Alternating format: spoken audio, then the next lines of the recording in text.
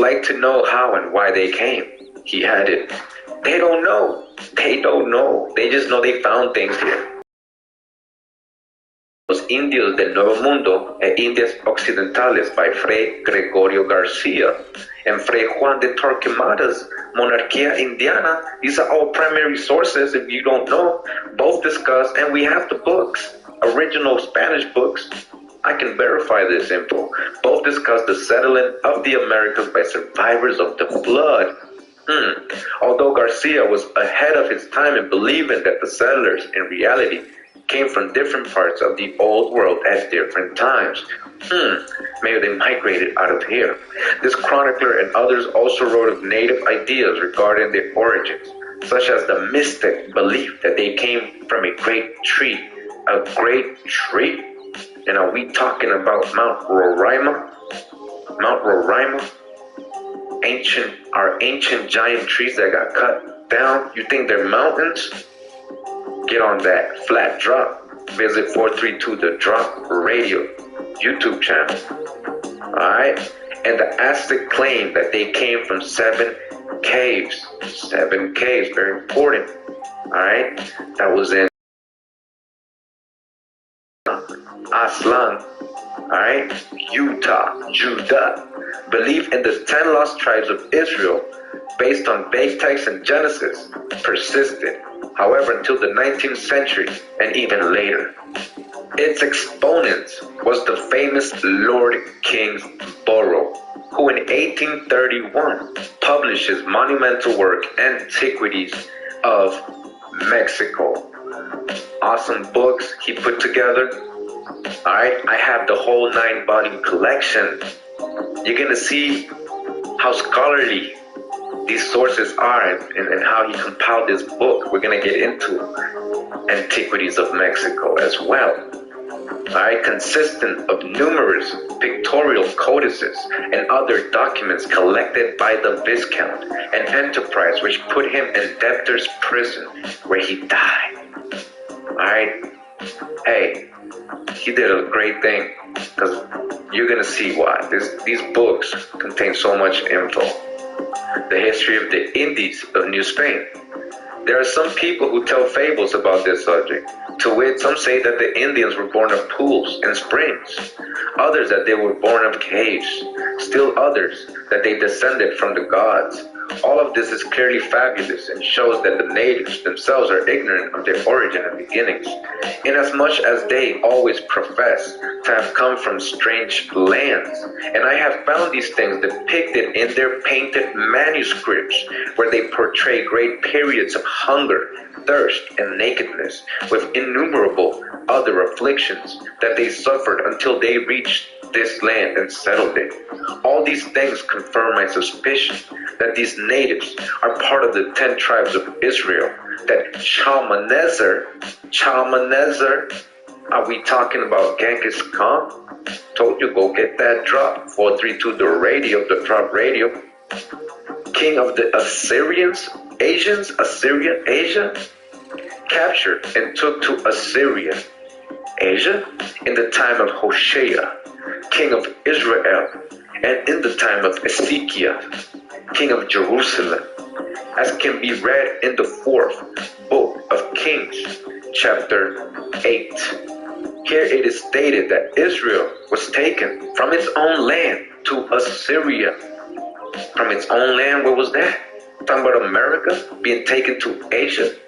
And Ezra, in book 4, chapter 13, says about these people that they went to live in a remote and distant country that had never before been inhabited. You mean they had to work their way back? There was a long and wearisome journey of a year and a half to reach the region of the islands and the mainland, to the west and beyond the seas, where today these people are found. Other evidence found in the Holy Writing that can be cited to prove this idea is that God, in Hosea chapter 1, 2, and I believe that's supposed to be 3, up to 12, is said to have promised to multiply 10 tribes of Israel, making them as numerous as sands of the sea.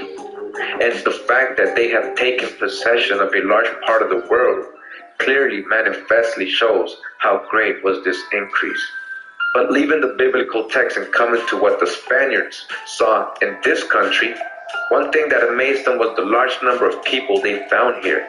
This was remarked by the Spaniards who came early to this country before the Great Plague of 33 years ago. The Great Plague, you hear that? Before the Great Plague. Plague curses. Alright, you always want to cite only one verse in Deuteronomy 28 talking about ships, like the Spanish didn't have ships and like they didn't enslave the natives on ships. Alright, are you forgetting the plagues and all the other curses in that same chapter?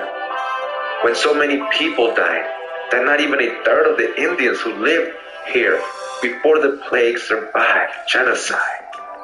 American Holocaust, the real Holocaust. And this does not include the innumerable men, women, and children killed by the Spaniards during the conquest a few years earlier, genocide.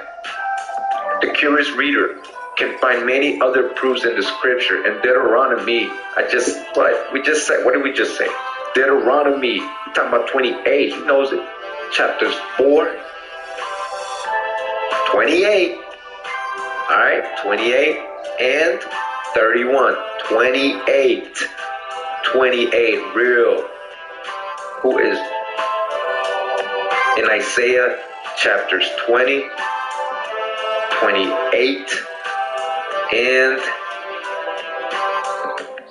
man, with the L, I always forget what the L is, but you see it right here. All right, all that chapter 2. All right, Jeremiah, Ezekiel, Micah, and Zephaniah.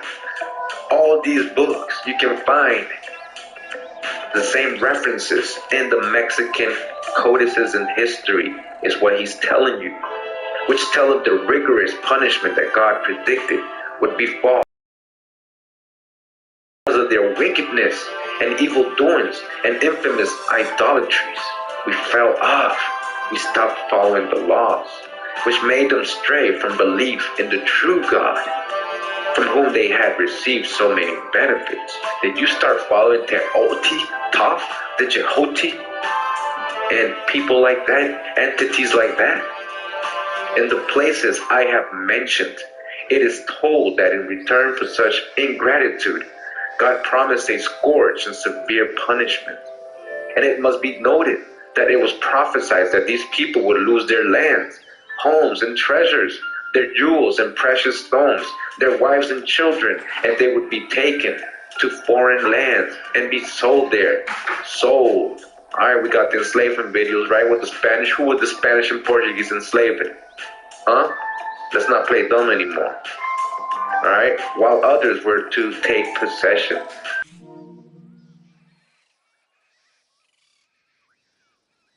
We have here sufficient proof that these Indians descend from the Hebrews.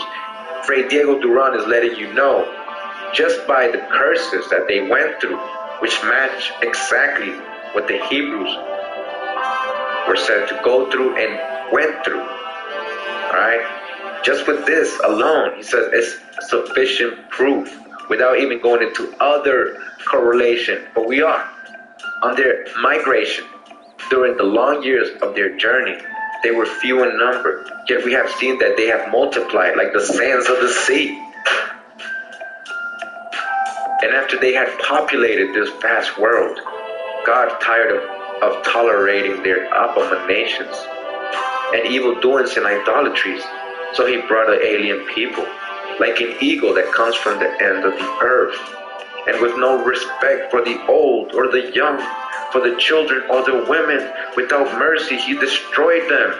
Alright, we're just talking about Deuteronomy 28, right? Exact same words in that chapter. Alright, he's letting you know, Fray Diego Duran in the 1500s is letting you know who the people they're talking about in Deuteronomy 28 are. He found them. They were kept in hunger and thirst, in nudity, and in perpetual exhaustion, until they were humbled, cowed, and defeated. Among the other misfortunes God foretold for these people was that they would have cowardly, pusillanimous, and fearful hearts, so that they, who were many, nevertheless would flee from view. This was true and proved when the Marqués del Valle, Hernan Cortez, disembarked on these shores with only 300 men, half of whom were seafarers, navigators, Moors, Phoenicians, mooring on the ship to work on ships. Alright, servants. Alright, this is what they call loro. Right? Remember, loro meant dark skin, but loro eventually became, in Spanish, the word for parrot. Now, why do you think you see so many parrots and pirates? Parrots and pirates. You even see sometimes the parrot itself being the pirate, right? This was just a dark-skinned person they were interpreting. The word had changed. They're playing games with you. It's all subliminal. Not trained in the art of war, yet they dared attack millions of Indians in this country. In this way, they were guided by the hand of the Supreme Lord. It was his divine will that the augury of the sacred scriptures be fulfilled, and that 300 men overcome so many people, and that all those millions be possessed of such cowardly and frightened hearts that they would flee from the 300. So we know they also had help from other American native tribes or people, right? So the rivals of the Aztecs and all these people, they, helped these Spaniards when they arrived. Even today, the natives are so weak and fearful in spirit that they dare not trust us in any way or give credence to us, even in what concerns our holy Catholic faith and their salvation. It's telling you 1500s. But our Lord and God, we are witness to the fact that these miserable nations are now being subjected to all the labors and misery and punishments caused by their evil ways and abominations and idolatries. Let us see, O Lord, your divine mercy and their true conversion to the Catholic faith, which the same scriptures promise, with renown and praise to all people who of their own free will accepted the holy Catholic faith. Alright, so now he's saying, alright, so you guys, were Hebrews, you did your thing, you got cursed, and now the only way to save yourself is to be Catholic, right? Alright. Having resolved the question whether these people are Hebrews and from the Jewish nation, with the aid of authorities who have come to this country, I wish to prove the same idea with other reasons. It's going to show you more correlation, such as those based on the authority of the sacred scriptures. Among the narrations of these people that tell of their coming to possess and inhabit this territory, I often find great differences among the old people who tell these tales regarding the events, toils, and afflictions that took place during their journey. Yet when they narrate this story, different accounts seem to describe that long, tedious road traveled by the children of Israel who went from Egypt to the promised land, told so vividly that I could cite passages from Exodus or Leviticus to show the resemblance, but I do not want to be prolix. He's letting you know, while he's hearing the stories of these elders, these Aztec elders, right, or these Mexica people, these Aboriginal Americans, he can't help but picture reading from Exodus, Leviticus word by word, because they're telling the same story. He's letting you know, and he can go all day by citing this, but that would be mad work. He's letting you know, I understand what he's saying. I want to show you all this stuff too, but you have to go do the homework. Alright, we're letting you know this is a study guide. Alright, go read those passages. Then go read the Mexican codices, go interpret them. See what you find. Alright, it would take a long time. It would be so much correlation, it would take so long. Alright, I do not intend to follow the order of these narrations. I only wish, in order to make my point, to relate some of the difficulties and misfortunes, famines and pestilences that they claim they suffered during the migration. We shall see that in fact this is nothing other than the story told in the sacred scriptures, handed down by their ancestors. These people have traditions regarding a great man, alright? A great man. Alright, we're gonna read later on who this great man was. Many names. Meshi was one of them. Moshe. They told me that after he had suffered many afflictions and persecutions from his countrymen. He gathered the multitude of his followers and persuaded them to flee from that persecution to a land where they could live in peace. All right, so some American native elders telling him, right, that this great man suffered many afflictions and persecutions from his countrymen. Now, isn't that the story of Moses? Like before he left, affliction with his countrymen, meaning the Egyptians. Remember, he lived amongst them and he was considered to be one of them, right? Because they raised him supposedly, all right? But, it's telling you right now the same thing. Having made himself leader of those people, all right? Now remember, this is a narration by one of the Indians, right? Having made himself leader of those people, he went to the seashore and moved the waters with a rod that he carried in his hand. All right? All right? We're not in the annals of the caciques, but we are about to go into it right now. I just want you to see, all right? Ray Diego Duran is telling you, he's retelling you a story of an elder, right? That's telling him, right? A personal account, right? From the source, that this great man, having made himself leader of those people, he went to the seashore and moved the waters with a rod that he carried in his hand.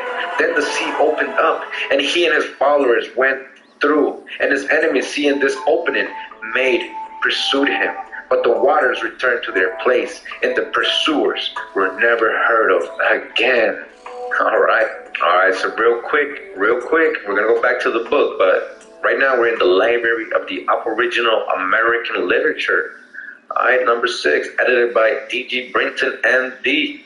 And we are in the Annals of the Caciques, the original text with a translation, notes, and introduction by Daniel G. Brinton, M.D., professor of ethnology and archaeology at the Academy of Natural Sciences in Philadelphia. He was president of the Numismatic and Antiquarian Society of Philadelphia, member of the American Philosophical Society, the American Antiquarian Society, the Historical Societies of Pennsylvania and New York, etc., membre de la Société Royale des Antiquaires du Nord, de la Société Américaine de France, all right, French, de la Société d'Anthropologie de Paris, Délégué général de l'Institution d'Ethnographie, Vice President du Congrès International, Vice President of the International Congress of the Americanist, correspondent member of the Anthropological Society of Washington.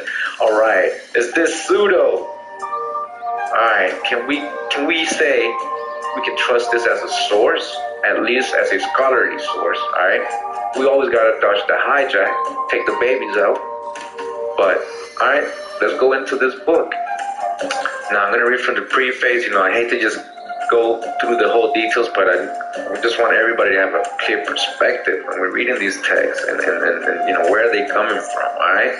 So it says here, both for its historical and linguistic merits, the document which is presented in this volume is one of the most important in Aboriginal American literature. Most important, written by the native who had grown to adult years before the whites penetrated to his ancestral home.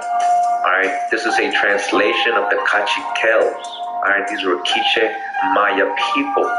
Alright, so it's saying that this is a personal written account of one of these Quiche people, the Caciques, who had grown to adult years before the whites penetrated to his ancestral home.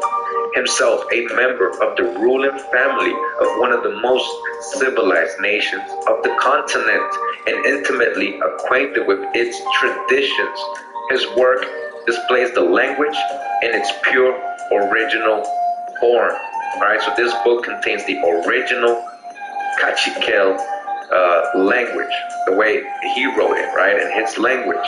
And then it's translated from there, from the original, and also preserves the tribal history and a part of the mythology as they were current before they were in the least affected by European influences.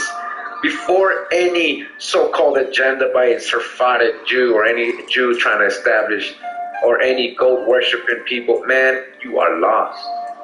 All right, these are personal, historical account from the Caciquel himself before any European influence. That's what we're about to read. And we're going to show you what they were writing in their annals, in their documents, in their history. Again, we're just in the annals of the Caciquels. All right, it says here, introduction, ethnologic position of the Caciquels. The Caciquels, the present work from the pen of one of their own authors, were a nation of somewhat advanced culture who occupied a portion of the area of the present state of Guatemala. Alright? Their territory is a tableland about 6,000 feet above the sea. 6,000 feet above the sea. A high place, seen with numerous deep ravines and supporting lofty mountains and active volcanoes. A paradise, sounds like to me. Though but 15 degrees from the equator, its elevation assures it a temperate climate. Even though it's hot near the coast, he's letting you know, because they're so high, it's a temperate climate, just like where I live. You know, I live in the capital of Costa Rica, and we live in the mountains. And you know, since we're in the mountains, you know, it's like 70 degrees most of the year. All right, so while its soil is usually fertile and well watered, very fertile and well watered. All right, they were one of the group of 4 closely related nations, adjacent in territory and speaking dialects, so nearly alike as to be mutually intelligible. The remaining 3 were the Quiches. All right, Quiches, that's their family. I told you, the Tz'utujils and the Acajals, who dwelt respectively to the west, the south, and the east of the Caciquels. Alright, so that was just an introduction of what we're about to read. I just wanted you to have a clear perspective. Alright, so let's belly flop to the part that correlates with what we were just reading in the Histories of the New Spain by Diego Duran, alright, about Moses, alright, and parting the water. An Indian was telling him, right, an Aztec elder was telling him that they have a story of a great leader, right, that parted the water, alright. Alright, so this is like what the original pronunciation of their writing would sound like. So it's like Ok, Sho, Ul, Cha, Chu, Chi, Palo, Cha, Ha, E, Hochiri. You know, so, you know, that's what he's translating. I just want to show you that, alright? Alright, so we're going to go right here, belly flop to page 79. Remember, this is their story. This is their story of how they arrived in Guatemala, alright, in their journey. So on page 79 it says, then we arrived at the sea coast. They were gathered together the warriors of all the 7 villages at the sea. A great number perished, devoured by sorrow. There is no means of passing, nor it is told of anyone who has passed the sea. They can't cross the sea. Oh no, said all the warriors of the 7 villages. Who will find means to pass the sea? In thee alone, my brother, in thee alone have we hope, said they all. Who they referring to? We said to them, you may go on, you may be first. Who will find the means of crossing while we are here? All of us spoke thus, and then all of them said, have pity on us, our brother, since we are all stretched on the shore of the ocean without seeing our hills and plains. As soon as we were asleep, we were conquered. We, the 2 oldest sons, we, the chiefs and guides of the warriors of the 7 villages, of all my brother, 2 oldest sons. With that we had passed, and could see the burdens given us by our mothers and fathers, O my brother. So they spoke. At that time the Quiche nation had increased. Our ancestors, Gagavits and Sactecao, said, we said to them, we suffer also, our brother. We do not live stretched out on the shore of the ocean, where we cannot see our mountains, where they are, as you say, oh, you warriors, you people of the 7 villages, we shall pass over at once. Thus we spoke, and Sulu, all of them rejoiced. Now there was a red tree, again. Now there was a red tree. This is the part, alright? Pay close attention. A red tree. Are we talking about a cedar tree? our staff. Whoa, there was a red tree, which is our staff. Did Moses carry a staff? Which we had taken in passing from the gate of Toulon. The gate of Toulon, Aslan, Utah. And therefore we are called the Kachikel people, the people of the red tree or staff, the red tree, where the cedars are. Talking about Lebanon, Aslan, place of whiteness. Oh, our sons said, Gagavitz and Saktekau. The root of this, our staff, was pushed into the sand of the sea. Okay, what did they do? The root of this, our staff, was pushed into the sand of the sea. The staff was put onto the sand of the sea. And soon the sea was separated from the sand. The sea was separated from the sand. And for this the red tree served, which we brought from Toulon. That's what the red tree, the staff, served for. So it can part the sea, separate. Sea was separated from the sand. When the root of this staff was pushed into the sand of the sea, and the sea was separated from the sand, they parted the sea. The Kachikels parted the sea, their leader, with a staff. This is their writing. We're in Exodus, in chapter 14. We're going to start in verse 9. It says, the Egyptian army, with all the horses, chariots, and the drivers, pursued them and caught up with them, where they were camped by the Red Sea. They were camped by the Red Sea. Camped by the Red Sea. So they were living on the shore, just like the Kachikels just told us. When they arrived at the shore, they couldn't see their planes. They wanted to cross near Fi Hahiroth and Baal Zephon. When the Israelites saw the king and his army marching against them, they were terrified and cried out to the Lord for help. Didn't we just read the Kachikel telling us? The angels of the Kachikels, again, who will find means to pass the sea? And thee alone, my brother, and thee alone have we hope, said they all. We hope, said they all. Again, they were terrified and cried out to Hawa for help. They said to Moses, they said to who? Oh, brother. They said to their brother Moses, were there any graves in Egypt? Did you have to bring us out here in the desert to die? Look what you have done by bringing us out of Egypt. Didn't we tell you before we left that this would happen? We told you to leave us alone and let us go and be slaves with the Egyptians. It would be better to be slaves there than to die here in the desert. Do you want to be a slave? Is it better to be a slave? Moses answered, don't be afraid. Stand your ground, and you will see what Hawa will do to save you today. You will never see these Egyptians again. Hawa will fight for you, and all you have to do is keep still. Just chill. Just breathe easy. Wow. And Hawa said to Moses, why are you crying out for help? Tell the people to move forward. Keep it moving. Lift up your walking stick. Your stick, we're talking about a staff. Lift up your red stick, alright, that you got from Toulon. Your red stick, Kachikel, and hold it out over the sea. The water will divide, and the Israelites will be able to walk through the sea on dry ground. I will make the Egyptians so stubborn that they will go in after them, and I will gain honor by my victory over the king, his army, his chariots, and his drivers. When I defeat them, the Egyptians will know that I am Hawa. Alright, so this stick helped Moses divide the water, separate the water. Angels of the Kachikels. And we had a red tree, which was our staff. We had a red.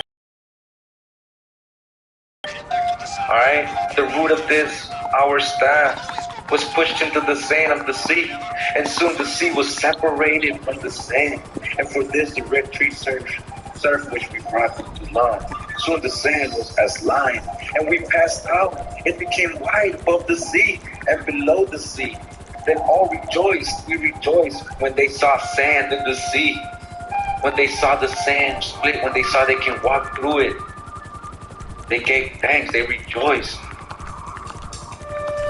And many consulted together. There indeed is our hope.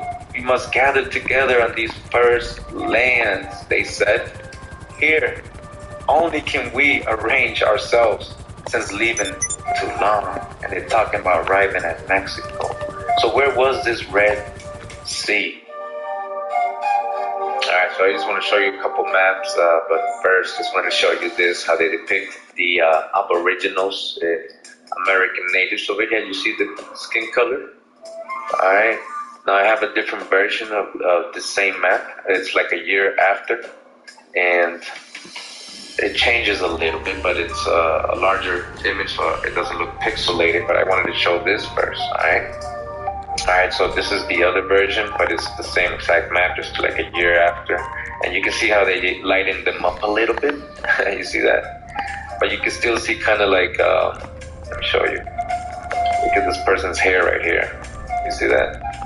Alright, so they're trying to lighten them up a little bit. Alright, so just wanted to show you something in this map real quick, because we're talking about a parting of the seas.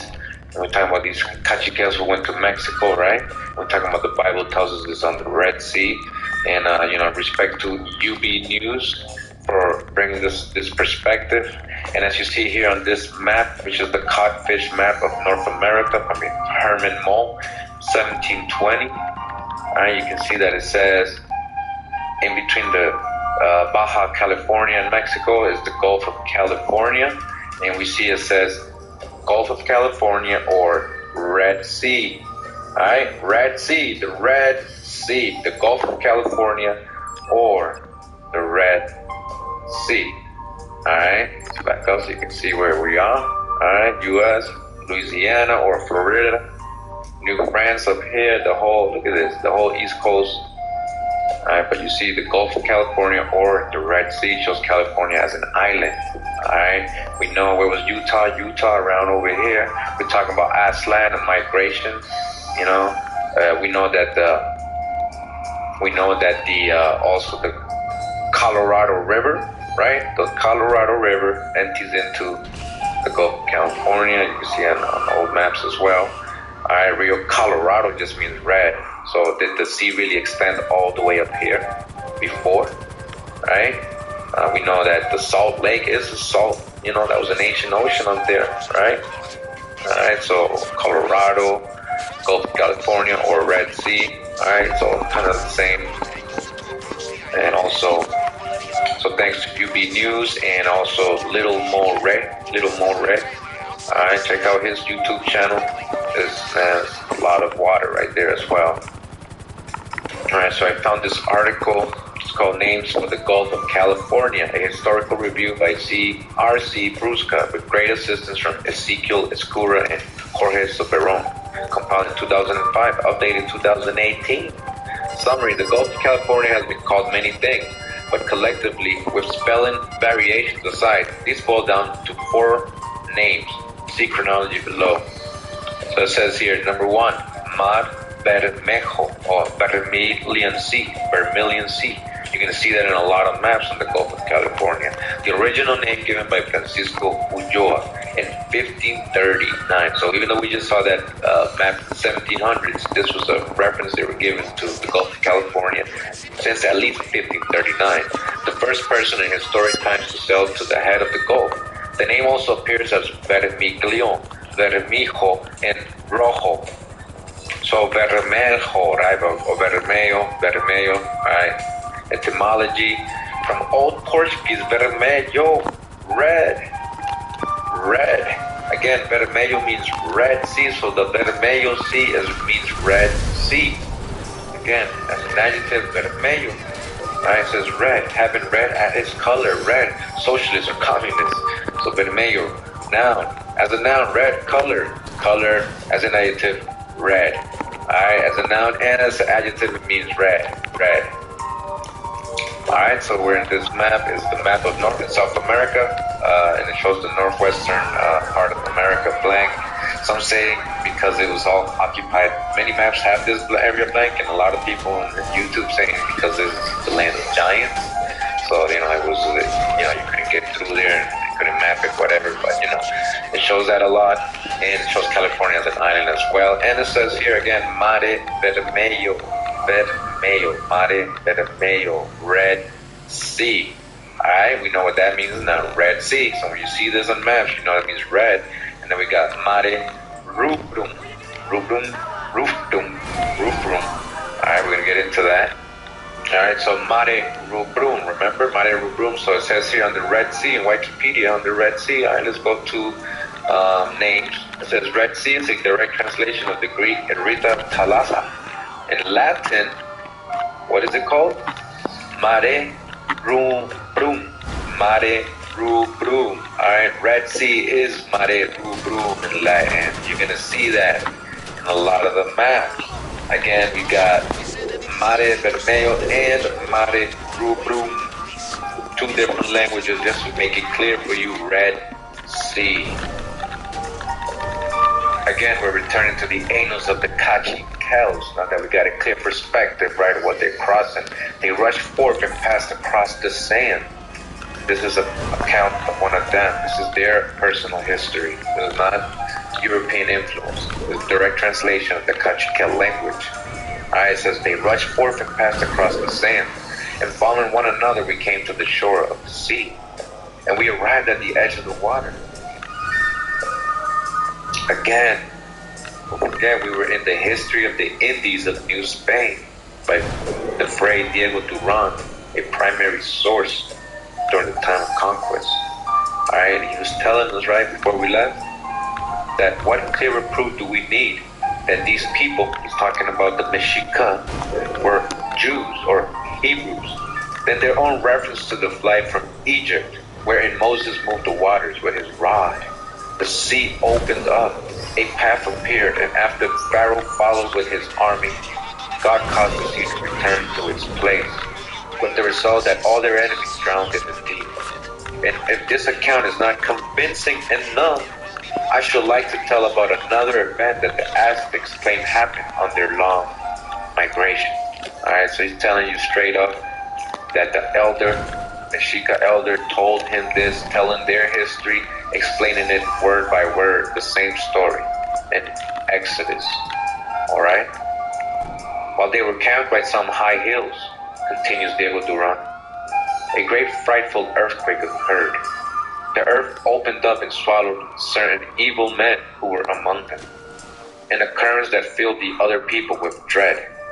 Having seen the painting of this event, I was reminded of the book of Numbers, chapter 16. Go read it, where it is told how the earth opened up and swallowed Korah and Dathan and Abiram. Now I just want to read this footnote regarding what Diego Duran said about, nothing better to do. Parting the sea, separating the sea. Right, it says Duran's leaning toward biblical interpretations is seen in his claims that Quetzalcoatl, opened a path in the sea with his rod, the waters returning to their place and drowning the pursuers after the followers of the divine personage had fled to safety. Quetzalcoatl, whose name means feather serpent, was also called Se'acaut. One read, his birth date in Topiltzin, our Lord. Right, so Se'acaut Topiltzin, right? Or Quetzalcoatl, our prince. One read, feather serpent. Look at the time. Is a mythologized figure appearing in 16th century accounts of Nahua historical traditions, where he is identified as the ruler in the 10th century of the Toltecs. This was a real person, alright? Of the Toltecs. By Aztec tradition, their predecessors who had political control of the Valley of Mexico and surrounding regions several centuries before the Aztecs themselves arrived on the scene. In later generations, he was a figure of legend, often confused or conflated with the important Mesoamerican deity Quetzalcoatl.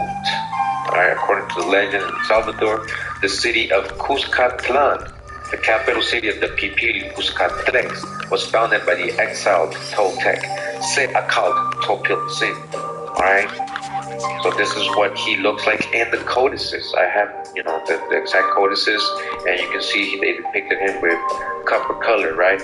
That's a brother right there, a so-called Negro, because they show the difference between lighter-skinned people in these codices as well.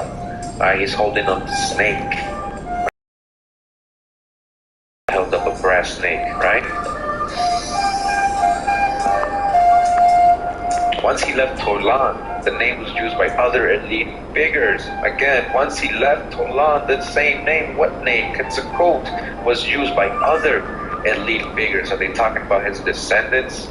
To keep a line succession, it was also used by the Mexica, Meshek, to more easily rule over the Toltecs. Alright, so we're back in the history of the Indies and New Spain, and where we left off, basically the rest of the page are not there, alright? So that it goes right into the appendix. Why? Of the book. Why did you kill me? Did I shoot at you? Do I have a bounty on me? Am I on a mission? Or did I complete my mission? Why did you shoot at me? I'm not aiming at you. I'm not looking at you. Why did you kill me? Why? Why? I'm walking towards you. If that's you, I have no weapon. Kill me until you're fucking finished, okay? Kill me until you get it out of your motherfucking system. Because obviously you need the RP. Or something, you need attention or glory, something, but I'm coming that direction. If you wish to kill me, I have no weapon. I'm not going to arm myself. Kill me until you're fucking done, okay? 565, right? Page 565 from page 7. So they took the rest of it out. You gotta buy it, alright? But you know what? Again, I have the original Spanish version, so we are gonna get back into this book in the future. We're gonna continue to read from it, alright? Alright, so we're in the book Antiquities of Mexico. Alright, so this is a 9-volume series here. It says here, comprising facsimiles of ancient Mexican paintings and hieroglyphics. And these are, the sources of these, the book he compiled here, the person, are from the Royal Libraries of Paris, Berlin, Dresden, the Imperial Library of Vienna, in the Vatican Library, in the Borgian Museum at Rome, in the Library of the Institute at Bologna, and in the Bodleian Library at Oxford, together with the Monuments of New Spain by Mr. Dupox. We're going to get into all these people. He's one of those persons we're going to get to know later on. Alright, and this is compiled by Lord Kingsborough. Alright, we're also going to get a little bit more in depth with him. This is volume 6. Alright, volume 6. Alright. And it says here, this is part of a footnote. It is certainly remarkable, as connected with the expectation which the Mexicans entertained of a future redeemer, the Quetzalcoatl should have been called by them by the other name of Mexitli or Mexitli. Cortez, in describing to the Emperor Charles V the horrors which the Mexicans sustained during the last days of the siege. So everyone who's playing, I'm in front of this person's hangar. There's 2 cars in front of it. I'm standing right there. I'm not going to attempt to blow them up.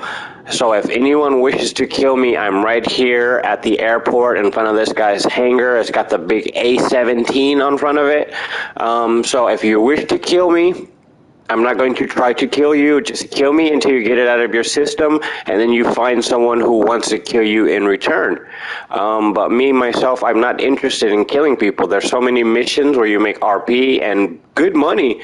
Why should I be interested in just running around shooting someone? I'm not interested in my name being glorified for killing another person. It's like I really like to see when other people's name pops up as completing a mission, completing a heist. But when I see it, it's always just you killed him and he killed you, or she killed him and he killed her, which is showing no skill. I always like to mention that if you give a child, even a toddler, a gun, by accident he may kill you and then cry after like, oh, I didn't know it was real.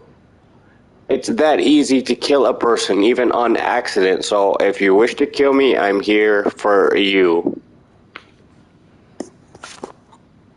Mara, and repeating the same history. Both mention that they consoled themselves in their last sufferings with the hopes of going to heaven, to Quetzalcoatl. Quetzalcoatl was worshipped by the Mexicans under the name of Huitzilopochtli. Alright, very important. Remember that name. Alright, so Quetzalcoatl was worshipped by the Mexicans as Huitzilopochtli, so they're the same, which name was corrupted by the Spaniards into Ochilobus, so that the accounts of Cortez and Gomorrah perfectly agree. In Cholula, this god was known by the peculiar appellation of Quetzalcoatl. Alright, so Cholula, right? Before the Aztecs, that was a Toltec city, the Toltecs, alright? Which signifies the green feathered serpent. Feathered serpent, Dracan. Alright, It says time remaining before you get kicked for idling. I'm just standing here waiting for you guys to kill me until you're finished killing me, okay? In Kings, feathered serpent snake dynasty. The brass serpent, Moshe. Meshi. With respect to the appellation Mexitli, the Spanish thus marked being always pronounced like a Z. It is very remarkable that it is precisely the same as the Hebrew name, and it has these words, and I believe it's Meshech or Messiah, for Tli does not form a part of that proper name, but it is a common termination to Mexican names. This name, from which I think it's Christos right here, Christos, in Greek is derived, signifies anointed, and is peculiarly applied by Christians to Christ. The following passage, translated from the second section of the 7th chapter of the 3rd book of Garcia's Origin of the Indians, shows that the attention of that learned writer had been drawn to this coincidence. In New Spain, the word Mexico or Mexico is found, which, as Brother Stephen de Salazar remarks in Hebrew, and is therefore produced in the 2nd Psalm, and signifies his anointed. And although there is that province, it is the name of a city. And here in the Psalm, the name which the Jews bestowed on their kings and priests, their kings, priests or priest kings, Khans, Dracons, feather serpent, and our Christ our Lord, who, as they expected, was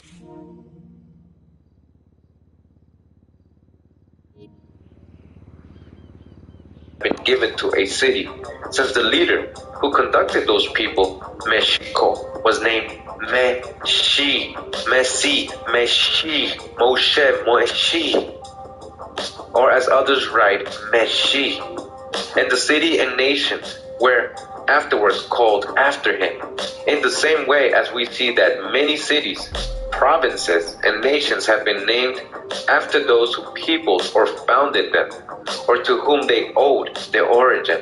As we shall presently point out, the word Meshi should be noted as being really Hebrew. It's Hebrew, and it agrees, surprisingly, with the name of the chief head or captain of the Mexicans or Mexicans, alright, after Meshi.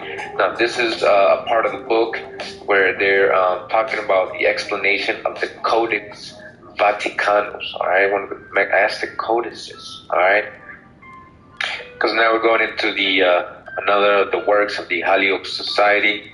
It's the Natural and Moral Histories of the Indians. This is volume 2. Again, The Natural and Moral History of the Indies of America by Father Joseph de Acosta. This is reprinted from the English translated edition of Edward Brimstone in 1604. Alright, so in 1604, this was translated from the original Spanish. Alright, again, I have the original Spanish book written by Acosta.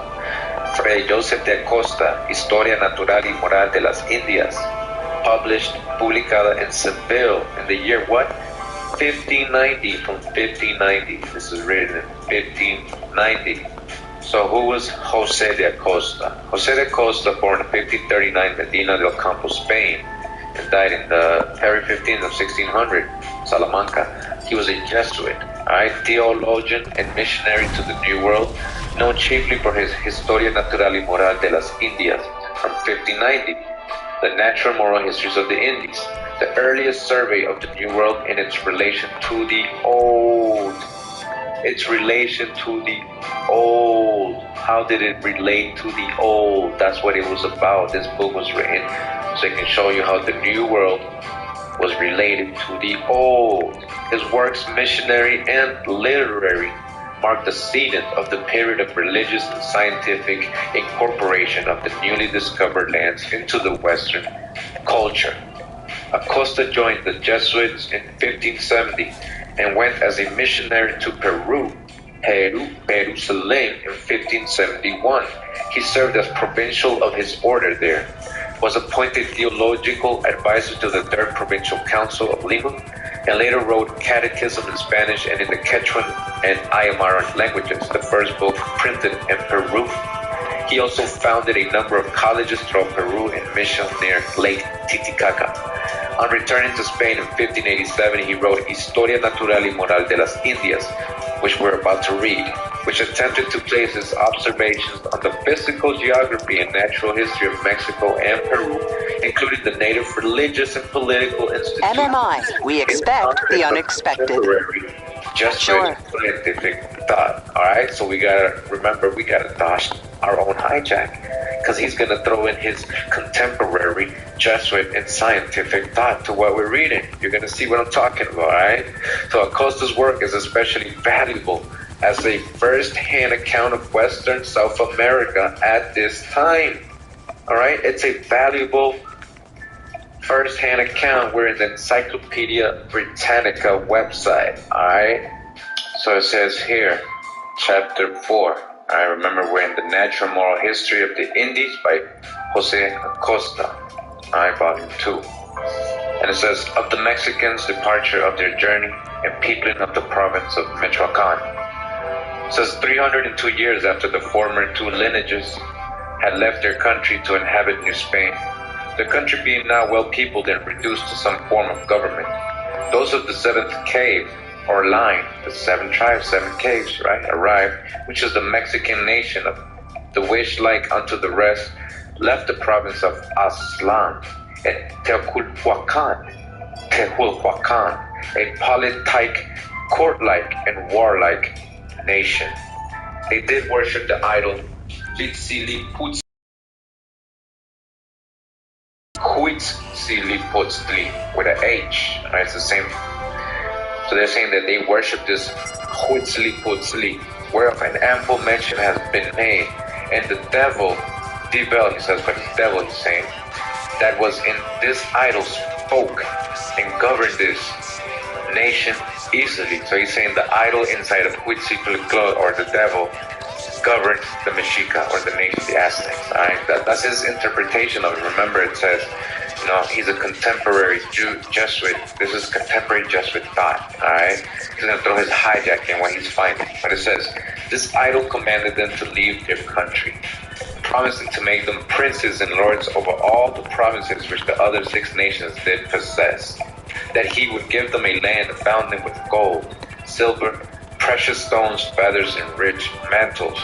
Whereupon they went forth, carrying their idol with them in a coffer of reeds, supported by 4 of their principal priests. What?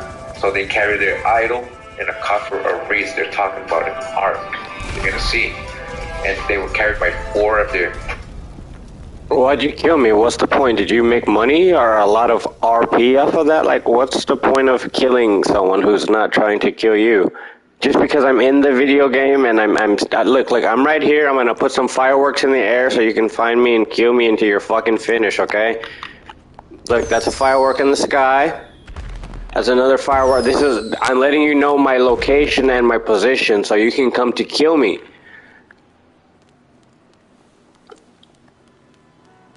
Where are you? You like to kill me, so come and kill me. I'm right here. I'm putting fireworks in the sky to let you know precisely where I am, my location. So come and kill me. Like, don't be scared. Obviously, you faced me while my back is turned, and I knew not that you were there. Probably even in ghost mode or something like that. But just come and kill me. Get it out of your system, please. Come and kill me. I'm here for you, for your pleasure. You know, because it makes your screenshots look good. Like, oh wow, I killed this guy or I killed this person. It makes your screenshot look good. It makes you look like you're the greatest killer in the world. So please, I'm right here. I'm putting fireworks in the air so you know precisely where I am. And yeah, come and kill me. Or you want to wait for me to get back in my vehicle? Oh, it was you in the submarine, and my helicopter was locking onto you, but when I flew over you, I thought to myself, what's the point of shooting at this guy or even attempting to kill this person? I would prefer to do my mission, and at the end of the mission, collect my reward, and go and play another mission. But you guys seem to only be determined to kill one another. Oh, I see your missile or your rocket, your torpedo, whatever the fuck. It's going the wrong way unless you're going to curve it. But, oh, there it is. It's curving. Thank you. I appreciate it. You missed. Went like right over my head, but you'll try again. I'm pretty sure you will. You're motivated. Or if you'd like, I can go to your submarine. I'll wait on the front door of it, and you can just come outside and shoot me until you feel tired of doing it. I mean, I still have $7.1 million in my account, and I doubt that you're going to be able to kill all of that out of my account. So I'm going to walk closer to you, or I'm going to walk to the shore where it's clear. Matter of fact, I'll stand on top of one of the guard stands right on top where there's no interference. You'll be able to see me, and that missile or that torpedo will hit me perfectly. And I'll put a firework in the air to let you know when. Oh, there you go. You got me. Bingo. Wow, this guy's so fucking good. This person's got such great skills. Wow, it's like Tony the Tiger. He's great, or this person is great.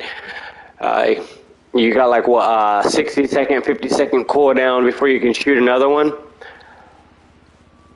I'll come closer for you.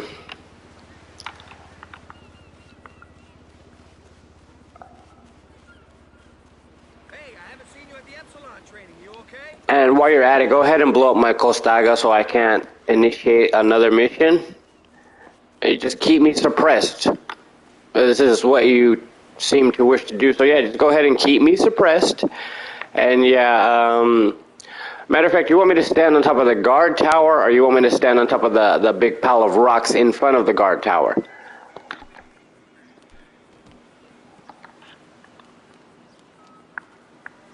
In order to get on top of the guard tower, I'll probably have to take out my non-weaponized Avenger. But I'm not going to do it. I'm just going to wait right here in front of the guard tower, put my firework. There it goes. It's coming. You went a little bit to my right, a little bit to your left. Sure,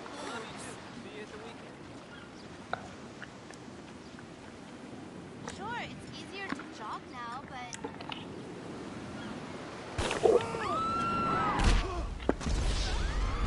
There you go, bingo.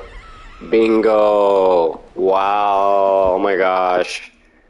Just like the ark the Hebrews carried, with whom he did talk. Oh, well, your 60-second cooldown, I'm pretty sure you'll be able to find me. My beeper's always on. With his ark and some. I'm not going to go into ghost mode. I'm not going to try to run from you. Up there, Just go ahead and get it out of your system, buddy. He likewise gave them laws. He gave them laws. He's a lawgiver. Didn't Moses give laws? And taught them the customs, ceremonies, and sacrifices they should observe. Alright? They should observe these things. Meshech. They did not advance nor move without commandment from this idol. He gave them notice when to march and when to stay in any place, wherein that they wholly obeyed him. The first thing they did wheresoever they came was to build a house or tabernacle for their false god. So they're saying wherever they went with this idol, with this ark, right? They built a tabernacle, right? When they stopped, they built a house, a holy place, a tabernacle. Just like the Israelites, every time they camped and they had the ark, they put it in the middle and make a tabernacle, a holy place for it, right? And only the priest can go in. Right? And he's calling it their false god, right? Which they said always in the midst of their camp. They always put it in the middle of their camp. Just like the Israelites when they were carrying the ark. And there placed the ark upon an altar. I told you it was an ark. They're carrying an ark. Alright? In the same manner as they have used in the holy Christian church, this done, they sold their land for bread and pulses, which they used, and they were so addicted to the obedience of their God that if he commanded them to gather, they gathered. But if he commanded them to raise their camp, all was left there for the nourishment of the aged, sick, and weary, which they left purposely from place to place, that they might people it, pretending by this means that all the land should remain inhabited by their nations. So they left the corn. I don't know if you saw my corn videos, you see how a lot of scripture says, take what you need and the rest just leave it for the needy, the poor, so they can gather it. Well, that's what they did here too. This going forth and peregrination of the Mexicans, will happily seem like to that of Egypt, just like the one in Egypt, and to the way which the children of Israel made. Alright, so now you heard him say, he's calling their idol, he's saying that their leader is an idol, it has a devil in him, and that they're creating tabernacles for false gods. But then he's admitting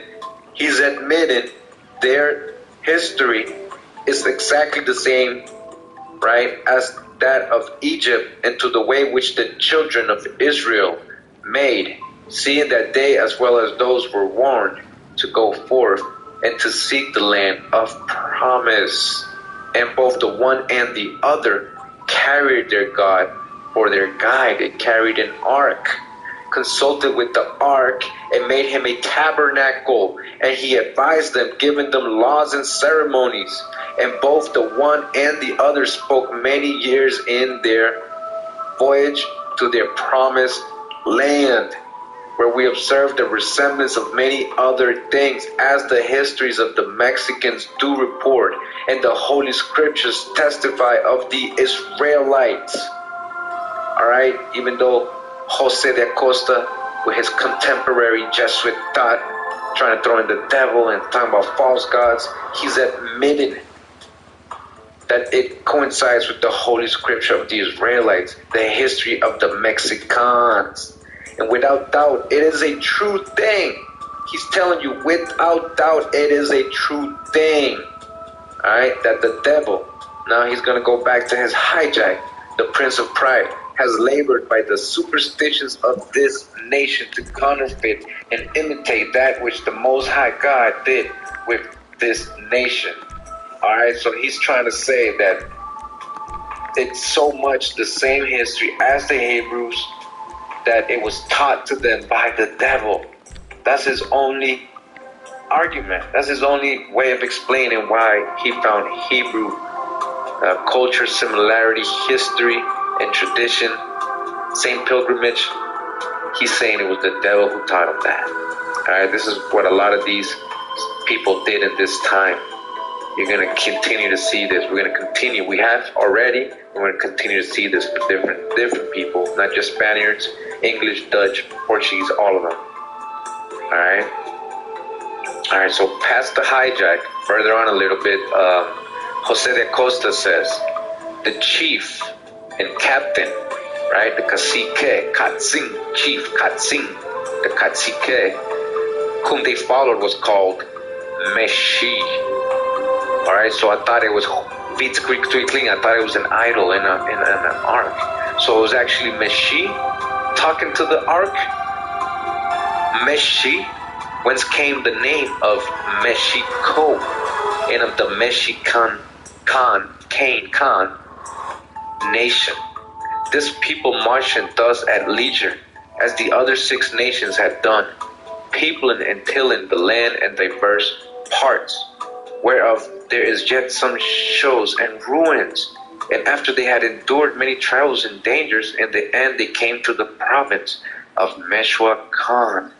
He's telling you that there is evidence of this migration, and that they even settled in people to certain lands. We're talking about the southwestern pueblos. Alright, if you saw part 2, go watch that.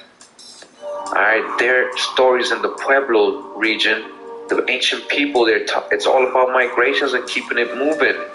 They were always on the move, temporarily building these pueblos. Alright, read the history. This is the same migration. Alright? Which is as much to say a land of fish. They're talking about Meshech Khan, Meshech Khan, Meshech, Moshe. But there is great abundance in godly Great Lakes. So again, their chief and captain whom they followed was called Meshi, Moshe, Meshech, Meshi.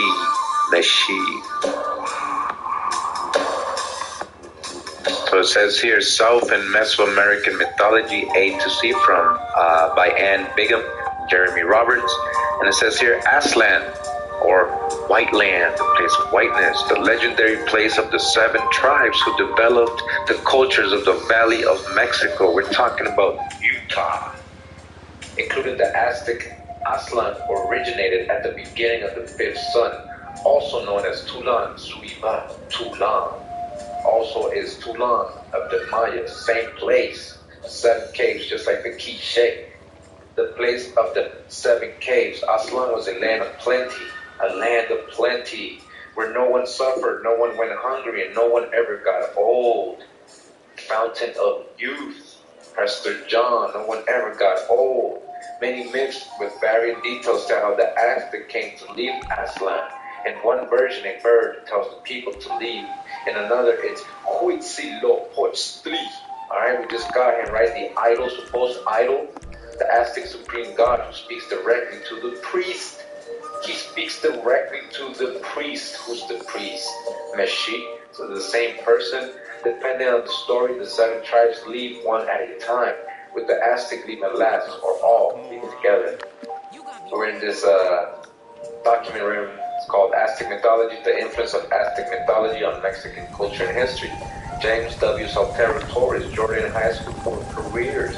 I know it says high school report, but you should see what's in here, man. He's pretty knowledgeable. This guy does a lot of research. Alright, so it says this unit will point out similarities between the Aztec mythology and other world mythologies from the Aztecs, creation myth and its variations, to the long northern trek of the Aztecs led by their tribal. MMI, we expect the unexpected. Their tribal. Okay.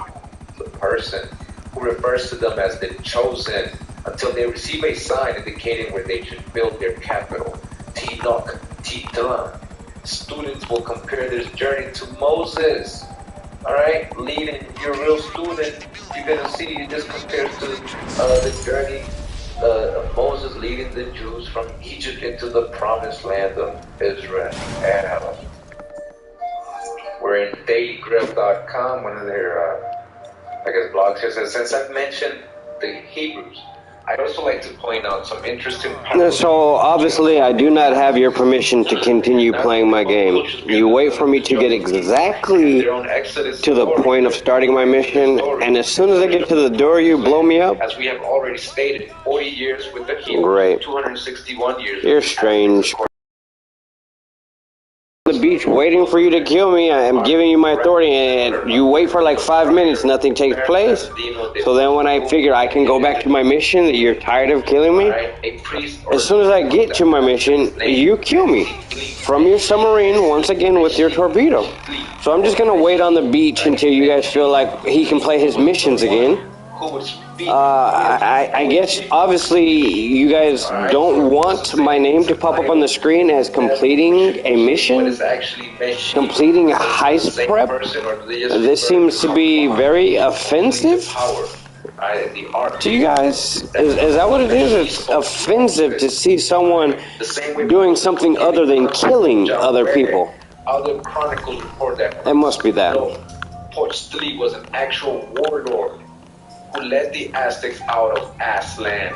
Actual person, as with many... So anyone who sees this, that, you know, the people are continuously killing me, in the records, ask yourselves, how many times have you seen Gundam kill anyone?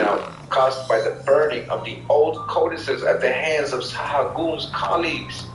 Alright, they burnt all your documents.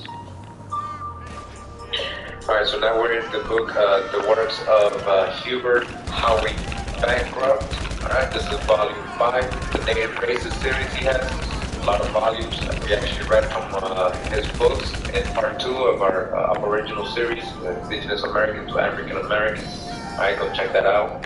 Who is Hubert Howie Bancroft? It says that he was an American historian and ethnologist, alright, and ethnologist who wrote, published, and collected works concerning the western United States, Texas, California, Alaska, Mexico, Central America, and British Columbia. Alright. Hubert Bancroft collected and published 39 volumes on the history and peoples of Western North America.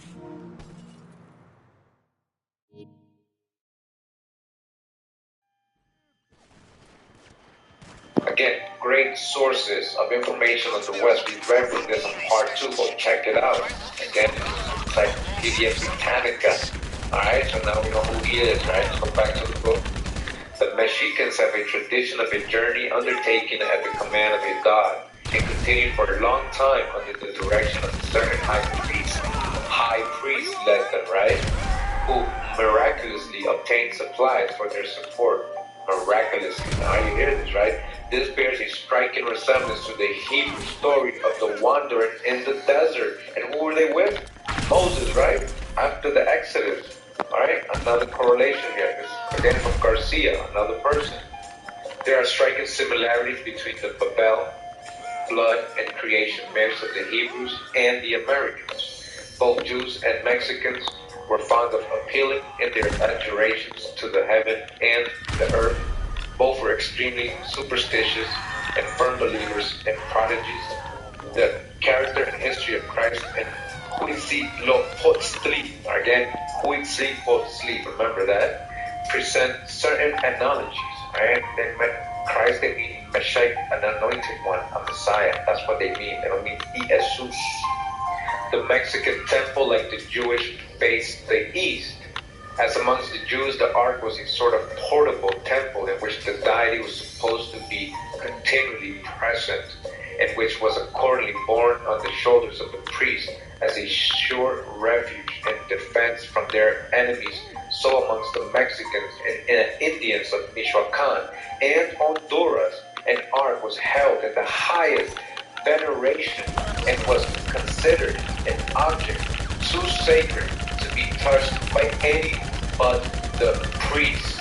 Alright, the same religious reverence for the ark is stated by Adair, alright, to have existed among the Cherokee and other Indian tribes inhabiting the banks of the Mississippi, and his testimony is corroborated by the accounts of Spanish authors of the greatest veracity. The nature and use of the ark having been explained, it is needless to observe that its form might have been various, although Scripture declares that the Hebrew ark was of the simplest construction. And again, it would appear from many passages of the Old Testament that the Jews believed in the real presence of God in the ark, as the Roman Catholics believe in the real presence of Christ in the sacrament, from whom it is probable the Mexicans borrowed the notion that he, whom the heaven of heavens cannot contain, and whose glory fills all space, could be confined within the precincts of a narrow ark, and be borne by a set of weak and frail priests. Alright, so they're telling you that a lot of Indian tribes had an ark, they went to war with it, it was sacred to them, it was carried by priests. Alright, every time they stopped with it somewhere, they created a tabernacle or a temporary temple for it, right? Just like the Hebrews, right? Starts behind that, the Jews, right? But again, we're in the book, The Native Races of Volume 5 by Hubert Bancroft, and we just more different sources, the same thing, right? We also read in the last part with the Seminole, who also had an ark, all right? If the belief of the Mexicans had not been analogous to that of the ancient Jews, the early Spanish missionaries would certainly have expressed their indignation of the absurd credulity of those who believed that their omnipresent God, Huitzilopochtli, was carried in an ark on priests' shoulders, all right? But of the ark of the Mexicans, they say a little feared, as it would appear to tread too boldly on the burning ashes of Mount Sinai. says here, the Yucatec conception of a trinity resembles the Hebrew. Merriweather, for all your private security needs. How can I help? An air team is on its way to you. Called after the brazen serpent which Moses lifted up in the wilderness. The feathers perhaps alluded to the rabbinical tradition that the fiery serpents which God sent against the Israelites were of a winged species. Fire serpent, talk about dragons, dracons, is that what we're talking about? Alright, and see how they link again Moses with Quetzalcoatl, aka Huitzilopotli. Alright.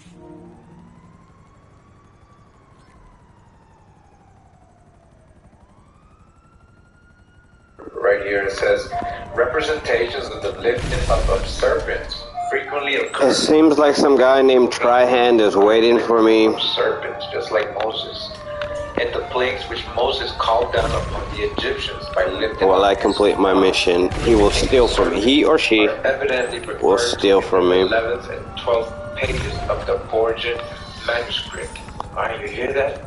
So they have that in their story. Now, when someone steals from you a piece of equipment from a mission, an allusion to the passage, it's because they're suggesting highly to you that they're too lazy to do the mission themselves. UB News, thank you for that. Seems also to be contained in the 71st page of the Lesser Vatican manuscript. Alright, also, alright, a passage of a Red Sea in the Vatican manuscript. In the destruction of Pharaoh and his host and the thanksgiving of Moses may perhaps be signified by the figure on the left in the same page of a man falling into a pit or gulf, and by the hand on the right stretched out to receive an offering. They're talking about the Mexican codices, interpretation of it. Alright?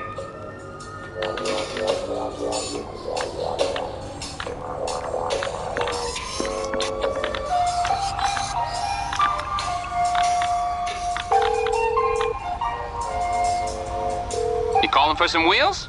I'm Johnny on the spot. I'll hook you up.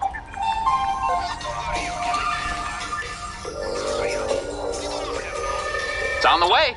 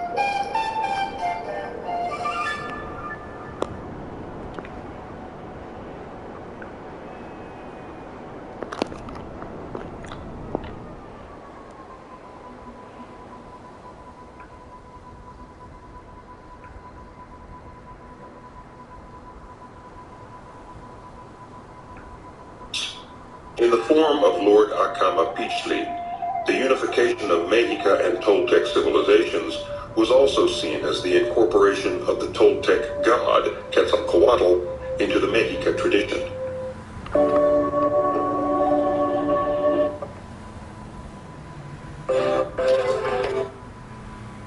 Mexico, from a distant country far to the west.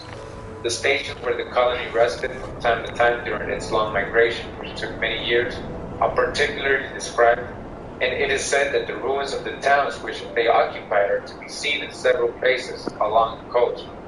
I think it is evident that this migration from the west is merely a mythos. The circumstances are such to render it totally incredible. In principle, it is the same as that of the Jews, but accommodated to the circumstances of the New World. Again, the migration stories of the Mexicans, right? He's saying, Mexica, Mexiques, Mexica, Moses, Mexique. In principle, it is the same as that of the Jews, but accommodated to the circumstances of the New World. It really seems impossible to read Lord Kingsborough's notes on page 241 and not to see that the mythos of a chosen people and a god conducted them after long migrations to a promised land. Attributed by the Spanish monks to the contrivance of the devil, was common to Jews, Christians, and Mexicans. I think it seems clear from page 186 that Mexico, or Mexico, Moshe, was the Hebrew Meshi. Again, this person is saying what we've been saying already. Thank you, Drop Nation. Thank you, Con Drop. Mexico was the Hebrew Meshi. Then it would be the country of the Messiah. Mexico, the country of the Messiah, the Meshach, Mexico. Or it might equally be the country of the leader, whom we call Moses, of the people whom we have found in western Syria. Again, Mexico, named after the country of the leader whom we call Moses. Alright, again, this is from a different source. We're getting this, but we've been correlating already. His Lordship shows that the word Mesitli, or Mexico, is precisely the same as the Hebrew word Messi, or Mesin, or anointed, and that one of these gods shall sit on the right hand of the other. Page 82. In the next page, he says the full accomplishment of the prophecy of a Savior in the person of Quetzalcoatl. Again, the accomplishment of the prophecy of a Savior in the person of Quetzalcoatl, Jehoshua, has been acknowledged by the Jews in America.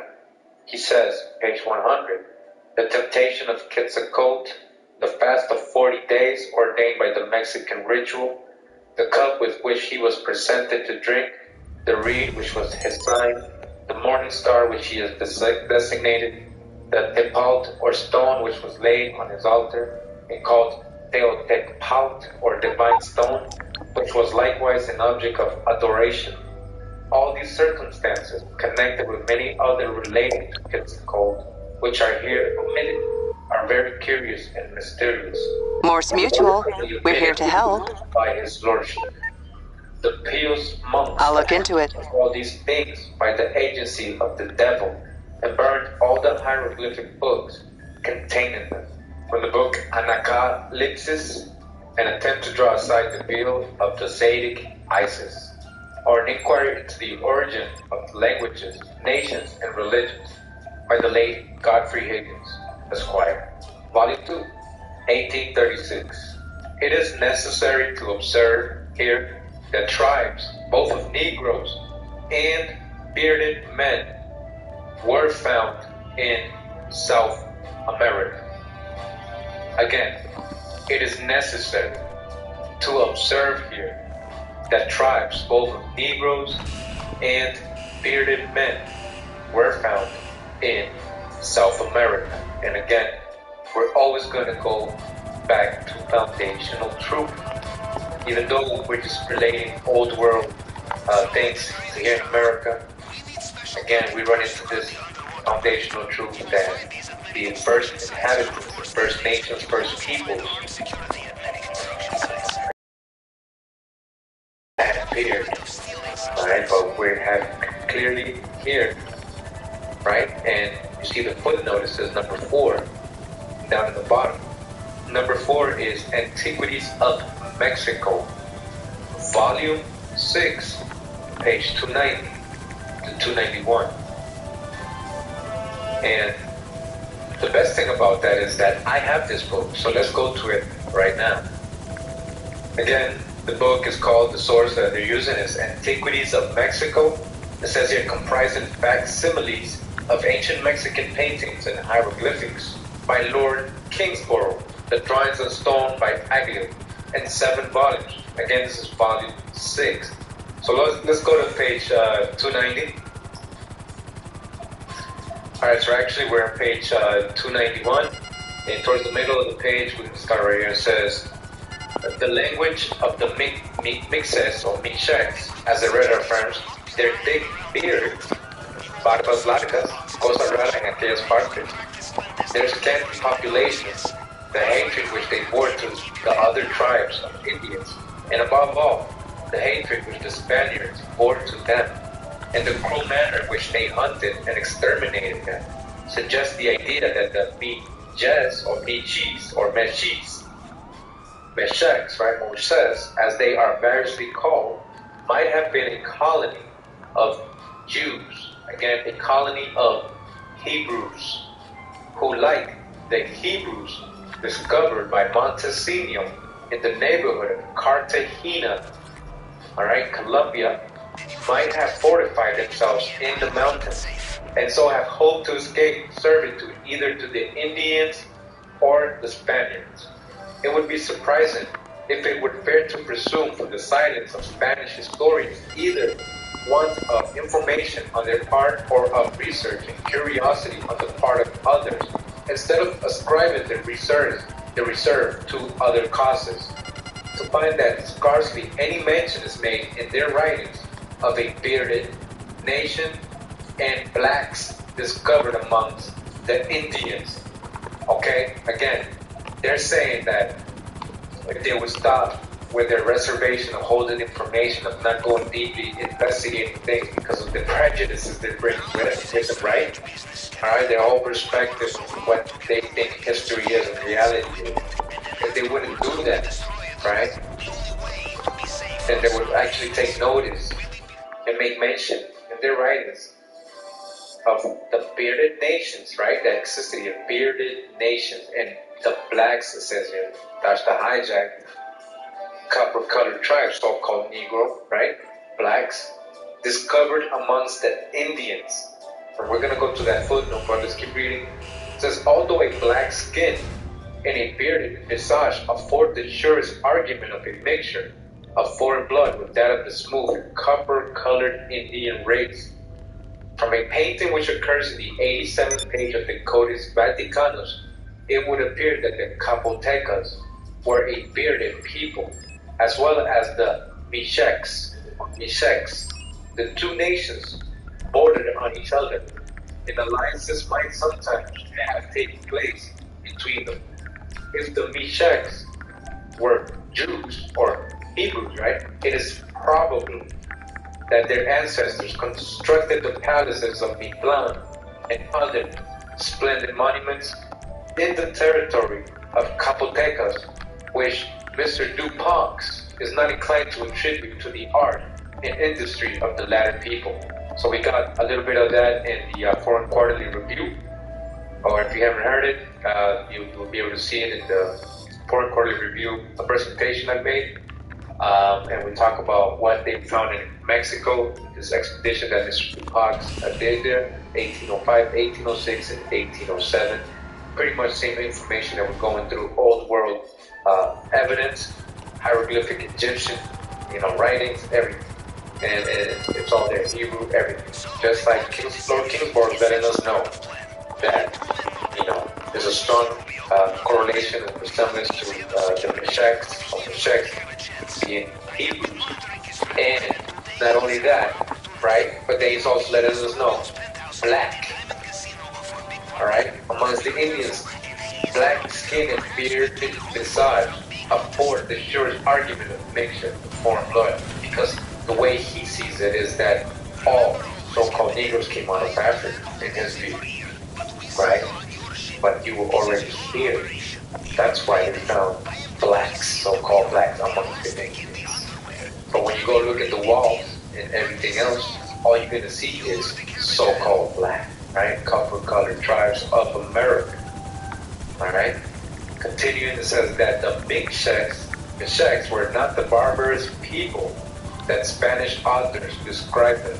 It's evident from the superior knowledge which they possess of the art of Indian warfare, but whilst the Tlaxcaltecas, with an army of 150,000 men, could scarcely preserve their independence against Montezuma, and had in fact consented to the payment of a slight tribute. So again, we went all the way to Lord Kingsborough's book because we were reading this book, right, on apocalypsis, and it was saying to us that it is necessary to observe here that tribes both of Negroes and bearded men were found in South America. So we went to verify the source. We everywhere were met with the Mexican divine names ended in Tle, or T-L-E, as Teotle, that is D-O, or God Tle. It has been observed by Lord Kingsborough, as well as by almost all the Spanish authors, that the Mexican language, again, it has been observed by Lord Kingsborough, as well as by almost all the Spanish authors, that the Mexican language is so full of Hebrew words as to be almost Hebrew. So, we have seen God everywhere crucified and suspended from the cross. Again, he's saying in Mexican hieroglyphs and codices, he's saying that we have seen God everywhere crucified and suspended from the cross. We have found the sacred animal, the llama, or sheep. Again, sheep. And you know, we just got this in Lord Kingsborough's book about the llama or lamb, right? So we did have our type of sheep, and we did have shepherds and tenants sheep we had over here. We have found the mythos of the crucified Savior. Again, we have found the mythos of the crucified Savior here in America, in Mexico.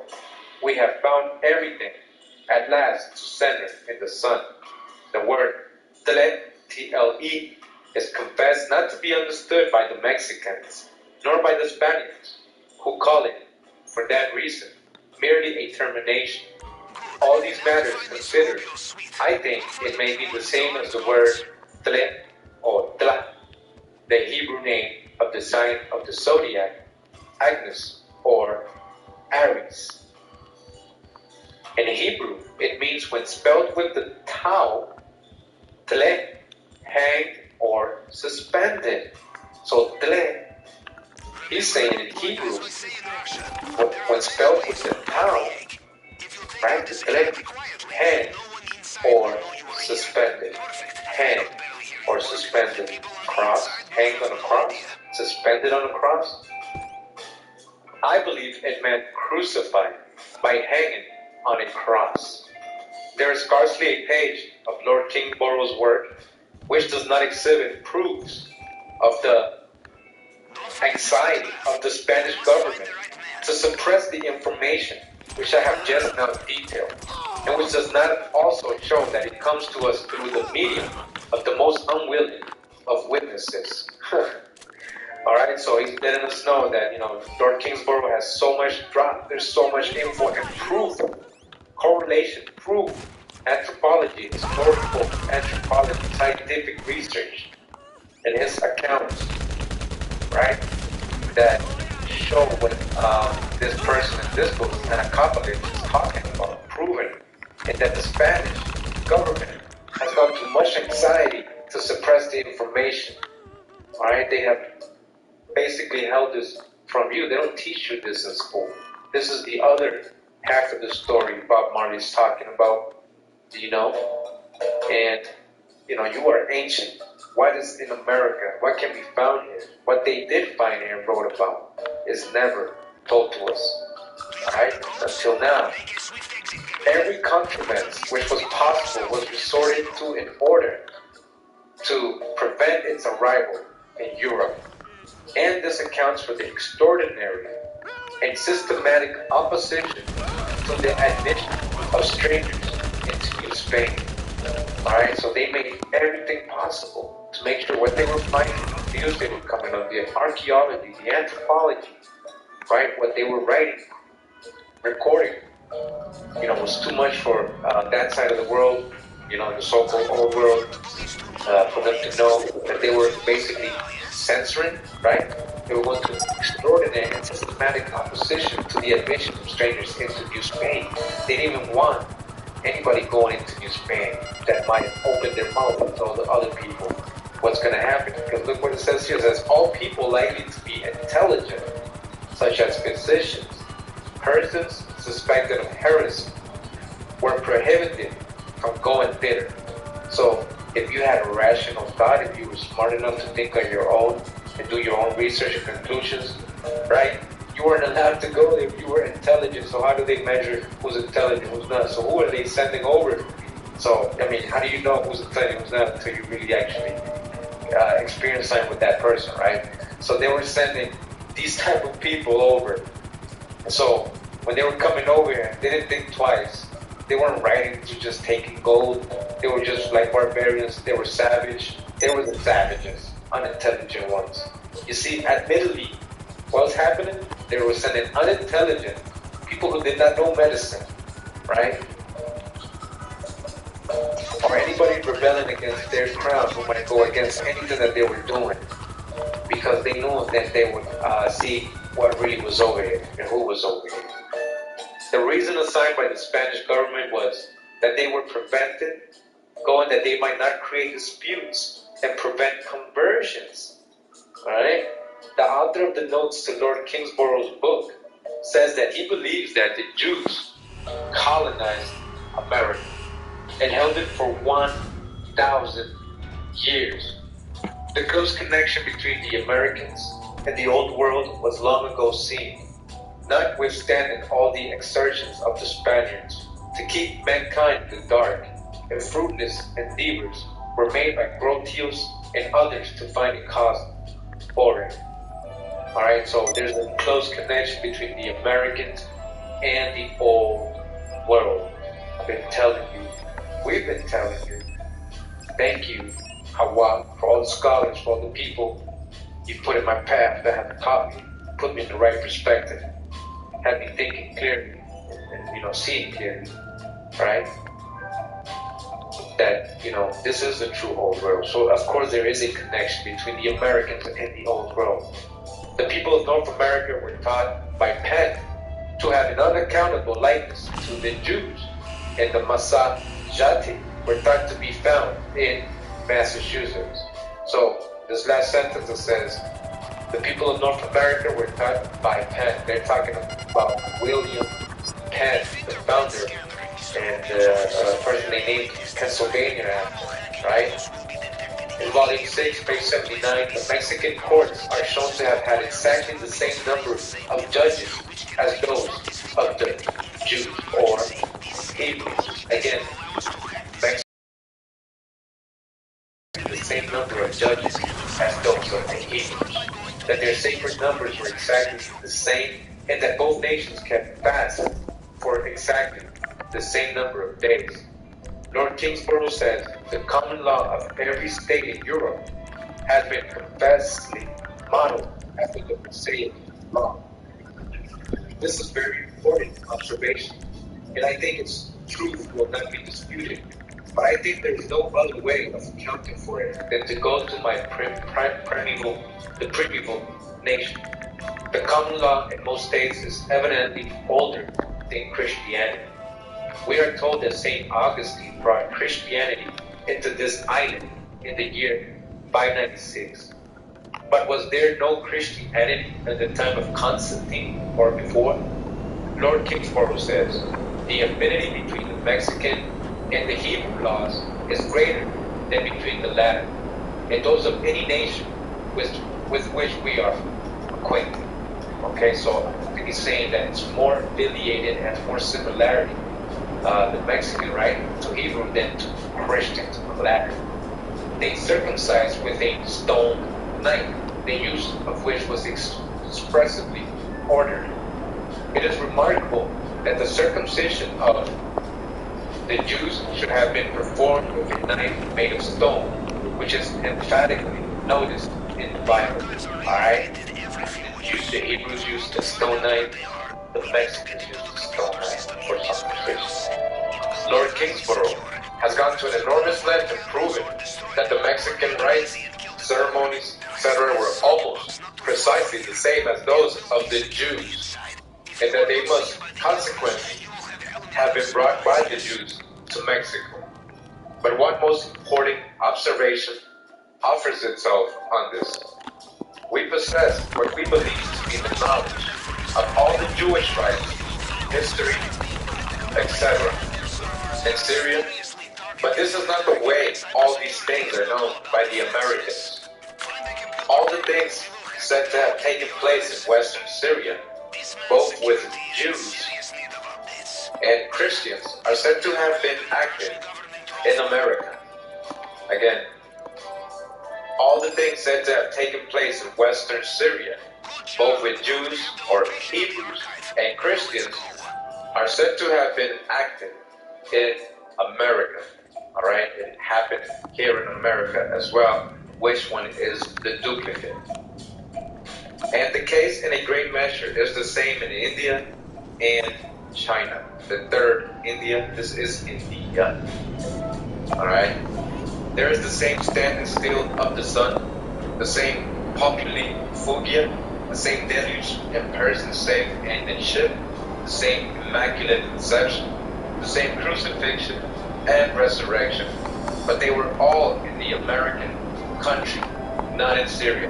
Alright, again, all the things we just went over, the Immaculate Conception, the crucifixion, the deluge, right? All the same stories that we hear in the Old Testament, the so-called Bible, happened in the American country, not in Syria. So when it comes to the Middle East, I have something else I can look at. And you may disagree with it, but it's important. If you disagree with the Bible, that's fine, whatever. But you have to understand the role it played in history and why this matters. We are connected to Israel. We are wound in so deeply to Israel, and most people don't even know it. The Bible and our own history shows us how. I'm going to show you just a couple of things tonight. And this is a history that I'm teaching to my own family because too many people no longer care about our history, no longer care about the history of, God. They don't care, and they're trying to change our history to fit an agenda. All right, so now we're in the book, the works of Hubert Howie Bancroft. All right, this is volume 5, the Native Races series he has. A lot of volumes. We actually read from his books in part 2 of our Aboriginal series, Indigenous American to African American. All right, go check that out. Who is Hubert Howie Bancroft? It says that he was an American historian and ethnologist, all right, who wrote, published, and collected works concerning the western United States, Texas, California, Alaska, Mexico, Central America, and British Columbia, all right. Hubert Bancroft collected and published 39 volumes on the history and peoples of Western North America. His work remains one of the great sources. Why'd you kill me? Like, how many times have I shot at you? Do I have a bounty on my head? Like, what is the point and the purpose of shooting me? What is the purpose of killing me? Like, if I never targeted you, and I have no intention of targeting you or anyone else in this game, because my desire is purely and solely and only to play missions. There's no progression in killing people. And right when I get to my door of my submarine, you kill me? You're suggesting you're a coward, because that's when a person absolutely has their back to the entirety of the world. So, look, like I tell everyone else, I'm going back to the beach. I'm going to stand on the shore. I'm going to wait there and let you kill me until you get fucking tired and go find someone else to kill. Okay, I'm gonna put fireworks in the air when I arrive, so you know precisely where I am. I know you can see me on the map, but it's gonna kind of help a little bit, make it obvious. Put those fireworks in the air, and then you can just continue killing me. But like I said before, I have like $7.5 million in my account right now, and I have some cash. So if you want to send your mugger to rob me, send your mugger. Rob me. I'm not gonna shoot him. I'm not gonna attempt to kill him. If you want to send mercenaries to kill me, fine, do it, kill me. And if you want to wait for me to get to my submarine and blow up my submarine, and myself as well, fine, do it. I'm going to go and stand on the beach shore for now, though. Hopefully you kill me a lot, and you get, tired and bored, and go find someone who really wants to play with you.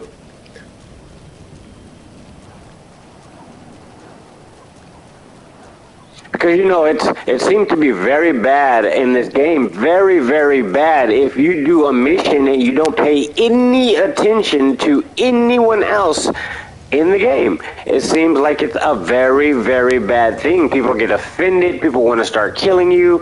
People want to troll you and start like stalking you. It's like everywhere you go, they'll let you think, oh, I completed my mission. And as soon as you get to the door to complete your mission, then they kill you.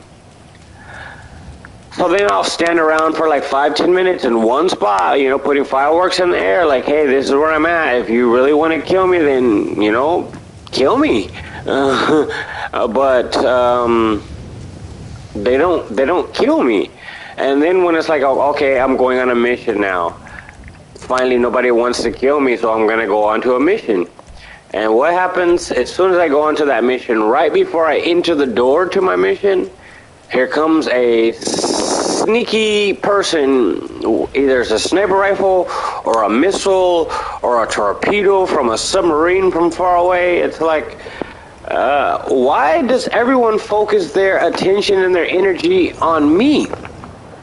It's like I see right now there's 23 people in the public domain. 23. But yet I'm always the only target that people choose to pick on. Even when I voice it, they're like, dude, I'm just gonna stand here and let you kill me. I'm gonna put my weapons away. I'm not gonna shoot you back because it's not what I'm here for. I don't care for killing. I like to pass missions. It says it really nice on the screen, mission pass, complete the heist or whatever. It says it really nice, and then you get all of these points for RP, JP. You get all of these points for RP, JP. You get all of these points for RP, JP. You get all of these points for RP and JP. And even you get money. Like some of the missions I do, the majority of the missions that I do, they're always equating to $1 million or more. It's like, why should I waste my time running around shooting other people? Like, wow, I earned $1 million because I killed this person. Wow, I earned 1 million RP because I killed this person. Wow, this person has a level of 8,700. I killed this person. Oh, wow, I got 700 million for killing this person. But in reality, no, that's a lie. You don't get any goddamn thing. You get like what, like 5 cents? 5 cents for killing someone? Is that what you get? 5 cents for killing someone? You get like 5 cents and 5 RP? Like what is the point of killing? Like if someone came to your house, kicked in your door and just started killing you, your mother, your father, everyone in your house, and you look at them like, what's the reason? You know, like, why are you doing this? We don't even know you, and you're not even stealing anything in our house. You're just killing us. It's kind of the same concept in a video game. It's like this person doesn't play with you. They don't shoot at you. They don't put bombs on the floor hoping that you're going to drive over it. They leave people the fuck alone. Like myself, I leave you the fuck alone, and then at the same time, because of my kindness, my courteousness, and that I just choose to be invisible and be left the fuck alone, everyone takes out their aggression on me because it's like they only see my name passing missions and passing heist. When everyone else, you see their name as, like, this person just pulled up to me, he's probably going to blow me up. I'll park it. Boom, there's his gun right there. He's going to kill me. Go ahead, kill me. Get it out the way. And it's that same guy, Buggy D Clown. Like, dude, what is your problem? I don't have any equipment in my hand that you can steal. I mean, I'm going to an archive to complete a mission, but what is it? Are you mad at me because I have jets? And they're nice jets, you know? They're the most expensive jet and the most effective and expensive jet. Because if you go to my hangar, you're going to see there's a lot of them in there. And then Are you mad at me because I'm not a stupid goat head killing people randomly for what? Just disappointment? Oh, I'm just here to kill you just to bring you disappointment, because if I didn't kill you, it would be a smooth transaction. You would get the goal and you would go on to the next phase. But me myself, because I don't have those same skills, I'm just going to kill you and kill you and kill you, because this is going to prevent your name from being seen on the screen as victorious, as a winner.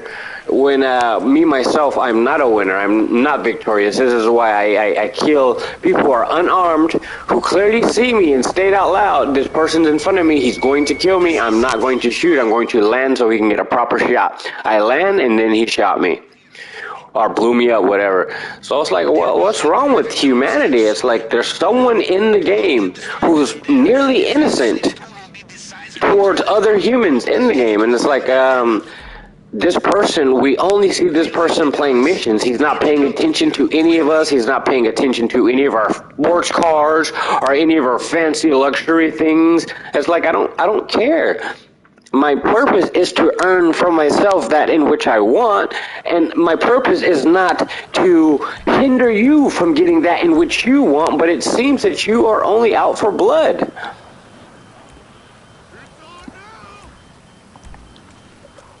So, if you really like to kill me,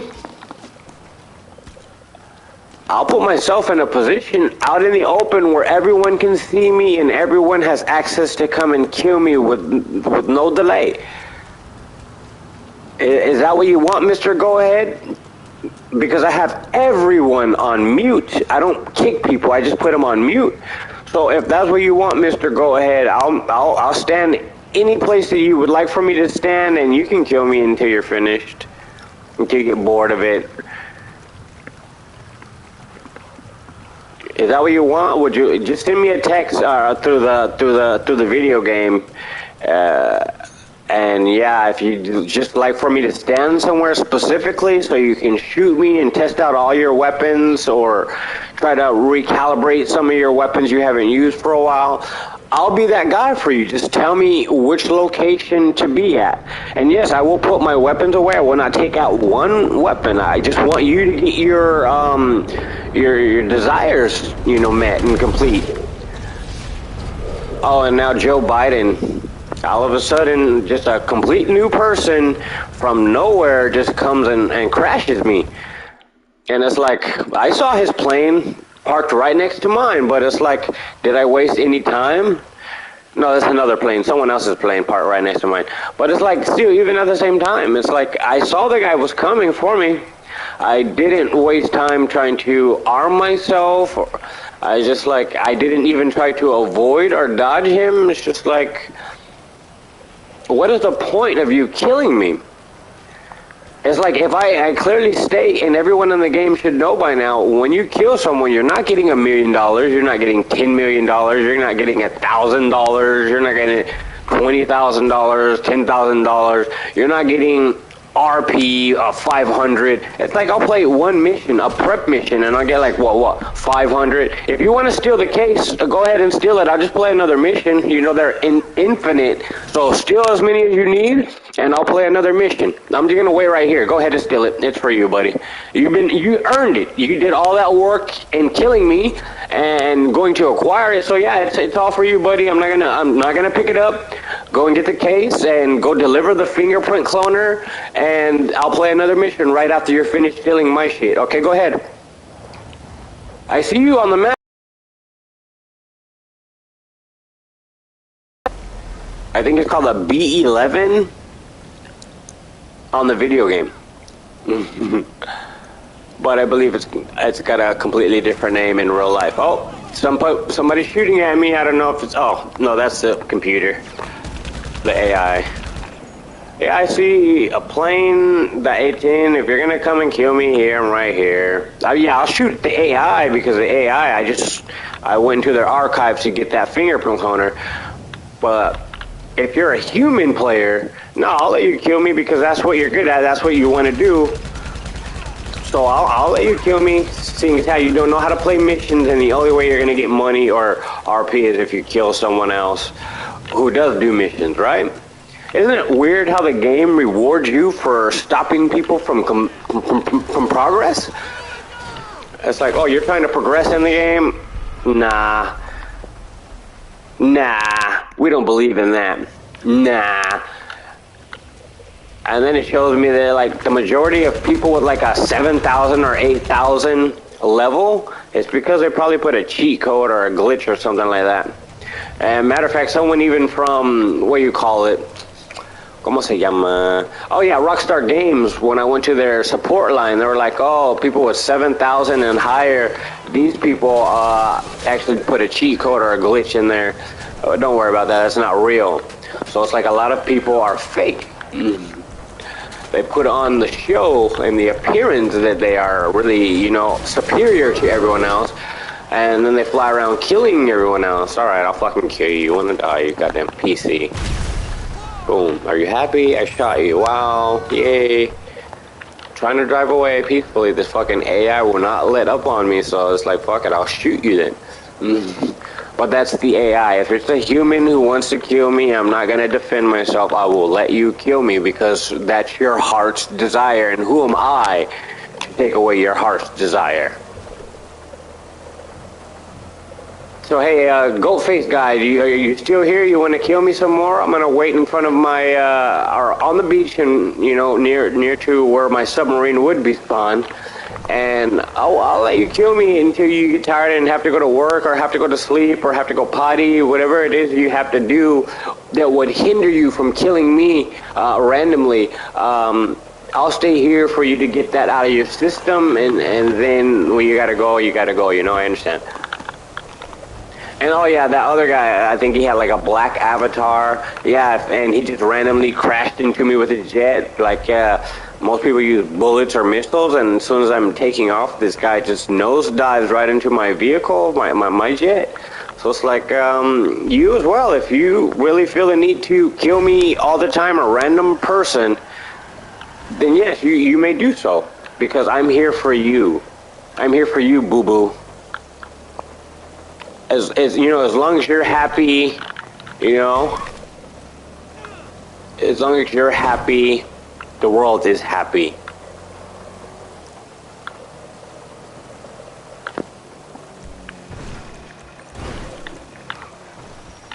Did someone shoot at me? It looked like someone shot at me. Oh my gosh.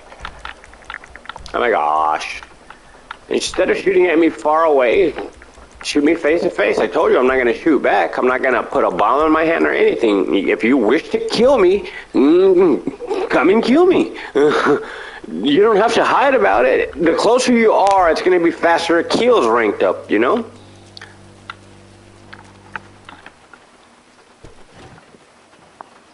Yeah, it was Joe Biden. Yeah, Mr. Biden, if you would like to kill me or blow up my jets, because I have a lot of jets in my hangar. I never invite anyone to my hangar, but if you do observe, when I do spawn a new jet, it's a different color, it's a different livery, if you want to call it, a different scheme. So, yeah, if you want to keep blowing up my jets, I have a lot of jets in my hangar. I'm not really worried about it. And every time you blow up my jet, you're paying the insurance because I didn't do it on purpose. The game recognizes it was destroyed by someone else, so therefore they're going to make you pay the insurance. I don't care. Blow it up. It's just like my submarine. You want to continue blowing it up? That one's free. It comes right back into my menu, and I can call it again. You want to blow up my Sparrow? Blow it up. It's not going to cost me a penny. It's going to self-repair in a few minutes. And it's going to be right back to my respawn. So it's like, oh wow, Mr. Biden, he's a CEO now. I thought you already were a president. Now you want to be a CEO. Hi. The people have so much skills in this game. They always kill an unarmed person who's completely facing a different direction and probably fighting the AI because they're on a mission. And it's like, oh wow, while this person's not paying attention, I'm just going to walk up right behind him and boom, blow this person's brains away. Because I have skill and this person's on a mission. It's frowned upon to go on a mission, yes? Of information on the West. Great sources. Again, great sources of information on the West. We read from this on part 2. Go check it out. Again, this is Encyclopedia Britannica. Alright, so now we know who he is, right? Let's go back to the book. The Mexicans have a tradition of a journey undertaken at the command of a god. It continued for a long time under the direction of certain high priests. High priests led them, right? Who miraculously obtained supplies for their support. Miraculously. Now you hear this, right? This bears a striking resemblance to the Hebrew story of the wandering in the desert. And who were they with? Moses, right? After the Exodus. Alright? Another correlation here. This is again from Garcia, another person. There are striking similarities between the Babel flood and creation myths of the Hebrews and the Americans. Both Jews and Mexicans were fond of appealing in their adjurations to the heaven and the earth. Both were extremely superstitious and firm believers in prodigies. The character and history of Christ in Huitzilopochtli, again, Huitzilopochtli, remember that, present certain analogies. Right? Christ, they mean Meshach, an anointed one, a Messiah. That's what they mean. They don't mean Jesus. The Mexican temple, like the Jewish, faced the east. As amongst the Jews, the ark was a sort of portable temple in which the deity was supposed to be continually present, and which was accordingly borne on the shoulders of the priest as a sure refuge and defense from their enemies. So amongst the Mexicans and Indians of Michoacan and Honduras, an ark was held in the highest veneration and was considered an object too sacred to be touched by any but the priest. Alright, the same religious reverence for the ark is stated by Adair, alright, to have existed among the Cherokee and other Indian tribes inhabiting the banks of the Mississippi, and his testimony is corroborated by the accounts of Spanish authors of the greatest veracity. The nature and use of the ark having been explained, it is needless to observe that its form might have been various, although Scripture declares that the Hebrew ark was of the simplest construction.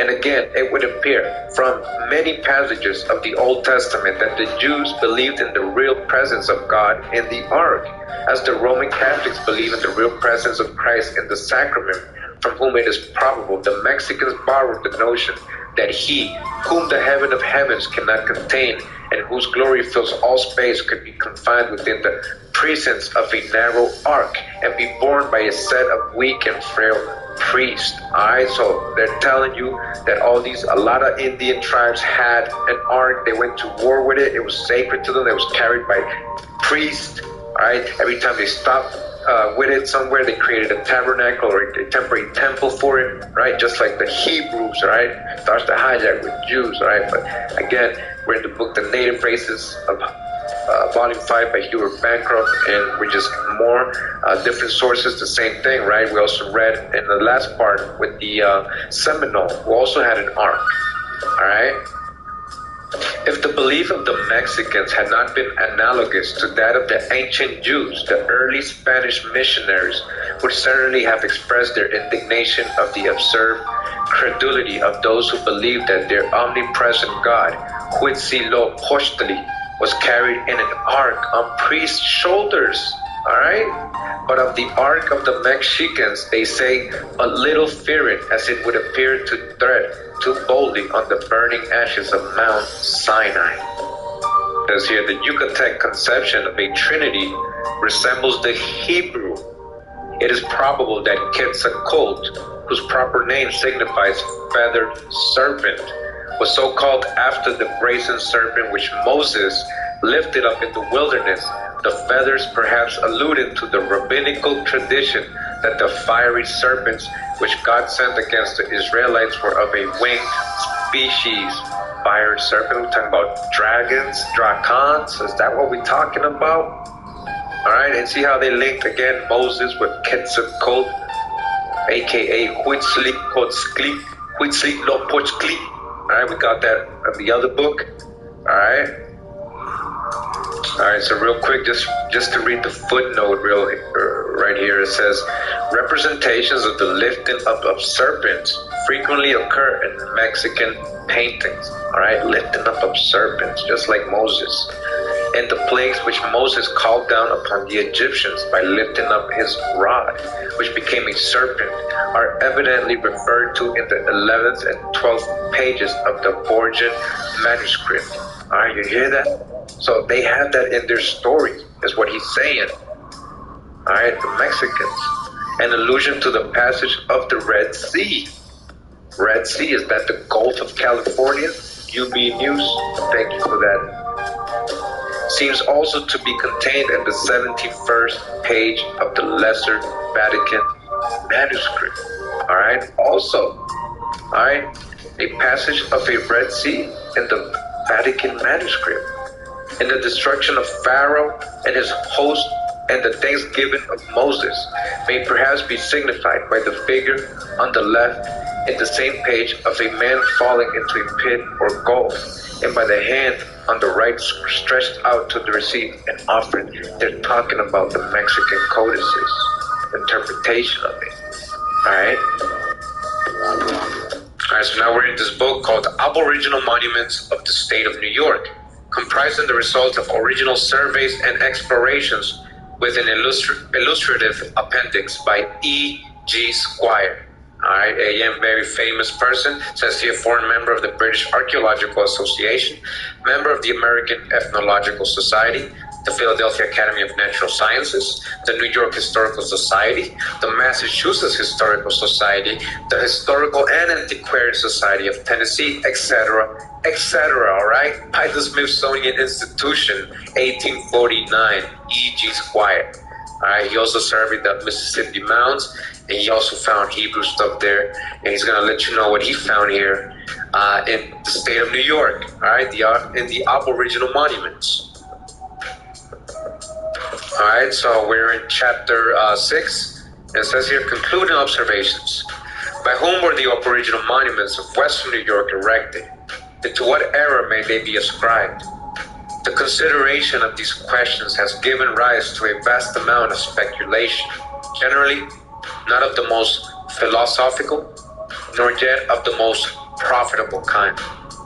If the results arrived at have been erroneous, unsatisfactory, or extravagant, it may be ascribed to the circumstance that the facts heretofore collected have been too few in number and too poorly authenticated to admit of correct conclusions, not less than to the influence of preconceived notions, and to that constant leaning towards the marvelous, which is a radical defect of many minds. Rigid criticism is especially indispensable in archaeological investigations, yet there is no department of human research in which so wide a range has been given to conjecture.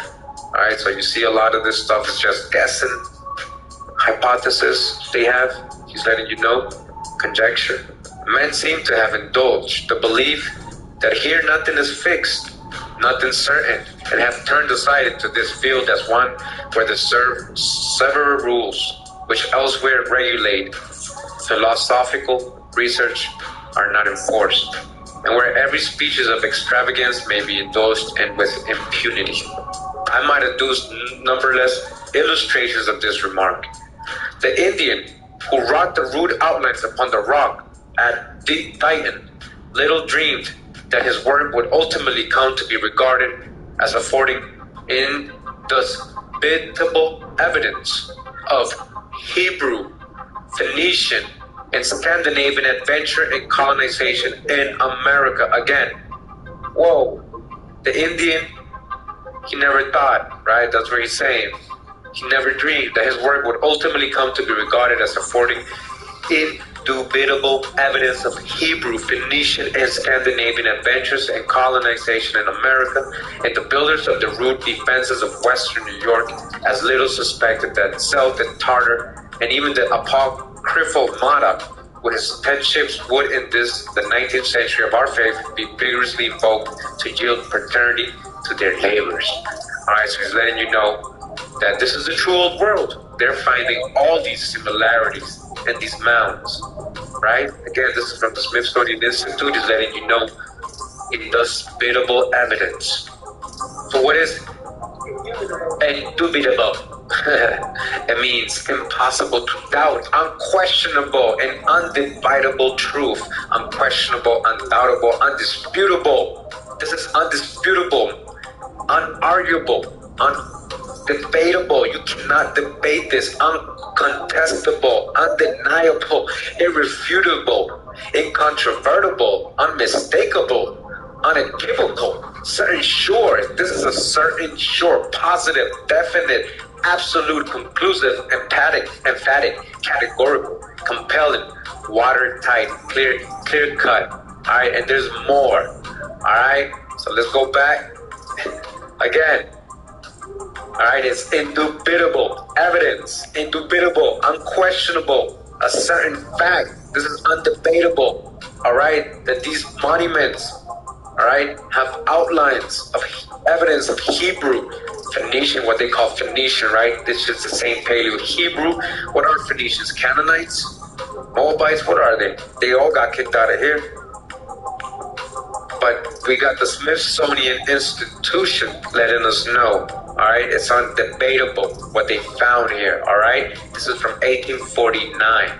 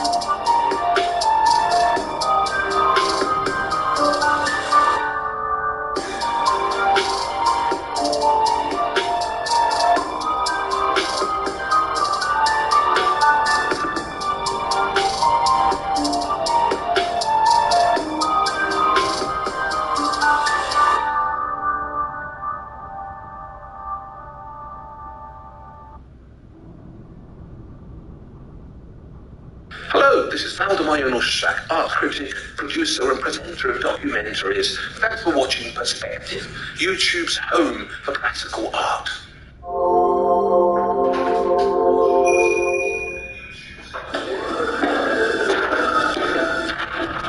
This is a series about an artistic era that's looked down on and never gets the respect it deserves. It's a shadowy era, so shadowy, people even Poetically called the Mansion of... This warrior clan group, women warriors, when was it originally started? It says here, in between 16th... See, so they were named Amazonians, like the Florians, due to their similarity to the mythical Amazons of ancient Anatolia and the Black Sea. So they were named Amazonians, like the fabled Amazonian women warriors. Alright? They're not the actual Amazonians. You get what I'm saying? They were named due to the similarity to the mythical Amazons of ancient Anatolia and the Black Sea. It says here, origin. Alright, so pay attention. It says King Huec Baja, who ruled from 1645 to 1685. The third king of Dahomey is said to have originally started the group, which would become the Amazons as a corps of elephant hunters called the Gebeto. Alright, so again, when did they start? When did this warrior clan group, women warriors, when was it originally started? It says here, in between 1645 to 1685. Alright, so that was started after. Alright, it doesn't go any more ancient than that, so they're not referring to the ancient Amazonian warriors that we had taught about in Greek mythology and legends, right? But look at the word Amazonian. Where does this word come from, Amazonians? If you don't know, we get the story of the Amazonian warriors mostly from Greek mythology, and it says here, since the epics of the Homeric poets, there have been references to mysterious and frightening stories of the Amazons. In the Iliad, composed around the 8th century BC, the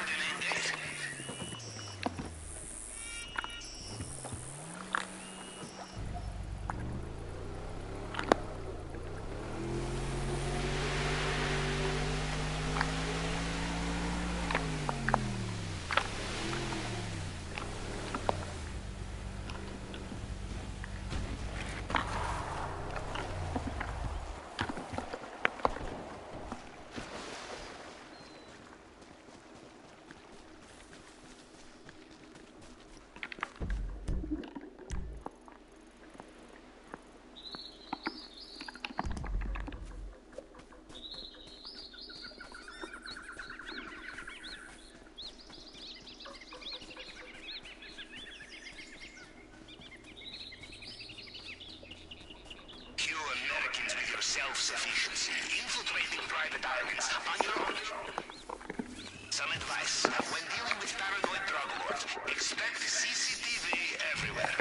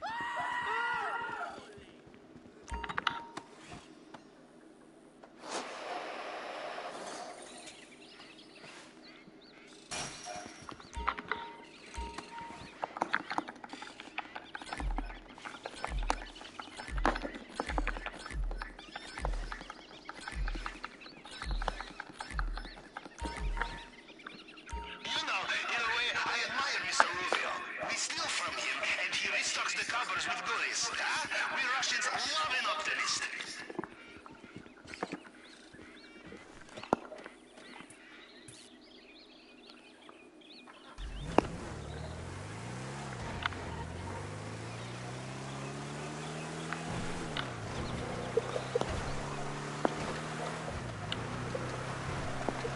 You are coming up on the power station now.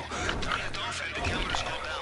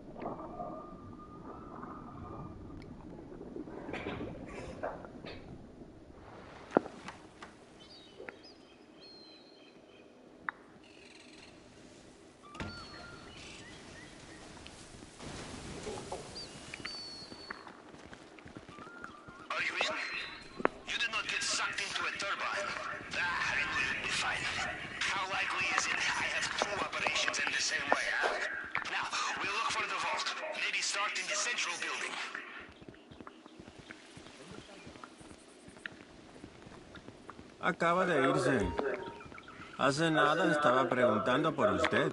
Watch out for the Mr. Rubio's personal bodyguards. They patrol this area. They will know every soldier on the island. Then you cannot fool, no matter what you are wearing.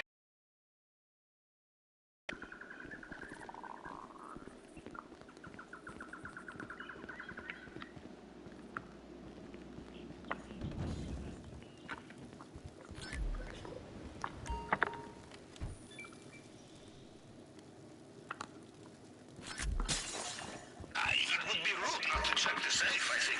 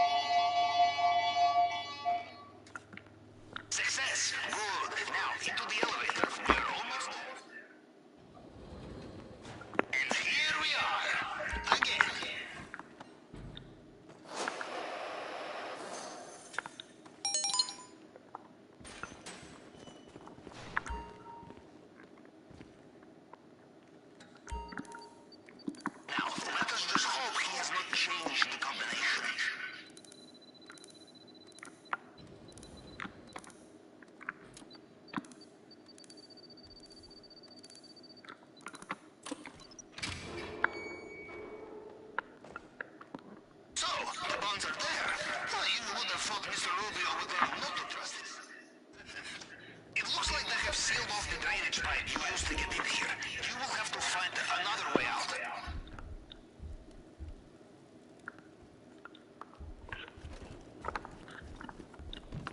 I'm sorry, this CCTV image is a little blurry. Was that a gun made of gold? And no shift of guards, just plugged in. Careful out there.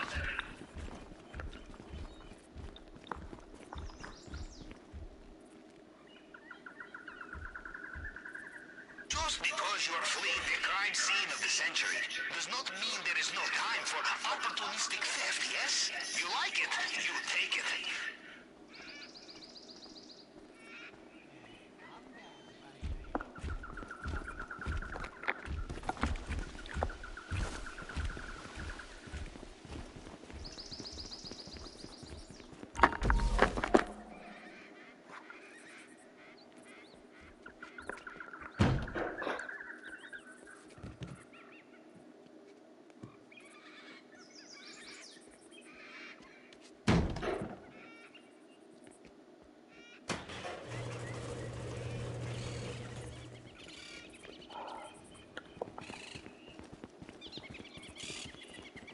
Well done.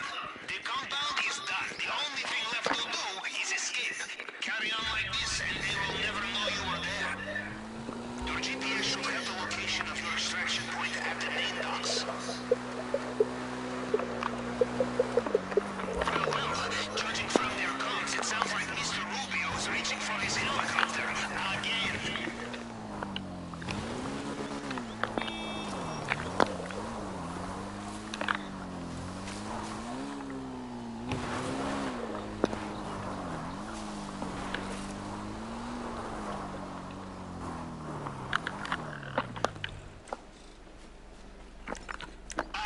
The cries of the impotent despot is beautiful, no? ¿Cuál es tu problema, señor? No me importa. That's amazing. Can you see a boat you can use? Now that they found the vault, they'll be running checks on everyone, and disguises are useless. They have their attack boats mobilized along the coast. Warning, looks like Mr. Rubio is getting back into his helicopter, just like last time.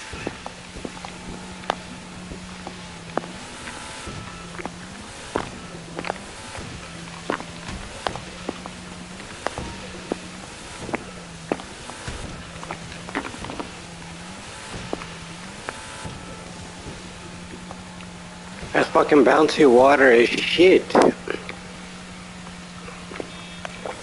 like Mr. Rubio is heading back.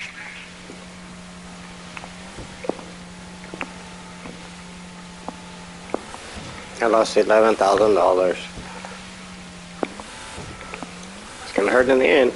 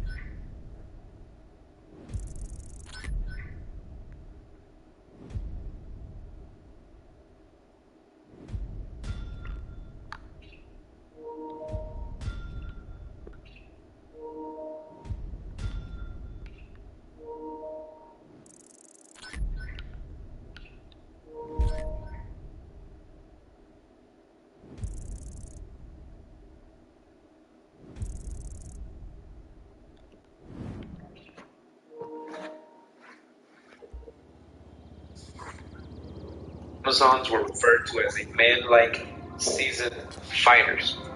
Man-like seasoned fighters. The implication is that in war, they were a match for men, and in terms of their prowess, physical strength, and courage. The Amazons appear in other Greek myths, such as the adventures of Heracles and Theseus. Herodotus recorded detailed information, possibly spurious, but nevertheless fascinating, about this tribe of women. In his account, the Amazons were presented as horse riders, skilled with the bow and arrow, deaf with the spear and ignorant of traditional women's work. Right? So we're taught that this is a fable, this is a legend, it's just mythology. But where do they get these legends and mythology from? You know they hijacked the aboriginal truth. Because as it says here, it says the Amazons, the mythological Amazons, a kingdom of fierce warrior women, had fired European imaginations since the days of antiquity. Many of the conquistadors and explorers were on the constant lookout for legendary things and places. Christopher Columbus claimed to have found the Garden of Eden. And that's in the Orinoco when he got there. I believe on his third or fourth voyage. He said that this must be coming, this river Orinoco, from the terrestrial paradise.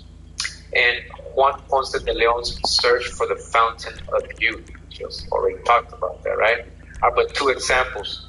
As they made their way along the river, Orellana and his men heard tell of a kingdom of women and decided they had found the legendary Amazons. They believed, based on accounts extracted from natives along the way, that the mighty kingdom of the Amazons was a few days inland and that the river villages were Amazon vassal states. On one occasion, the Spanish saw women battling alongside men in one of the villages they raided. These they assumed must be the Amazons, according to Father Gaspar de Carvajal, whose eyewitness account survives today. The women were nearly naked, fair-skinned warriors who fought fiercely and who shot a bow so hard as to drive an arrow deeply into the wood of the Spaniards' raft. Amazons in America by William Bond. The first reports of Amazon warriors in America comes from Christopher Columbus on March 4th, 1493. Columbus wrote that he had encountered women warriors on the island of Martinique. He also claimed they covered themselves with copper plates and used bows and arrows made of sugar cane. This story is supported by Alfonso Ulloa, who accompanied Columbus on all four of his voyages to the New World. Also wrote about the women warrior of Martinique in his book, Historia del Señor Don Fernando Colombo. In this book, he wrote that the locals claimed that the island of Martinique was the only populated by women. Men from other islands would only come to the island in certain days of the year to collect boys and would bring the boy up. The Spanish also reported other islands called Las Mujeres, which means women in Spanish, and Consumel, where again women warriors were seen. Consumel is in Mexico. Unfortunately, these early Caribbean people were killed, raped, and enslaved by the Spanish conquistadors. Amazons were also reported by the Spanish in California, right? Queen Khalifa, California, right? Or Queen Sheba, California, the emblem of America. Again, so the Amazons were also reported by the Spanish in California. Unfortunately, these reports are very controversial because not only were these tribes ruled by women, they were also black. Again, not only were these tribes ruled by women, they were also black. All right, again, emblem of America shows the Queen Khalifa, right? Supposed to be an allegory, but it's actually represented the black nations, so-called black nations, the black Californians, the aboriginals of California. When the Spanish first came to California, they found two races of people, the Indian people with racial features similar to Chinese, Japanese, Philippines, and black Amazons. All right. Up until 1862, the origin of the name California was a mystery, until scholars discovered a novel written in 1521 by Garcia Ordonez de Montalvo, the book called The Exploits of the Very Powerful Cavalier Esplandian, son of the excellent King Amadis of Gaul. Within this book was the story of Queen Califia, an Amazon queen. So it seems that when the Spanish first began to explore the northwest coast of America and discovered tribes of black Amazon women, they called the place California after this fictional Queen Califia. Fictional, right? But we know better. Now, the idea of black people in America before the Europeans discovered it is very controversial, but we've already debunked all that. We know the truth, right? The foundational truth. Who were the copper-colored tribes of America. Yet archaeologists have discovered bodies of people different to that of the Asiatic Native Americans. In Brazil, a female skull was discovered in Lucia having a long and narrow skull that was 12,000 years old. The same is true in Mexico. In Penon, another woman's skull was found of a similar type, 13,000 years old. What is even more controversial about all these skulls is that very much the same as Australia, Aborigines or is the case, what happened to these people? The black people in California just didn't suddenly disappear. They were later reported by the French and English explorers. The problem is that as black slaves from Africa were imported into America, they were confused in the minds of the European settlers with the native black people. Again, as black slaves from Africa were imported into America, they were confused in the minds of the European settlers with the native black people. As these people had no voice in the white man's history, their origins were obscured and forgotten. Okay? And until now, we're relearning, we're remembering, we're waking up, right? Alright, let's continue. In the book, The Discovery of the Large, Rich, and Beautiful Empire of Guyana, or Guyana with a Y, right? With a relation of the great golden... It's very funny how when you go to kick a player, right above kick, it says to put that player on mute, meaning that you can mute individual players, but instead you rather kick me? Is it because I'm telling you the truth of black people aren't African? Is it that I'm telling you the truth that black people are the kings and queens of what you call Mexico, Latin America? Would you like for me to go back to the documentary where they're telling you black people are the Aztecs, the Inca, and the Maya, and you can get verification from the Vatican, from the Mormons, from a lot of places in the world prior to 20K or 2K, whatever, the year 2000.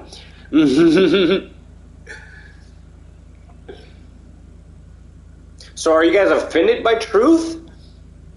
Because, you know, if you guys truly think you believe in what you call God, he is the being of truth. And if you were found lying in his presence, things would happen to you. Like if you read about Moses' sister and Moses' brother, I think it was his son. But anyways, he lit a fire that God told him not to light, and he destroyed him right on the spot. And then later, Miriam, Moses' sister, whose name equates to bitterness in English translation, because that's coming from Hebrew, not Jewish, but Hebrew, she did something, I forgot what her offense was, but he killed her right on the spot. And these are the family members directly to Moses. So if you think truth is offensive and you really think you're going to meet the Heavenly Father, you got another thing coming. So if you're offended that I'm telling you the Amazons, they were actually real people and they were black, and they should, in all of the Spanish books, the Vatican books, everywhere in Europe, they have the truth because they were the ones who conquered. This is the reason why Latin America speaks a Latin dialect. This is the reason why people in America speak an English dialect, because they came from the UK, which is not technically considered European because they don't spin the euro. They don't use the euro. Maybe they'll take the euro, but they have their own currency. They're not Europeans. Now I go to mute because I hear some people in the background, and I just like to go right above kick, and it says toggle mute. So I put this person on mute. I don't vote to kick them. I put this person on mute. I don't vote to kick them. I put this person on mute. I don't vote to kick them. I put this person on mute. I don't vote to kick them. I put this person on mute. I don't vote to kick them. I put this person on mute. I don't vote to kick them. I put this person on mute. I don't vote to kick them. I put this person on mute. I don't vote to kick them. So I don't understand why you guys always vote to kick me when I'm not harassing you in the game. I'm not like spawn killing you and things like that. But you vote to kick me because I'm telling you that the Amazons were real, and not only that they were black. But you know, back in the days, they wouldn't call people black. They would call the Native Americans on all of the continent, copper tone. And then when they talk about their features, they're always saying they have kinky hair like the Negroes in Africa. They have kinky hair like the Negroes in Africa, but they are not African. So, like, when you go to Latin America and you look at their pyramids, how come all of the people on the pyramids are black people with dreadlocks and afros? Why is it when Mexico is doing folklorico dancing, the guys are always wearing something very symbolic to dreadlocks? Most of the time it's made out of plastic, but it's symbolic to dreadlocks. When you look at the pictures of the Maya, the Aztec, and the Inca, and the National Monumental Museum of Mexico, they're always going to show you a picture of black, very dark skin, or reddish brown Aztec, Inca, and Maya. When you look at the books from the Spanish and they're showing you how the Maya and the Inca looked, matter of fact, the pictures with an Inca king, they're showing you he was a black person, or what you would call today a black person. But when you think about it, the term black, like what country do you have to come from if you're black? Like, if a person says, I'm Chinese, it means they come from China. If a person says they're Mexican, it means they come from Mexico. So if a person says they're black, what country does that mean they come from? Blacktopia, Blacklandia? And if a person says they're white, where do they come from? White people always say white because they don't want to tell you their authentic ethnicity. Because if they say, oh, I'm Scandinavian, or I'm Irish, or I'm Scottish, or I'm British, then you're going to know exactly who they are the descendants of. And if anyone knows true history, the first slaves in the United States of America, they were white people. They were all of the convicts and criminals, murderers, rapists, even little children who were poor white people, because the British Crown called them undesirables. They wanted everyone out of their country that they did not desire. So if you were a criminal, murderer, beggar, prostitute, a child who was poor and always begging, yes, they would kidnap you. The official term was called spirited, kind of like the Disney cartoon Spirit. Well, that word authentically means to kidnap. So they would kidnap you. You would wake up on a ship floating to America. They would make you sign a contract. You would be a servant for 7 years. The official word is an indentured servant. Eventually, after a while, because so many people were getting free and they needed labor, they started changing the laws to allow them to enslave them for life. And that's where slavery came from, but it was the white people. Now, the people that you call black today are African American. They were Native Americans, and eventually when the white people got free, they bound together in a new land and a new country that they helped to build, and they created the aristocrats. What happened when they created the aristocrats? The aristocrats started passing laws changing the Native American with his copper-toned skin into a Negro or an African. And so that's how they got reclassified, and that's how every black person in America that you call an African American cannot tell you which portion of Africa they come from, nor which dialect in Africa that they speak. And for those who know history, Africa was a city on the continent now called Africa, and it was ruled over by the Romans. Eventually, their rulership caused for the whole continent to be changed into Africa. Just like China was a small city on the continent, but now, eventually, there was changed into the whole entire continent to be named China. But if you look in the ancient texts and the ancient history, you're going to find it was not always the name of the entire continent. It's like the Pakistan, they changed their name, I think it was like 98 or 97, or even maybe early 2000, but Pakistan changed their name a long time ago. A lot of countries decide to change their name. In fact, India right now, they're changing their ethnicity from Indian to Bharat or Bharata, because they're saying Indian is a European term and a Spanish term placed upon them a long time ago, but it does not really fit to their category or who they are, their ethnicity, their culture. So they're voting right now amongst their people to change their name to Bharat or Bharata. And so they're kind of pointing out that we are not Indians, we are not Native Americans. They have skin like us, because when you look in the ancient times, there was what's called 3 Indias. America, because it's predominantly are only Indian. Then you have the other portions of the world that they considered in India, but they would say the Indias over here in the West, these people look like black people. The video game has something called mute. All you have to do is go down to players where you go to kick someone, and then you just put them on mute. Or if you want to kick me, it's going to take a while unless everybody joins in with you. But yeah, you just go down and you press mute for that one individual person. You don't have to open your mouth. You don't have to say disrespectful things. All you have to do is put that one person on mute, and you have peace. For those who believe in Jesus Christ, wasn't he a man of peace? But yet all you guys ever do is say, shut the fuck up, shut the fuck up, when there has a button right above kick that says toggle mute, which means to put this person on mute.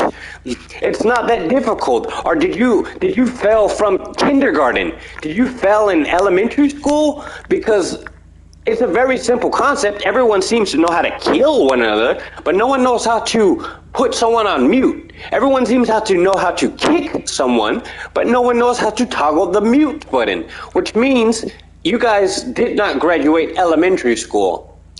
Anyways, thank you and goodbye. City of Manoa, which the Spaniards call El Dorado, performed in the year 1595 by Sir Walter Raleigh. It says here, with regard to the account of the Amazons, it is not given us from personal observation, but as a report received from Indians, and current at the period which Raleigh wrote in his Guyana voyage, in which even Condamine, the French academician, considered probable. A dozen many testimonies in its favor in a discourse delivered before the French Academy. The account of a tribe of Amazons is almost coeval with the discovery of America. Christopher Columbus was told that the small island of Madanino, or Matinino, Montserrat, was inhabited by warlike women.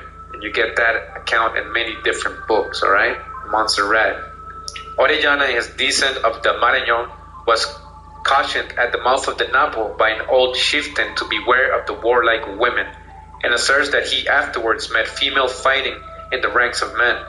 Hernando de Ribeira, the follower of Cabeza de Vega, the conquistador of Paraguay, asserts in 1545 that he heard a nation of Amazons who lived on the western side of a large lake, which was poetically called the Mansion of the Sun, because that orb sang in these traditions.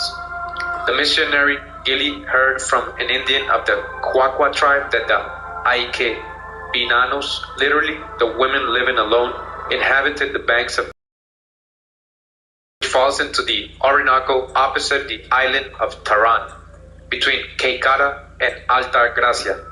Condamine further adduces the testimony of two Spanish governors of the province of Venezuela, Don Diego, Francisco with a question mark, Portales and Don Francisco Torralba, which agreed in substance that a tribe of warlike women dwelt in the interior of Guyana. It is, however, extraordinary that if the tradition originated with Europeans, it was not only still in existence at the time of Condamine's voyage, but is even now current among all the Indian tribes who have had intercourse with the Caribs. The Indians of the lower Corentyne, of the Essequibo, and the Rupununi declared to us in the gravest manner during our travels in these regions that the separate hordes of females still live on the upper part of the Corentyne in a country called Marawone. The accounts we received respecting the country they inhabited were accompanied by such details that the tradition assumed some probability. Alright, they're saying some probability. This is real. These are facts. It would, however, be unjust to condemn Raleigh's proneness to a belief in their existence, when we find that even Southey, the learned historian of Brazil, makes his remark, "Had we never heard of the Amazons of antiquity, I should without hesitation believe in those of America. Their existence is not the less likely for that reason, and yet it must be admitted that the probable truth is made to appear suspicious by its resemblance to a known fable." Again, this is not a fable. The Amazons are from the Amazons in America, warlike female groups, and this is before the 1600s, before the Dahomey Amazonians of Africa. And just one more thing, it says here, the journal of Christopher Columbus during his first voyage, 1492-93, and the documents relating to the voyages of John Cabot and Gaspar Corte Real from the Halyuk Society. And it says here, Tuesday, 15th of January, the Admiral now wished to depart, for there was nothing to be gained by further delay after these occurrences and the tumult with the Indians. Today he had heard that all the gold was in the district of the town of Navidad, belonging to their Highness, and that in the island of Carib there was much copper, as well as in Matinino. The intercourse at Carib would, however, be difficult, because the natives are said to eat human flesh. Their island would be in sight from thence, and the Admiral determined to go there, and it was on the route and thence to Matinino, which was said to be entirely peopled by women without men. He would thus see both islands, and Columbus himself said on 4th March 1493 that these women warriors of old Martinique covered themselves with brazen plates and used bows and arrows of cane. These Amazons have many of these plates. It's really strange. Every time I play a documentary where they're proving that black people in America are not Africans, unless you're an African that speaks African and can point on a map like, this is where I'm from or my family's from. I'm playing documentaries expressing that black people in America are not African, and the only people who seem to be offended by it are black people. And it's like these guys will say the Vatican, they'll say the pastor's name, the priest's name, the friar's name. They'll say all kind of important names in the world, but they will curse me because I'm the one who's playing this. This is not my material. This is someone else. I'm not going to say his name because obviously you don't give a damn. But you don't give a damn about the material. The person, I don't know if you'd care for that person or not. You're probably never going to meet them in person. But the information that's being presented to you, it's making you vomit. You're getting offended with truth. It's like, do you really think that you would go to what they call heaven if you cannot stand truth? If you cannot endure sound doctrine? Well, peace be unto you. Alonso Ulloa, a companion of Columbus on the famous voyages, wrote in his Historia del S.D. Fernando Colombo that the Admiral believed that the Indians Caribs told him of the Amazons of Matinino, Matrimonio, or Martinique, because he saw the spirit and strength these women displayed. Ulloa also makes a significant comment, not that he appreciated the significance of the female cults of lunar worship practiced by these West Indian Amazons. Talking about West Indian Amazonians. So we have here Anacaona. Anacaona. Golden flower. She was from Haiti. It says La negra India around 1490. que muere llorando. That's how she, I guess, and nobody cried for her. 1490. Anacaona was one of the highest caciques, or chief, katzin. Remember what that means. It's Hebrew for chief too. Cacique, katzin. Anacaona again was one of the highest caciques, or chief, who possessed the island of Hispaniola. When the Spaniards settled there, her date of birth and date of death are both unknown. She is a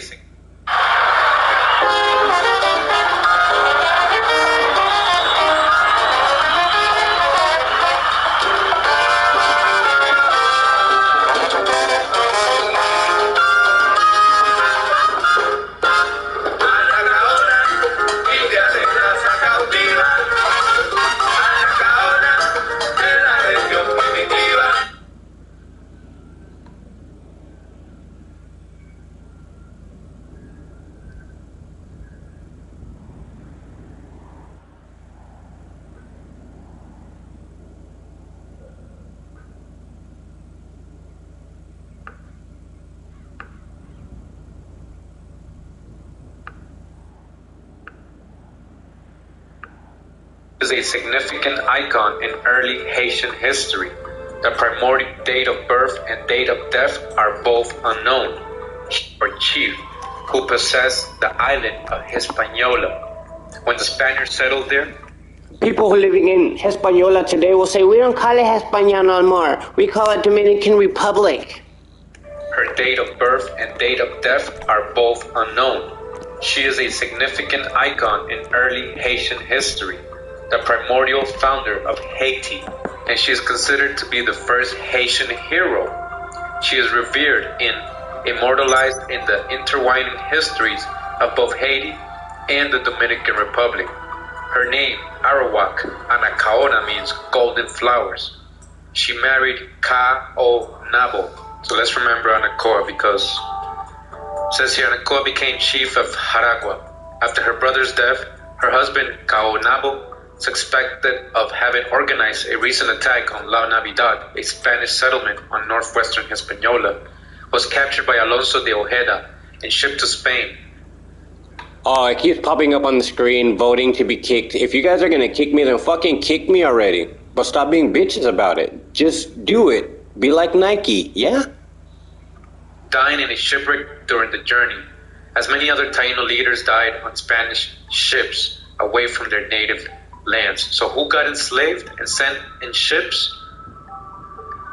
Indians, Native Americans. Future video, I'll show you the transatlantic slave trade where it started. The Tainos, being ill-treated by the conquerors, revolted and made a long war against them.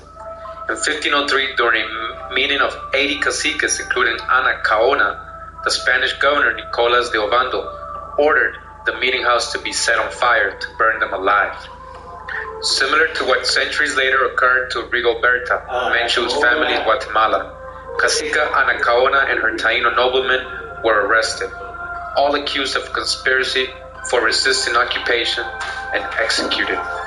Prior to her execution, Anacaona was offered clemency if she would give herself as concubine to one of the Spaniards, which was common in that area. Standing with her fellow Tainos in solidarity, the Caribbean indigenous female leader, Cacica, chose execution over colluding with the Spanish enemy. Her refusal cemented her legend. Anacaona remained rebellious and independent until her violent public death. Because Anacaona refused the sexual offer of the Spanish intruders, while others were shot, Anacaona was executed by hanging. She was only 29 years old. It's really, I'm going to say fucked up what happened to the ancestors here of America. In this female warrior. This is before the 1600s. Alright, this is a real Amazonian. Right, from the fables of Greek. You can see this is not a made up story. She's part of history. A real character. A female warrior. A West Indian Amazonian. When we talk about fables and Amazonians, Greek legends, we're talking about ancient times. And when we're talking about the true old world, we're talking about America. All these mythical lands, these legends of these people that lived in these lands, these were Aboriginal Americans. This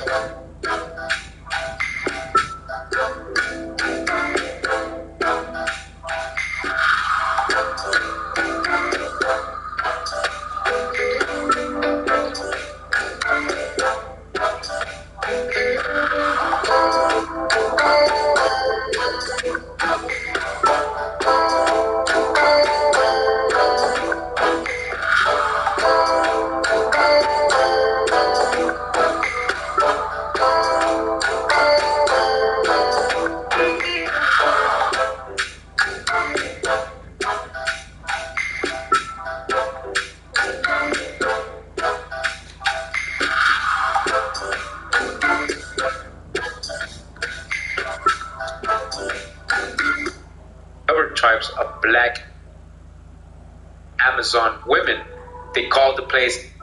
So it seems that when the Spanish first began to explore the northwest coast of America and discovered tribes of black Amazon women, they called the place California after this fictional Queen Califia. Fictional, right? But we know better. Now, the idea of black people in America before the Europeans discovered it is very controversial, but we've already debunked all that. We know the truth, right? The foundational truth. Who are the copper-colored tribes of America? Yet archaeologists have discovered bodies of people different to that of the Asiatic Native Americans, In Brazil, a female skull was discovered in Lucia having a long and narrow skull that was 12,000 years old. The same is true in Mexico. In Penon, another woman's skull was found of a similar type, 13,000 years old. What is even more controversial about all these skulls is that they're very much the same as Australia, Aborigines or African Bushmen. So if that is the case, what happened to these people? The black people suddenly disappear. They were later reported by the French and English explorers. The problem is that as black slaves from Africa were imported into America, they were confused in the minds of the European settlers with the native black people. Again, as black slaves from Africa were imported into America, they were confused in the minds of the European settlers with the native black people. As these people had no voice in the white man's history, their origins were obscured and forgotten. Okay? And until now, we're relearning, we're remembering, we're waking up, right? Alright, let's continue. In the book, The Discovery of the Large, Rich, and Beautiful Empire of Guyana, or Guyana with a Y, right? With a relation of the great and golden city of Manoa, which the Spaniards call El Dorado, performed in the year 1595 by Sir Walter Raleigh. It says here, with regard to the account of the Amazons, it is not given us from personal observation, but as a report received from Indians, and current at the period which Raleigh wrote in his Guyana voyage, in which even Condamine, the French academician, considered probable. A dozen many testimonies in its favor in a discourse delivered before the French Academy. The account of a tribe of Amazons is almost coeval with the discovery of America. Christopher Columbus was told that the small island of Madanino or Matinino, Montserrat, was inhabited by warlike women. And you get that account in many different books, all right? Montserrat. Orellana, in his Descent of the Marañón, was cautioned at the mouth of the Napo by an old chieftain to beware of the warlike women, and asserts that he afterwards met female fighting in the ranks of men. Hernando de Ribeira, the follower of Cabeza de Vega, the conquistador of Paraguay, asserts in 1545 that he heard a nation of Amazons who lived on the western side of a large lake, which was poetically called the Mansion of the Sun, because that orb sang in these traditions. The missionary Gili heard from an Indian of the Quaqua tribe that the Aike Binanos, literally the women living alone, inhabited the banks of the Cuchivero, which falls into the Orinoco opposite the island of Taran, between Caycara and Alta Gracia. Condamine further adduces the testimony of two Spanish governors of the province of Venezuela, Don Diego, Francisco with a question mark, Portales and Don Francisco Torralba, which agreed in substance that a tribe of warlike women dwelt in the interior of Guyana. It is, however, extraordinary that if the tradition originated with Europeans, it was not only still in existence at the time of Condamine's voyage, but is even now current among all the Indian tribes who have had intercourse with the Caribs. The Indians of the lower Corentyne, of the Essequibo, and the Rupununi declared to us in the gravest manner during our travels in these regions that the separate hordes of females still live on the upper part of the Corentyne in a country called Marawone. The accounts we received respecting the country they inhabited were accompanied by such details that the tradition assumed some probability. Alright, they're saying some probability. This is real. These are facts.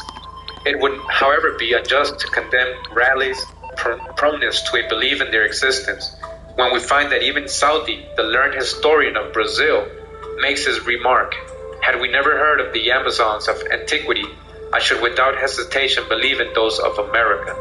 Their existence is not the less likely for that reason, and yet it must be admitted that the probable truth is made to appear suspicious by its resemblance to a known fable."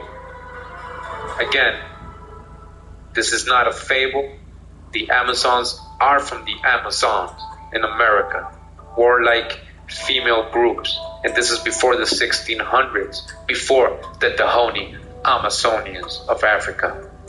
And just one more thing, it says here, the Journal of Christopher Columbus, during his first voyage, 1492-93, and the documents related to the voyages of John Cabot and Gaspar Corte Real from the Halyard Society.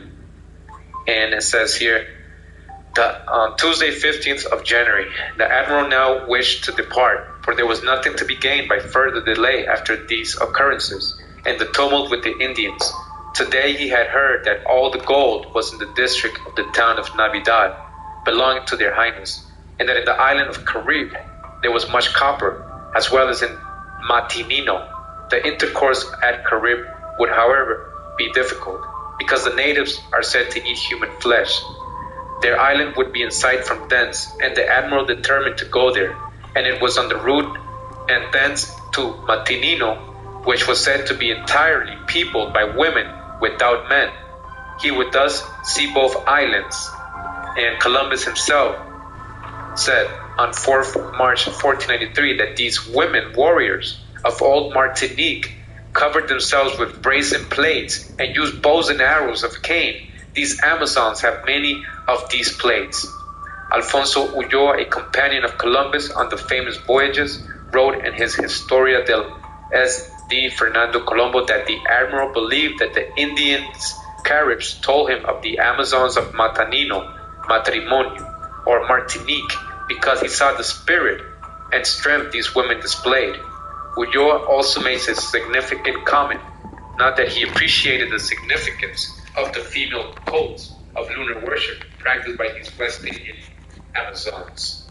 Talking about West Indian Amazonians. So we have here Anacaona, Golden Flower. She was from Haiti. It says this is around 1490. That's how she, I guess, presumably looked in 1490. Anacaona was one of the highest caciques, or chief, cacique. Remember what that means. It's Hebrew for chief too. Cacique, cacique. Anacaona again was one of the highest caciques, or chief, who possessed the island of Hispaniola. When the Spaniards settled there, her date of birth and date of death are both unknown. She is a significant icon in early Haitian history, the primordial founder of Haiti, and she is considered to be the first Haitian hero. She is revered and immortalized in the intertwined histories of both Haiti and the Dominican Republic. Her name, Arawak, Anacaona, means golden flowers. She married Kaonabo. So let's remember Anacoa, because it says here Anacoa became chief of Jaragua. After her brother's death, her husband Kaonabo, suspected of having organized a recent attack on La Navidad, a Spanish settlement on northwestern Hispaniola, was captured by Alonso de Ojeda and shipped to Spain, dying in a shipwreck during the journey. As many other Taino leaders died on Spanish ships away from their native lands. So who got enslaved and sent in ships? Indians, Native Americans. Future video, I'll show you the transatlantic slave trade where it started. The Taínos, being ill-treated by the conquerors, revolted and made a long war against them. In 1503, during a meeting of 80 caciques, including Anacaona, the Spanish governor, Nicolas de Obando, ordered the meeting house to be set on fire to burn them alive. Similar to what centuries later occurred to Rigoberta, Menchu's family in Guatemala, Cacica Anacaona and her Taino noblemen were arrested, all accused of conspiracy for resisting occupation, and executed. Prior to her execution, Anacaona was offered clemency if she would give herself as concubine to one of the Spaniards which was common in that area. Standing with her fellow Taínos in solidarity, the Caribbean indigenous female leader, Cacica, chose execution over colluding with the Spanish enemy. Her refusal cemented her legend. Anacaona remained rebellious and independent until her violent public death. Because Anacaona refused the sexual offer of the Spanish intruders, while others were shot, Anacaona was executed by hanging. She was only 29 years old. It's really, I'm going to say, fucked up what happened to the ancestors here of America. And this female warrior, it's before the 1600s, right? This is a real Amazonian, right? From the fables of Greek. You can see this is not a made-up story. She's part of history, a real character, a female warrior, a West Indian Amazon. When we're talking about fables and Amazonians, Greek legends, we're talking about ancient times. And when we're talking about the true old world, you know we're talking about America. All these mythical lands, these legends of these people that lived in these lands, these were Aboriginal Americans. Listen.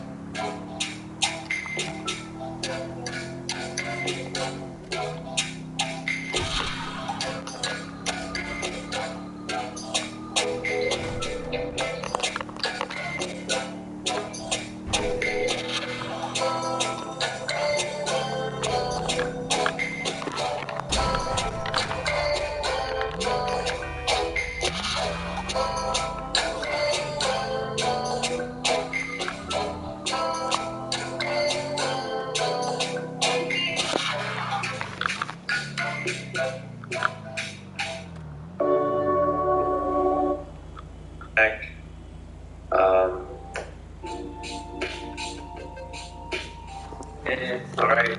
Right now I'm in the Jewish Almanac from 1980. All right, this is the cover right here. It says a celebration of Jewish life and Jewish people. A fact-filled book. All right, again, a fact-filled book of information and entertainment. All right, traditions, history, religion, wisdom, and achievements. Again, the Jewish Almanac. All right. Then we go right to part one of this Almanac magazine, Jewish Almanac, and it says, one, identity crisis. It says a brief history of the terms for Jew. All right, we're gonna get into that. All right, so I'm zoomed in now. All right, so you can see it clearly. And it says here, strictly speaking, it is incorrect to call an ancient Israelite a Jew. All right, again, strictly speaking, it is incorrect to call an ancient Israelite a Jew, or to call a contemporary Jew an Israelite. All right, so you can't say that the ancient Israelites are the same as Jews. All right, that's incorrect. And you can't say that modern Jews or contemporary Jews are Israelite or a Hebrew. You can't say they're Hebrew, contemporary Jews, right? Again, we're in the Jewish Almanac of 1980. So you can't, just because somebody's called a Jew, basically what they're saying, that doesn't mean that's incorrect to think that they're talking about an Israelite or a Hebrew. The first Hebrews may not have been Jews at all. Again, the first Hebrews, remember, Hebrews may not have been Jews at all. All right, so we're in Online Etymology Dictionary. All right, and we got the word Hebrew here. Just want to go ahead and read this before we continue. So what is Hebrew? It says here an adjective, right? It says late Old English, from Old French Hebrew, from Latin Hebraeus, from Greek Hebraios, and Aramaic Semitic Hebraic, corresponding to Hebrew Ibri, and Israelite, in quotes. Traditionally from an ancestral name, Eber. All right, so they get it from Eber, but probably literally, all right, but most likely literally one from the other side. So if you're in Africa or you're in Europe and you want to reference an American, you're going to say, well, he's one from the other side, right? He's on the other side of the ocean. Perhaps in reference to the river Euphrates. Is this the real ancient Atlantic Ocean? Was it just a river? Was it a huge river? So perhaps simply signifying immigrant. All right, so look at what it all means. It says Eber also means region on the other or opposite side. All right, a region on the opposite side. So wouldn't America be on the opposite side of Europe, Asia, and Africa? All right, America is on the opposite side. See, Hebrew? Are you a Hebrew? Well, if you're on the opposite side of Africa and Europe, meaning if you're in America, yeah, you could use Hebrew as an adjective. All right, so we're trying to break this down. Not trying to say this is a religion or anything. Just trying to show the etymology, because it means something, right? It doesn't just mean a religion or something like that, right? So it's a very general term, actually, as you can see, but it means something specifically to somebody being separated, alright, being separated or unreachable to certain people, alright, on another side. Alright, so again, the Jewish Almanac of 1980, alright, letting you know that strictly speaking, it is incorrect to call an ancient Israelite a Jew, or to call a contemporary Jew an Israelite or a Hebrew, alright? The first Hebrews may not have been Jews at all, alright? Just one more part. So let's keep hearing it from the horse's mouth some more. It says here, Israelite, like Hebrew, became a common synonym for Jew throughout post-biblical history, down to modern times, where perhaps less adaptability or too pejorative usage than the other terms. Since the founding of the State of Israel in 1948, the term has come to jostle against the newer term, Israeli, which is not synonymous, okay? It's not synonymous in general, Israelite, okay? It's not synonymous with Israelite. It's not the same thing, which means a biblical follower of the religion of Moses and a descendant of Jacob. Israelite means a citizen of the state of Israel, okay? That's what Israelite means. It's different, whether Jewish in religion or not. Though, of course, most Israelis are Jewish in religion, get it? Now let's read about Jew, because a lot of people like to use this term. Shout out to Anu, breaking this down always. We are studying in the background, and this is for everybody right here. So it's incorrect to call anybody a Jew unless they fall under this, which is they're going to explain right here. So it says here the term Jew is originally derived from the tribal name Judah. Judah, okay? The name of the fourth son of Jacob. The Judahites, that is, descendants of Judah, were organized along with some neighboring tribes by their King David into a mini kingdom centered in Hebron before David became the first truly pan-Israelite monarch. Prior to this time, the Judahites were cut off from their northern brethren by encampments of Philistines. When David captured the city of Jerusalem from the Jebusites, a Canaanite people, was that in Cusco? He opened up a vital corridor connecting the northern and southern tribes, thus permitting unification of the nation Israel. David was then made king over all Israel. Pastor John, in preference to the surviving sons of Saul. The tenuous union of northern and southern tribes worked well during the reigns of David and his son Solomon. When Solomon died and two regions again split off from one another, it is likely that the social and religious character of Judah, the southern kingdom, was different from that of the north, more cosmopolitan, less rooted in the tribal territorial claims, more suited for survival as a culture during exile, in short, more Jewish in the pre-1948 understanding of the term. The exile of Judah came in 586 BC, when large numbers of the inhabitants were deported to Babylon from the Judean, came to be the principal term for the follower of the Mosaic religion, and it has remained so to the present day in the book of Esther, set in Persia. The Benjaminite Mordecai, technically a member of the 10 lost tribes, is called Jehudi, Judean or Jew.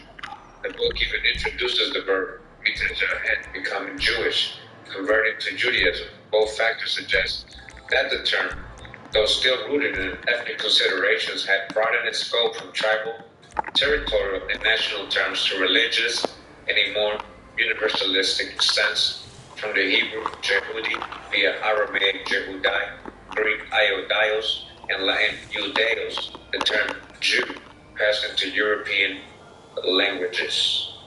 Right? Hope you guys understand that. Basically, unless you are a descendant of the tribe of Judah, a Judite, right? You shouldn't be calling yourself Judean or Jewish. So unless you're from the tribe of Judah, you're not Jew.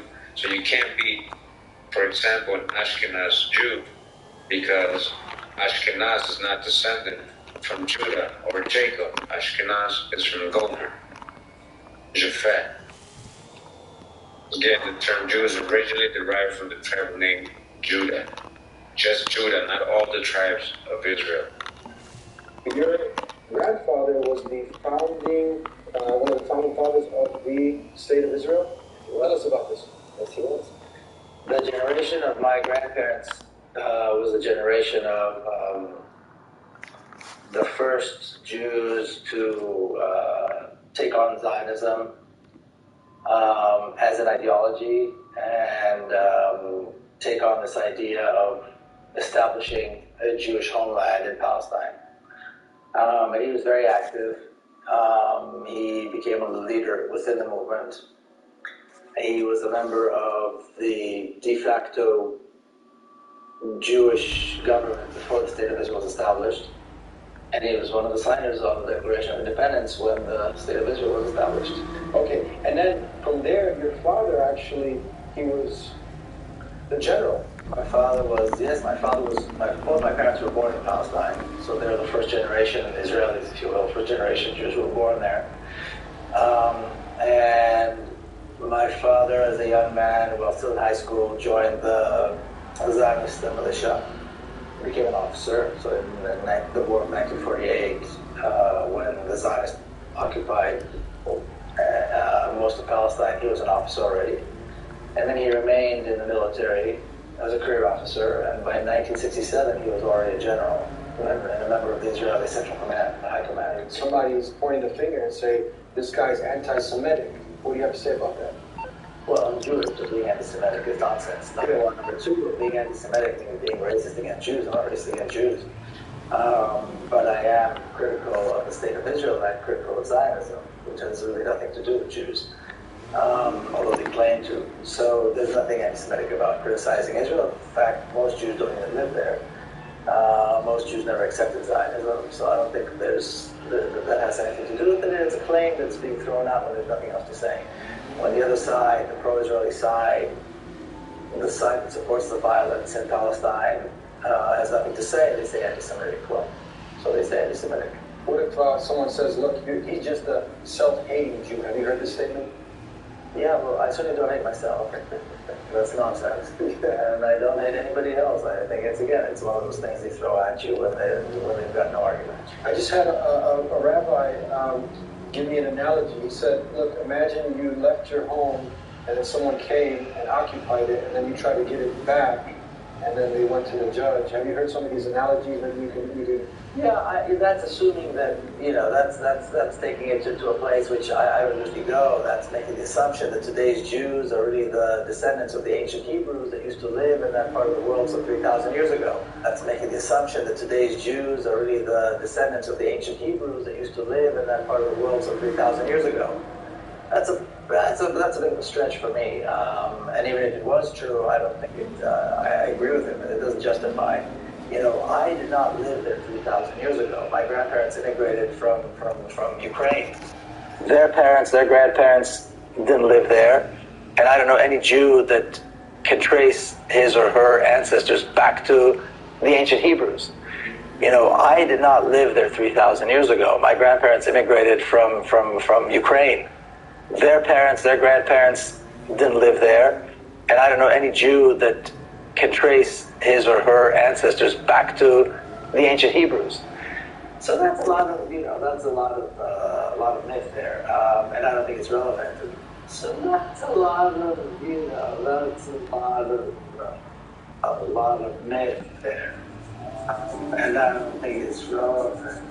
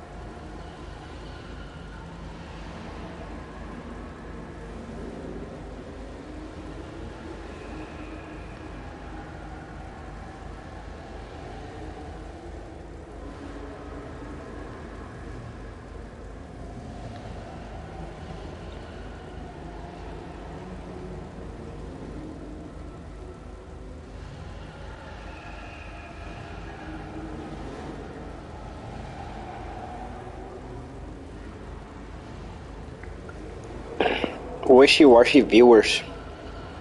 So they come in for 2 seconds. Oh, there's nothing exciting happening. I'm going to leave. Well, then fucking stay on another channel. It's that simple.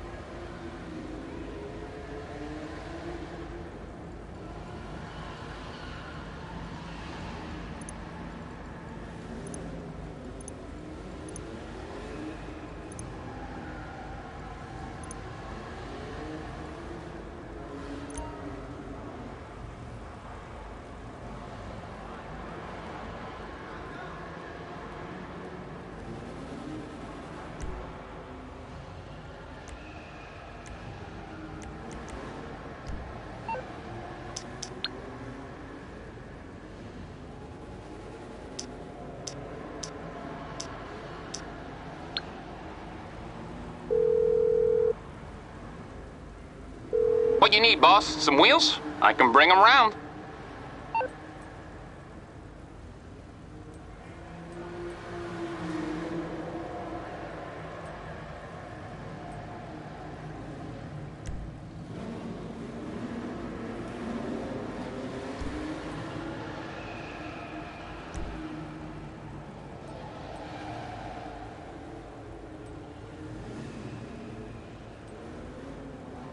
I'll bring it to you. Okay, I got stuff to do.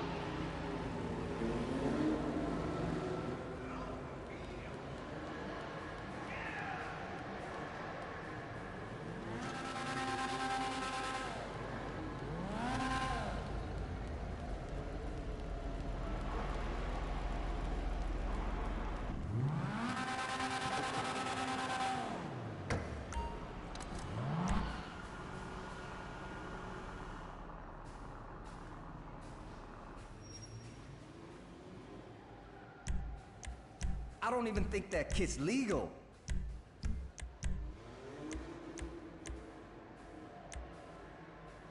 That is fresh to death.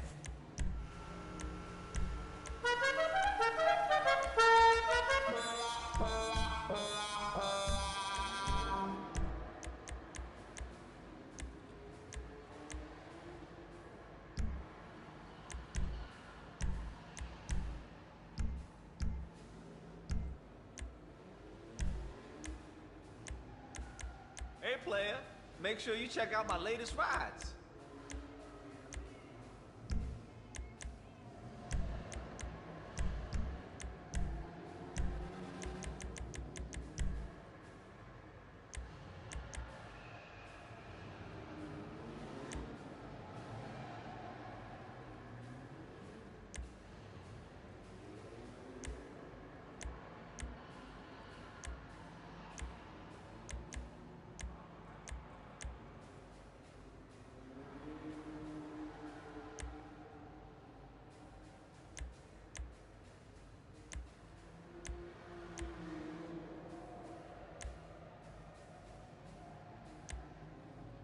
You catch the new rides over at my spot?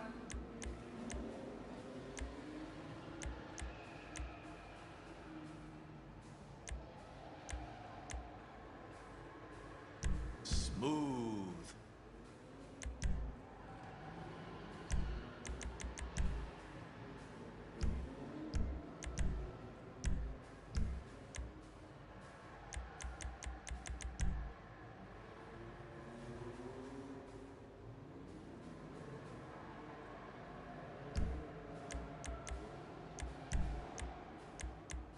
Hey, player, make sure you check out my latest rides.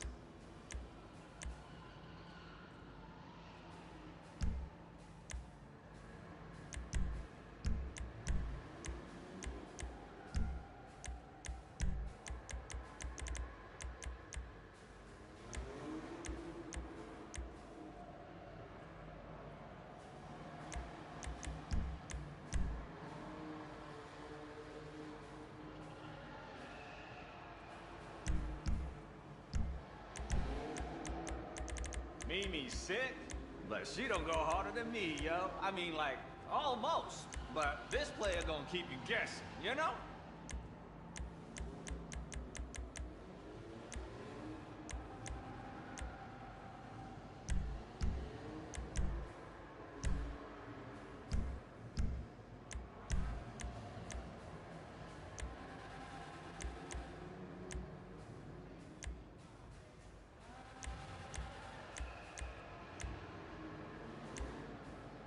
All dressed up and nowhere to go.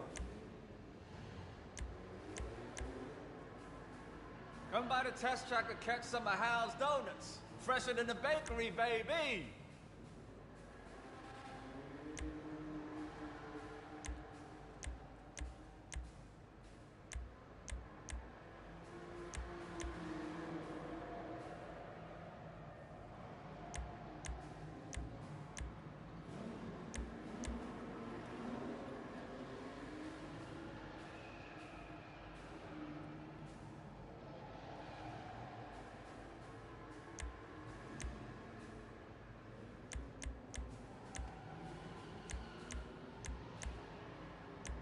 This place is exactly what LS was missing. A car meet with the emphasis on the meat, you know?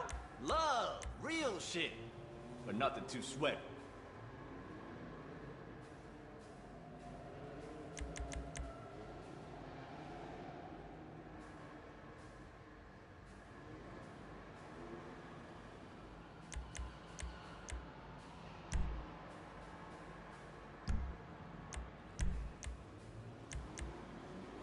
That's some composition, yo.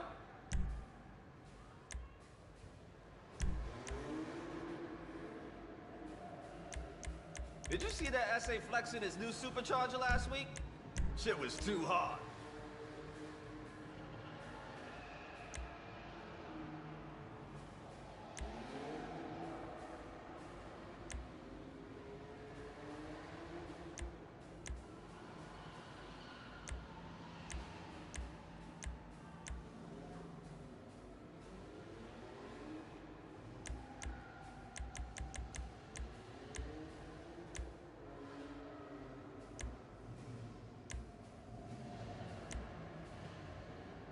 Feeling the vibe, you know? Vroom, vroom, skirt! Yeah!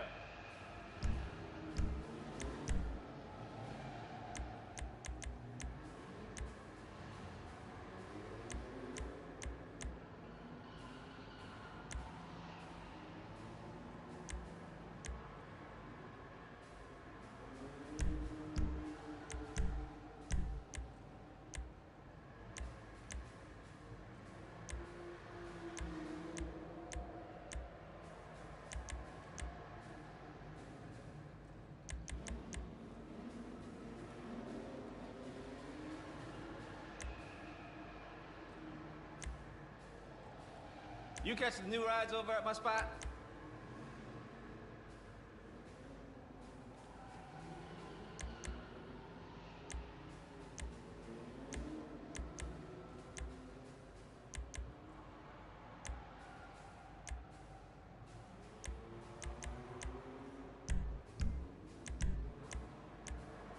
Even the police don't have these.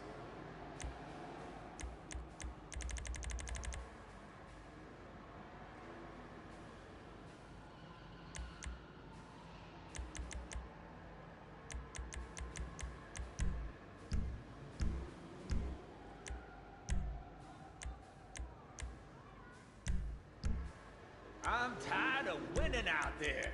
Whew. They don't call this house for nothing.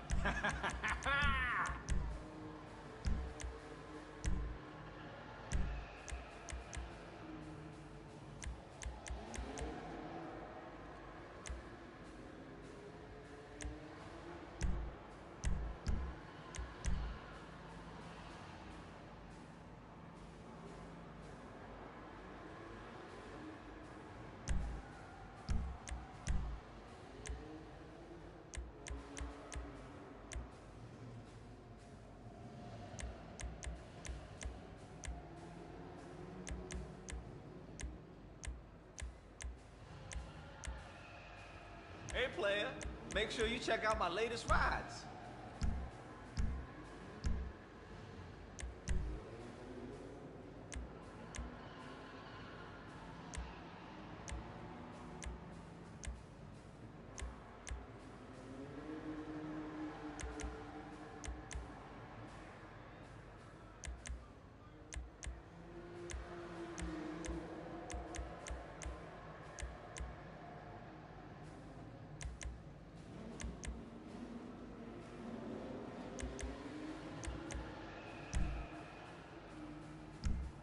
You catch the new rides over at my spot?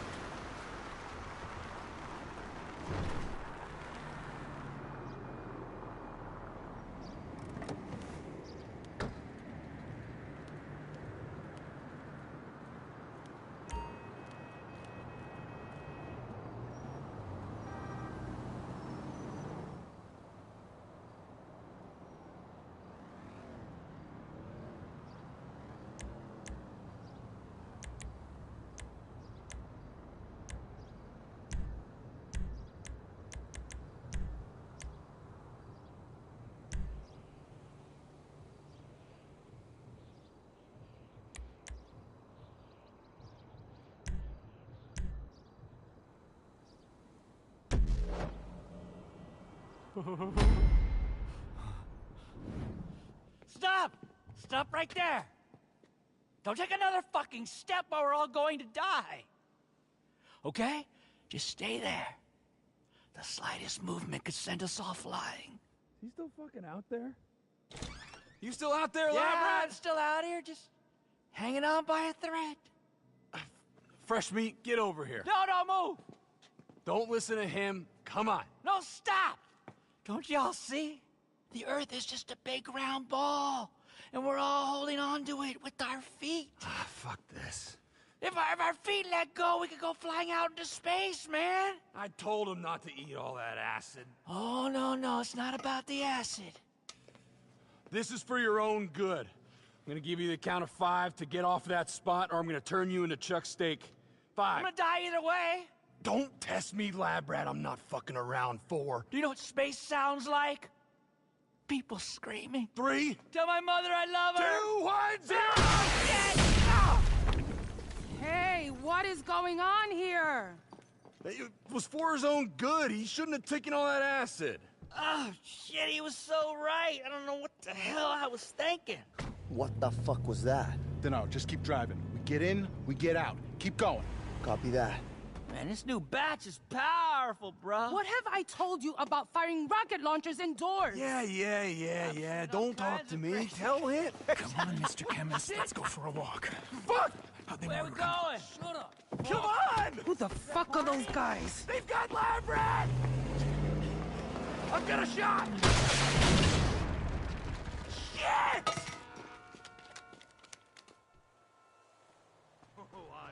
No way! Lab rat! Fuck! They got him! Who are these guys? We gotta protect the freak shop!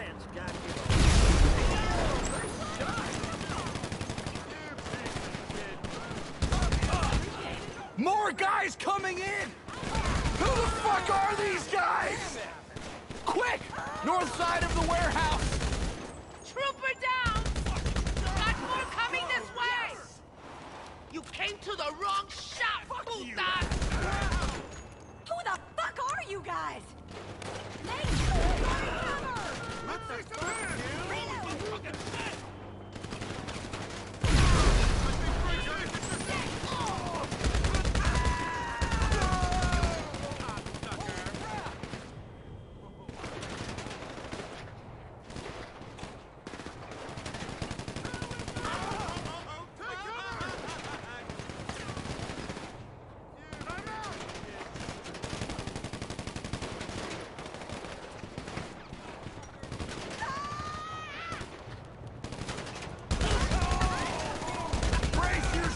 We got some more!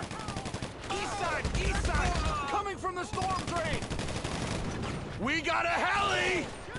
Oh, nice shot!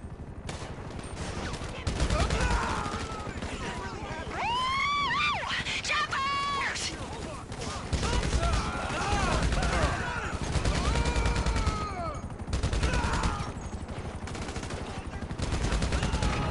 Down she goes!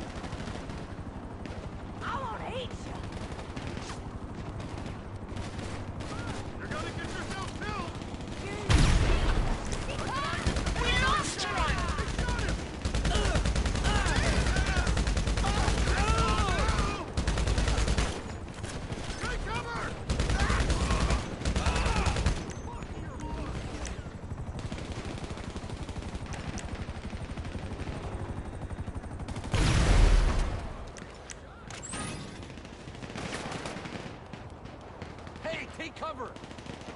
Fuck you, ass sweat! You fucking asshole!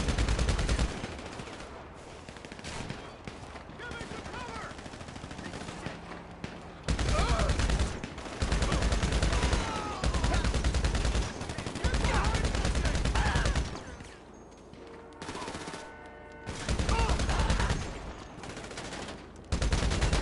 Fuck you! Here we go!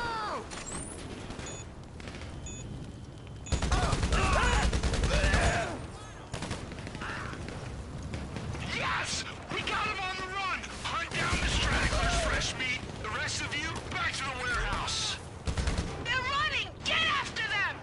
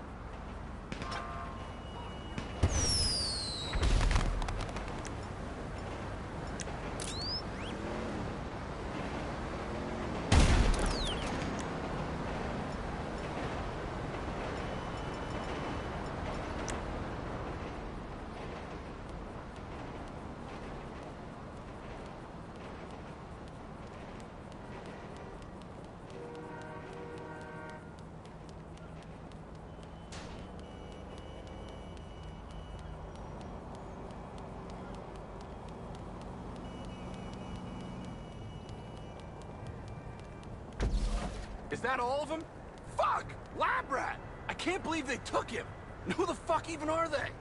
We got work to do, Meat Fresh. We're finding out who that was, and then it's Skull Fuck City.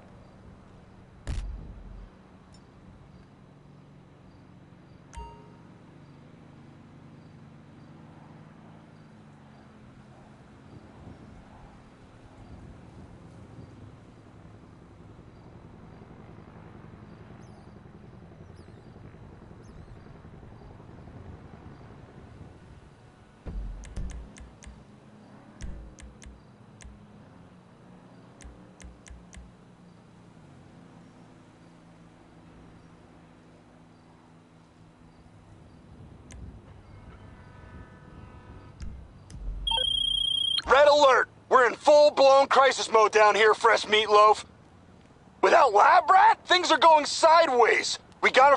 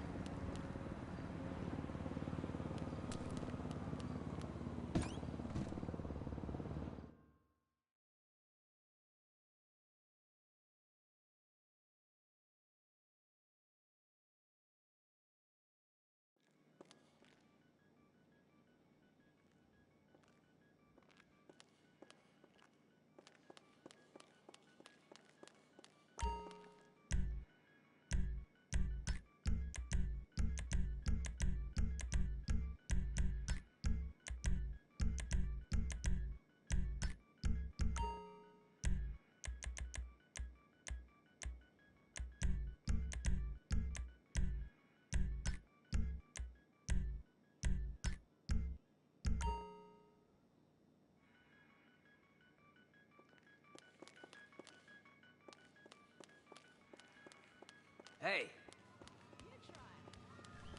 See ya. Later. All right, bye. Liberating, right? What's happening?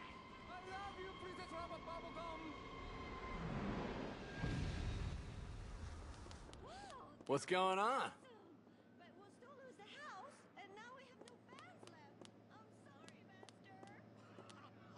you kidding me? I got the whole thing on my smartphone. Put behind paywall. Good to see you. Good shit. All right, bye.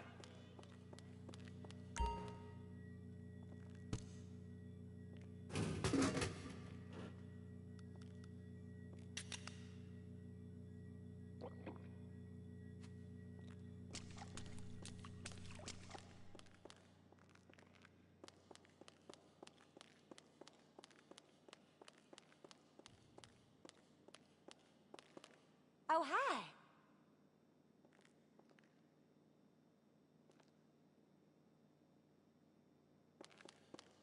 Bye now. Busy, busy. See you later, friend. Till next time.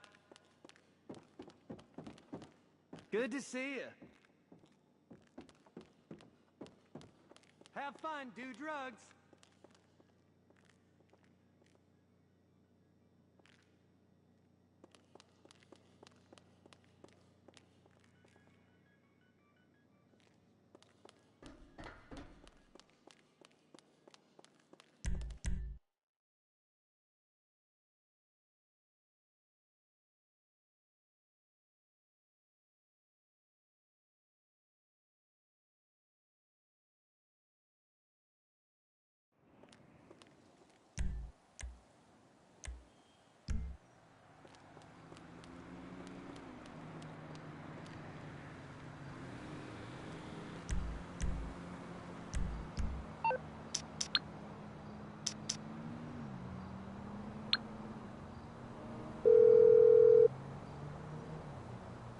Brendan here, captain of the ship.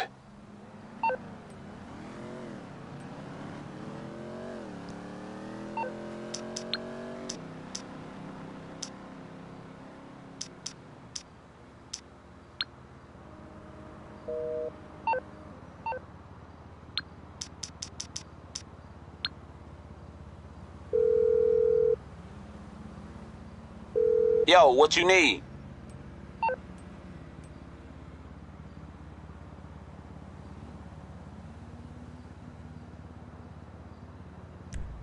Just sent you the stash spot.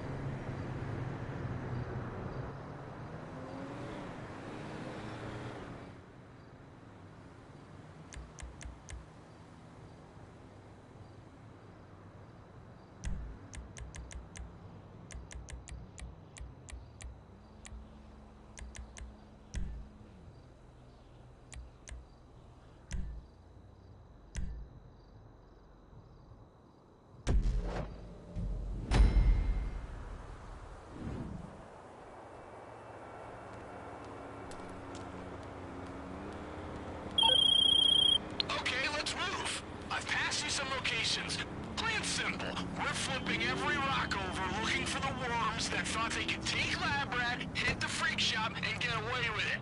I'm thinking this is a revenge hit. Probably those biker fucks or those goddamn hippies. Cousin Wade gave us the location of some of their hideouts. Get over there and see if they have lab rat. At the very least, we'll find a clue. Ow! Screw these guys!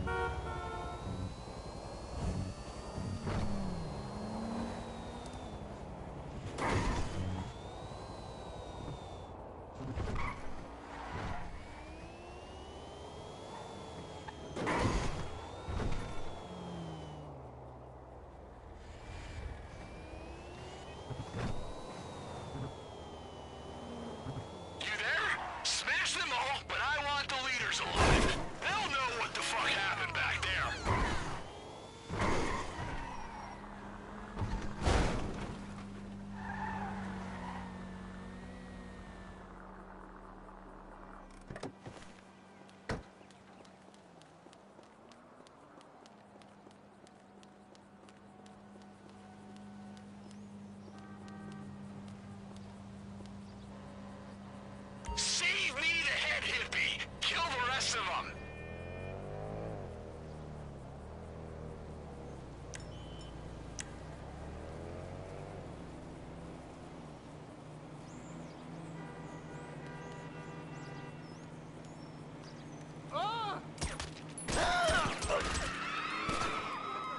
Shit!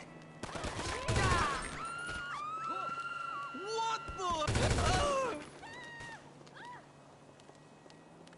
Prick!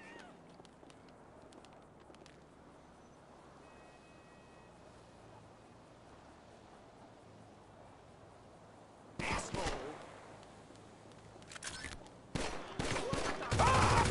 Holy cow! You dick!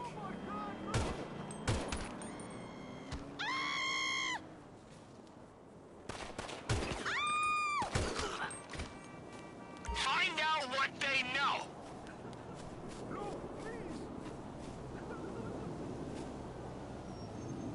I didn't do anything to you, please! Schifferbrains here doesn't know anything. Let's try someone else.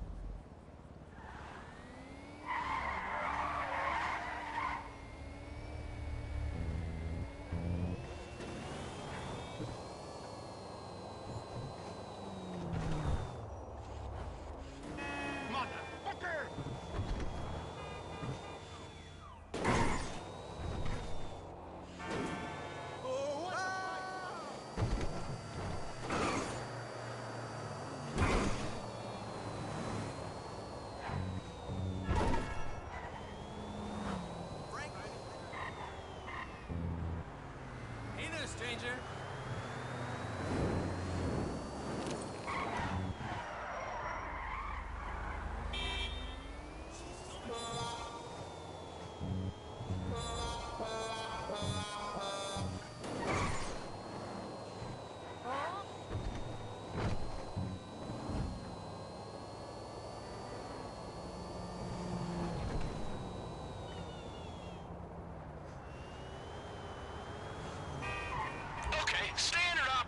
procedure. Rack up some dead bikers, but keep the leader alive.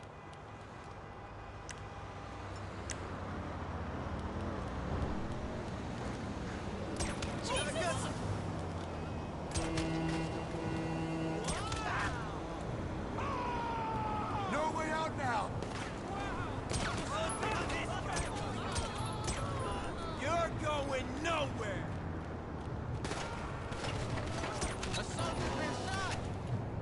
Rollins is hit. We got a man hit.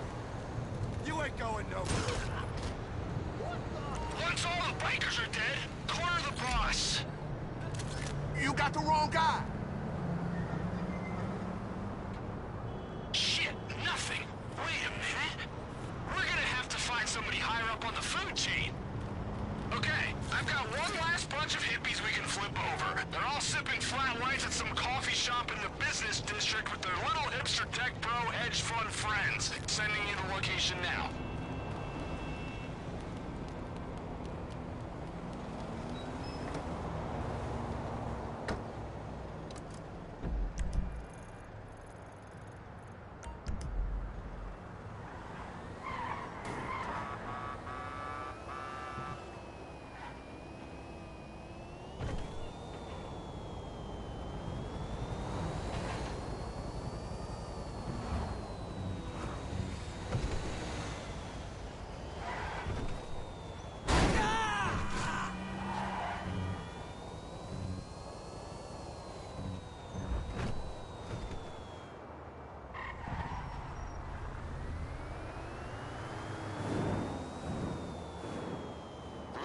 On everybody, but keep the leader alive.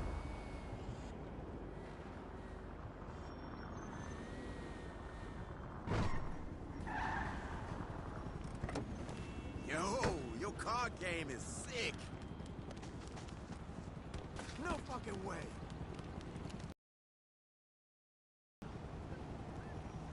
Shit. Ah. What the hell? You scumbag! You! What the fuck? Fucker!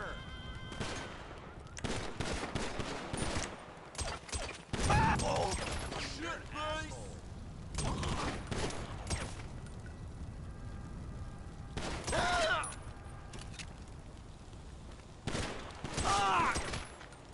Corner the boss! Make him squeal!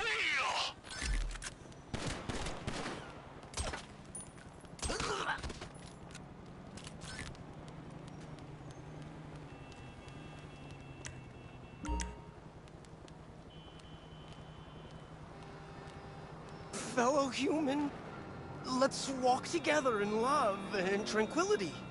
Okay? Let me talk to this guy. Put me on speakerphone. Okay, trust fund fetus, you've got one chance before I take this fucker's collar and chain off. The raid! The guy's in white. What have you done with Lab Rat? I don't know, man. I don't know.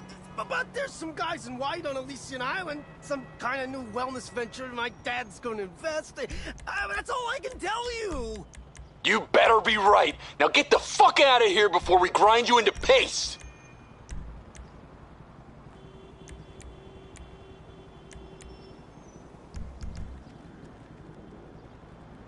Well, fresh meat, looks like we're heading down to the water side.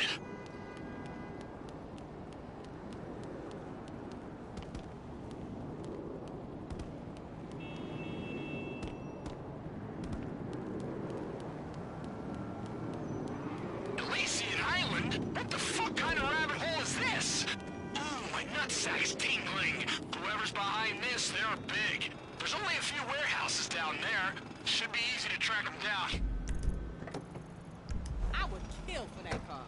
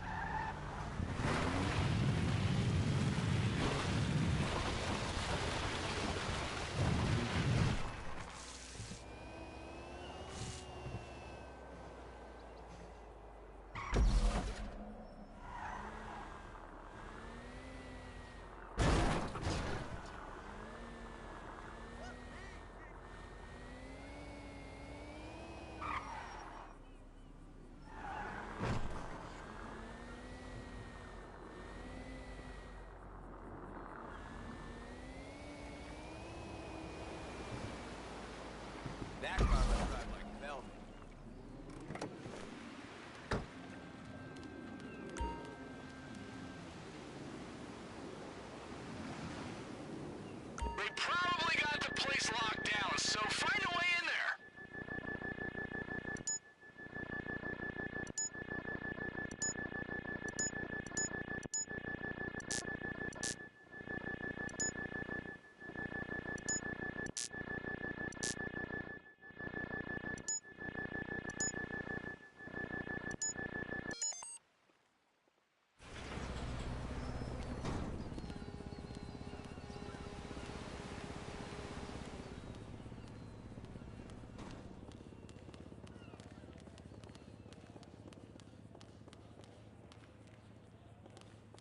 We need hard proof that these fuckers are behind the attack. Send me pictures of whatever evidence you find in there.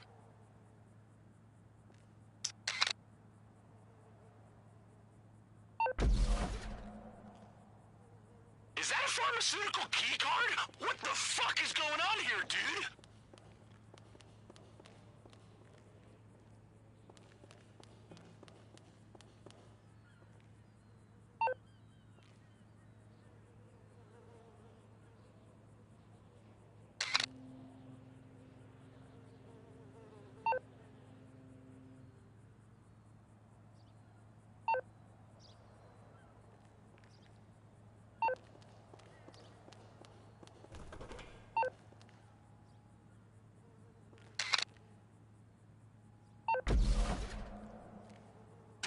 Have a lot of guns, some kind of private army. These assholes could be coming back at any time. Don't dawdle. We've lost enough fool against these fuckerinos. What's with all the pharmaceutical shit? Ooh, I smell a conspiracy, fresh meat. Ah! It's on now! Come on, please. Shit. Nobody. Look, they planned the whole attack! You piece of shit.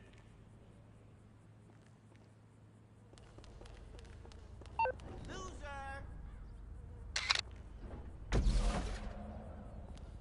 Got your picture. Look at this! It was these guys! Figuring all this out is gonna be tough without Lab Rat. But that's why we gotta do it. We need him back. Grab that key card. It's one of the only clues we got. Why the hell would a pharmaceutical company need an armed unit, let alone send them after us?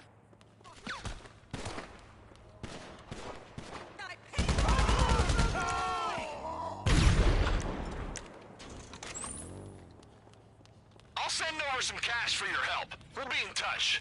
Gonna see what Luchador thinks about all this. We're coming, Lab Rat! You fucking punk!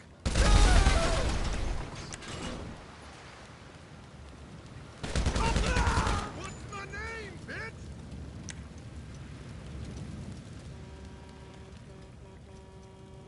You piece of shit.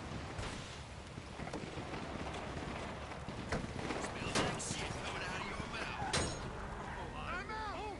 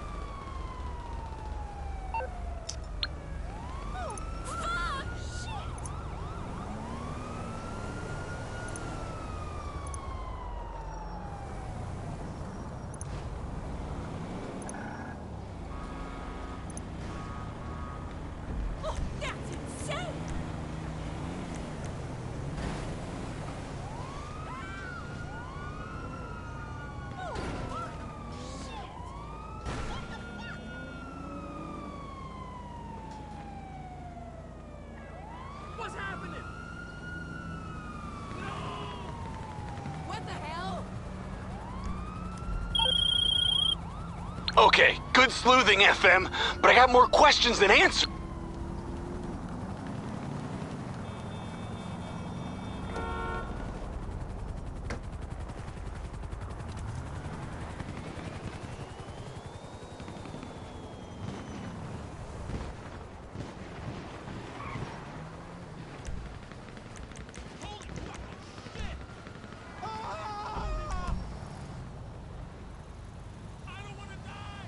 Man, you gotta be fucking kidding.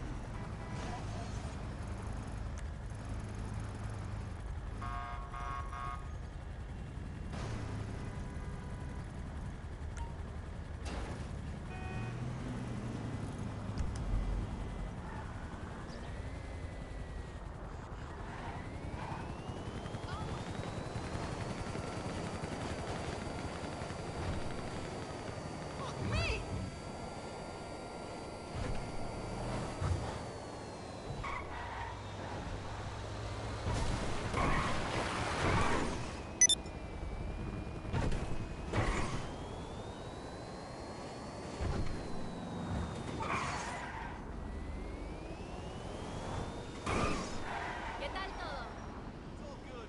Well, there are a few things actually, but whatevs.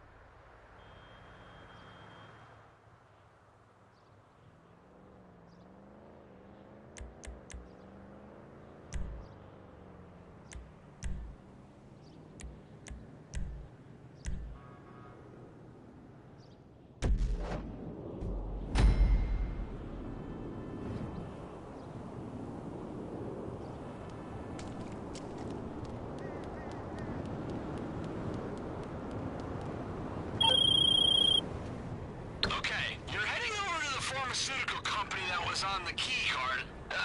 Lucha and I think that's our best shot at finding Lab Rat. We'll meet you there soon.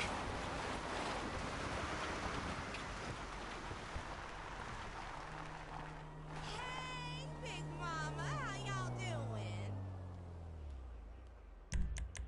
I'm all loaded up for the next rabbit hole, fresh meat. I'm trying to remember the dose Lab Rat usually gives me for attacks on pharmaceutical companies. I think it was 5 bumps of coke, 2 to 3 tabs, and was it 7 reps of the DMT vape? Shit, maybe it was 5. Oh, shit.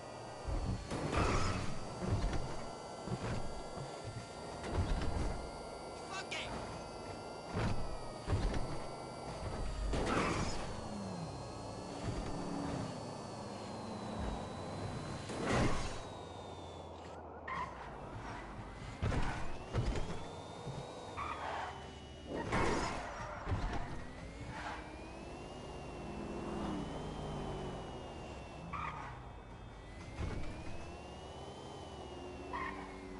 Gravity's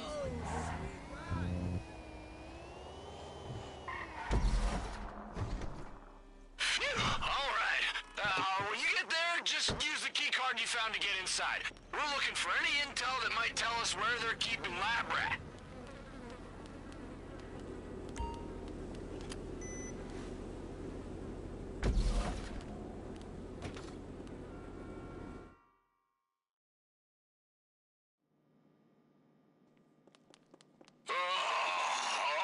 Start at the top and watch out for guards. Wow, I definitely screwed something up with this mix. Oh.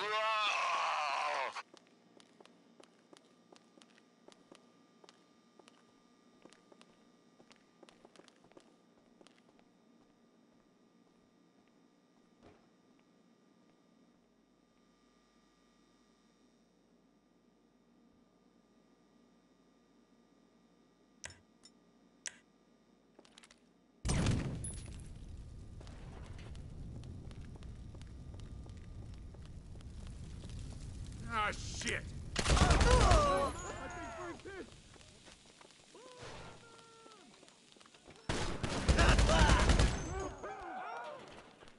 Why don't you blow me? Hey, it's Lucha. We got a problem. I don't think Dax is gonna make it. I need you, buddy! I'm home, man! I'm getting the fear! Shit! Dax, stay here on the phone. Brush me. Find out when I have Lab Rat. I'll be there as soon as I can.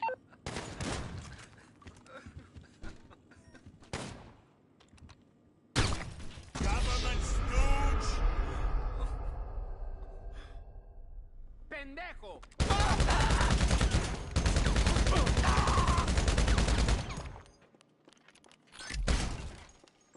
You absolute fucking idiot!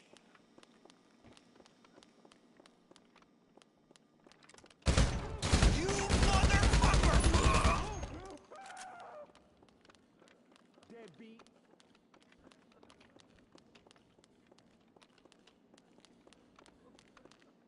What's my name, bitch?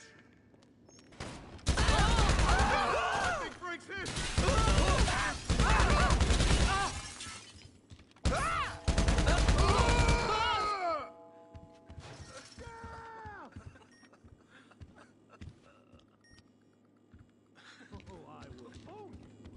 Okay. Oh. Fuck!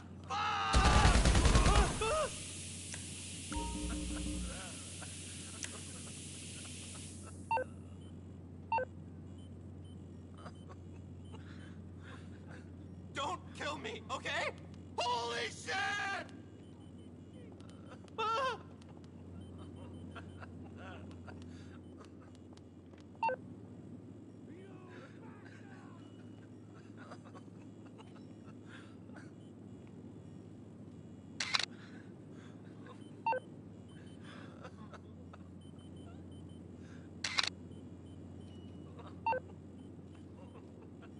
You fucking cheat!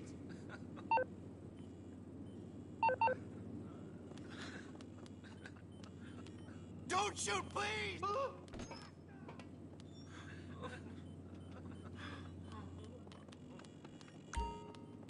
You fucking cheat! Come Oh, on Jesus, now. don't Let's get kill the me! chill pill. Oh, I don't want to die!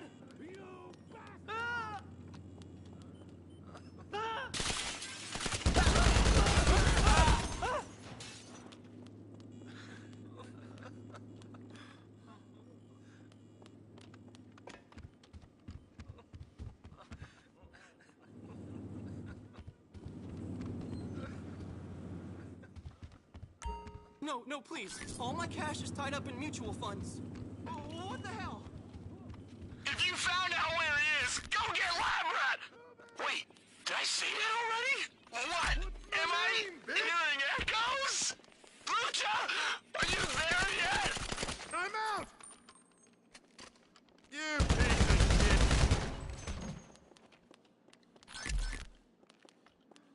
You are a bitch!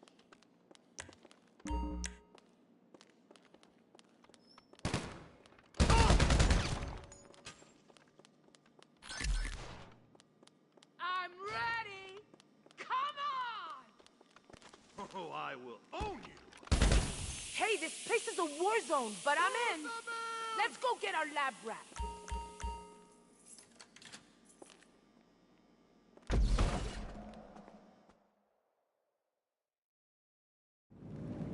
Lucha, you see Lab Rat? Yeah, I see him. We're taking him back, motherfuckers!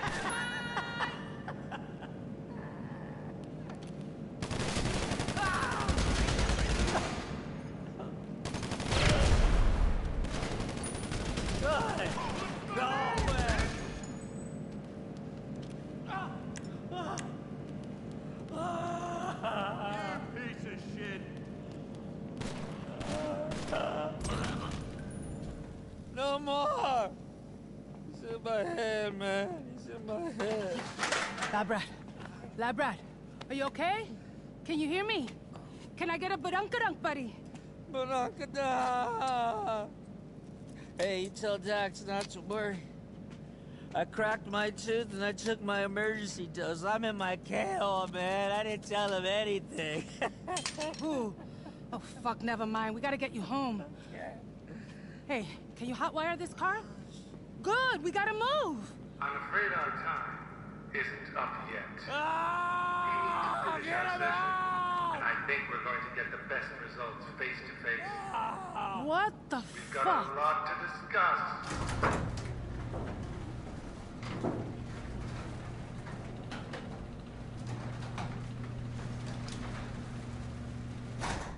Who the hell are you? Oh, my apologies. My name is Dr. Isaiah Friedlander, PhD. I want us working together. Yeah? Well, what if I shit down your neck instead? Coprophagic ideation. Fascinating. I wish we had time to explore it, but I'm afraid I need to expand your mind in another direction. I'm sure you know me from my wildly successful TV special and radio show. But deep down, I'm not just a celebrity. I'm a healer. I see our society in terminal catastrophic psychological decline, and only I can help. Only I have the cure. Psychedelic-assisted therapy, with a new drug 10 times more potent than psilocybin. That's why I founded the Freed Mind Pharmaceutical Corporation, to produce the only medicine that can heal a broken spirit. Oh, listen to him. He'll drive me crazy. With this drug, It would be really nice if they let you skip the scenes. It's like, I don't give a fuck. I just want to play the mission and get it over with. 80% of the world's stockpile. All I need is your friend here. He's one of only 3 people in the world with a PhD in this precise field. Wait. Is this what this is all about? You want Labrat to crank out your shitty new drug on the cheap? I wanted him to be a pioneer, to help me build a temple of peace and sanity deep in the jungles of South America. But I'm afraid his mind is too far gone to be useful to me. Yes! Your other accomplice, on the other hand... Really? Look at me. No, look at him. Come to South America. We'll be rich. Don't look at him. Fuck you. But I'm gonna... Idiots. Degenerates. Do it, Lucha. Chairs move.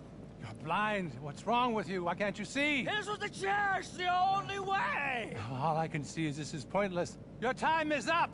Lights. What the fuck? Ow. Sorry.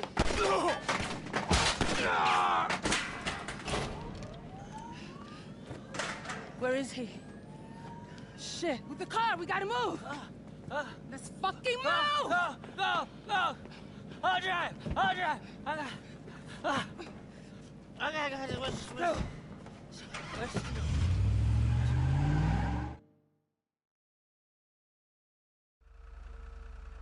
Stickbird! Where am I? Hey, am I driving? Back to the freak shop. Now, let's go! I'm gonna fucking open your little ball. I heard it. Space. The screaming man. He tried to therapize me. Get your hands off my mind, man. Oh, man, he's in bad shape. Jax, I want to come home. Getting you there, Lab Rat. Just hold on. Fucking Friedlander. Eat shit!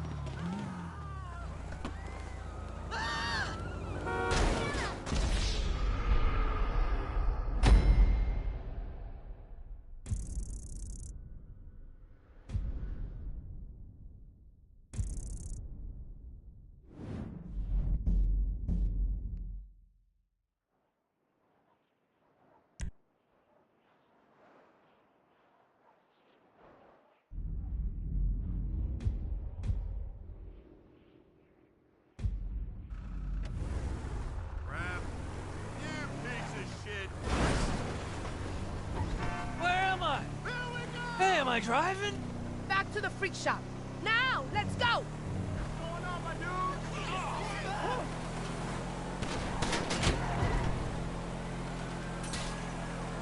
I heard it. Space. The screaming, man. He tried to therapize me. Get your hands off my mind, man. Man, he's in bad shape. Jax, I want to come home, man. I want to come home. Getting you there, Lab Rat. Just hold on. Fucking Friedlander. I'm the champion, bitch!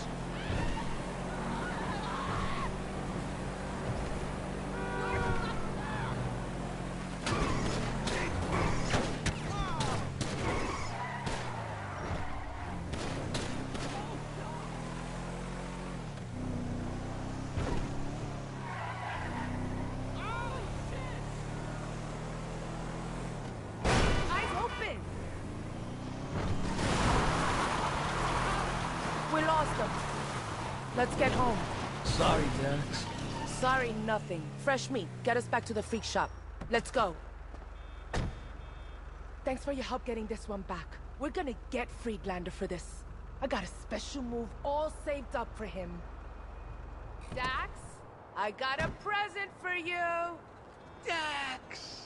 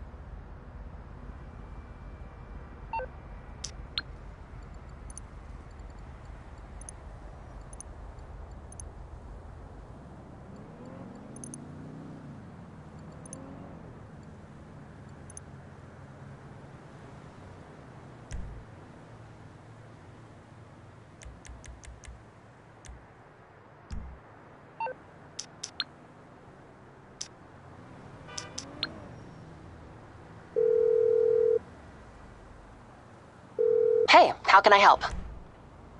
Sure thing. Limo en route.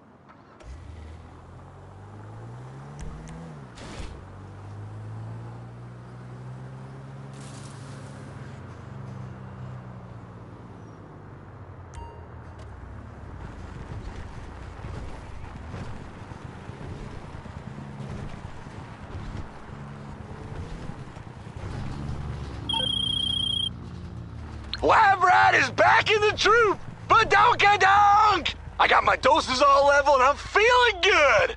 Good enough to go visit a piece of shit psycho corporate therapist and rip his balls off! You with me? The Fooligan train is coming! Isaiah Friedlander, you on the tracks! Choo-choo!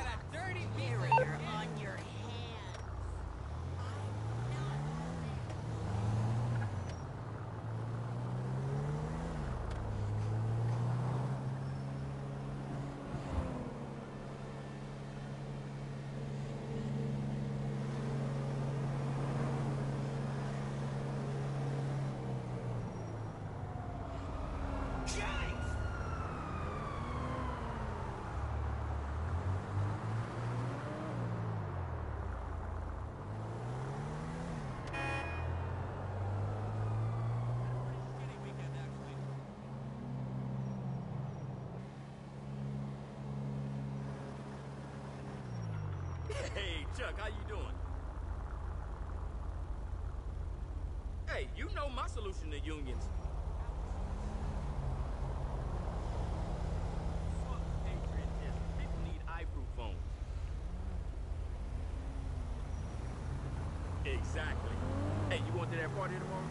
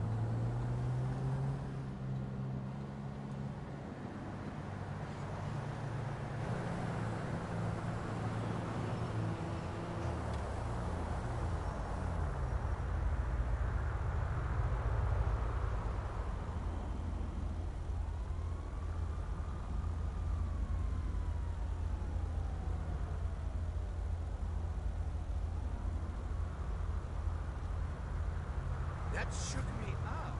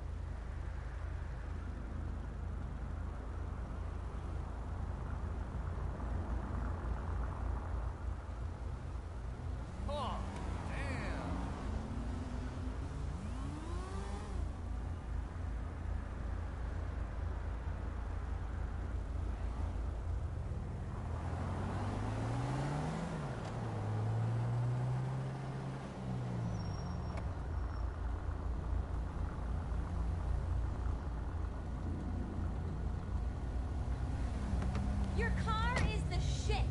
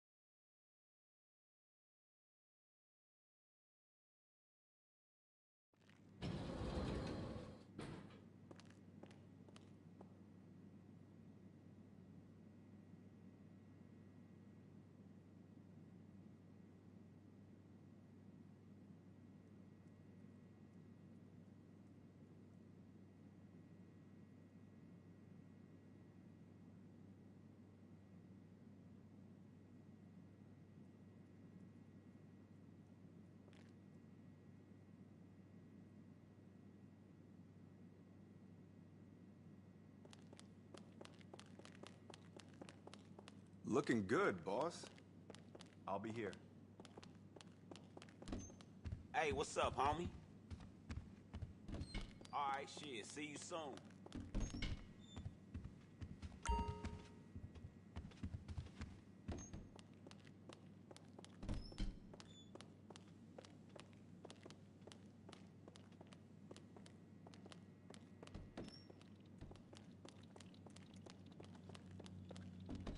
What you carrying lately? All right, let's talk.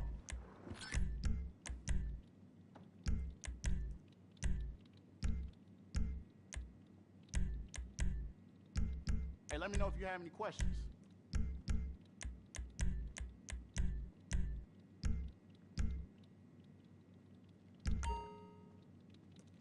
What can I get you? Need any more?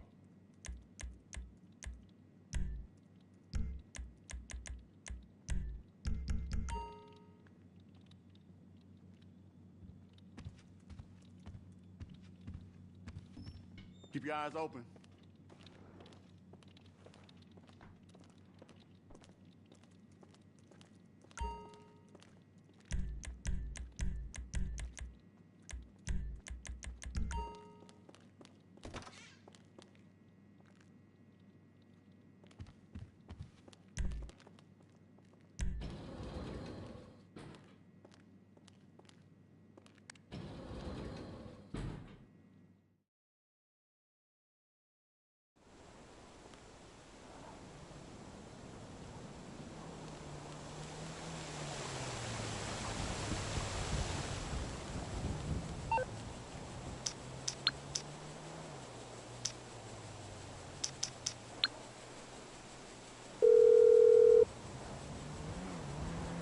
Hey, what's up?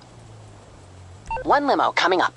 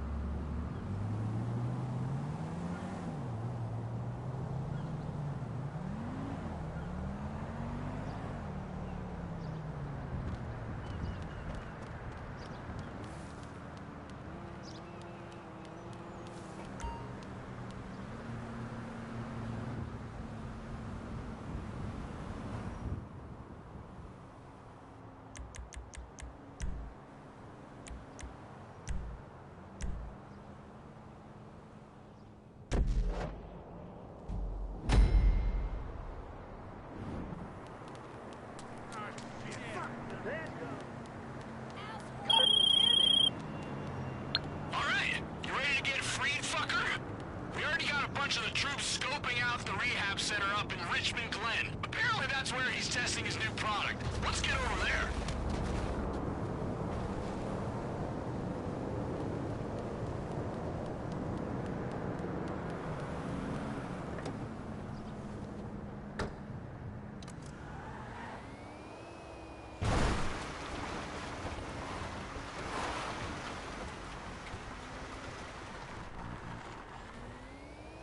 This no dairy thing sucks ass.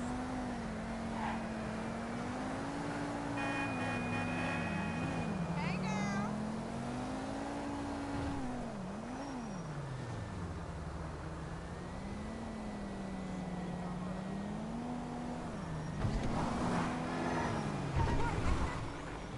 I gotta warn you, this time the troop is absolutely feral. Last time I saw Lucha this pissed, she ripped a guy's skull clean out of his head. And I want blood! My guy thinks he can kidnap Lab Rat and use him to pump out some super safe version of our incredible acid? No fucking way!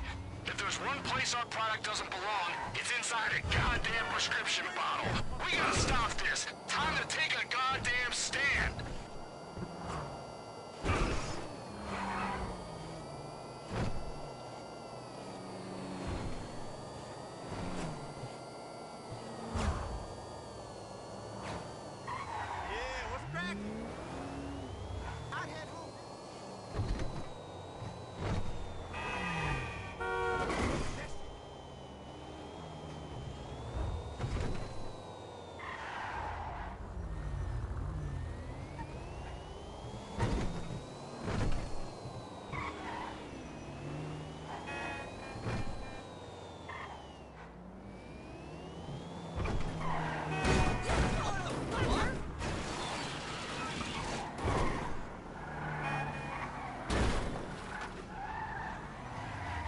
Are you okay?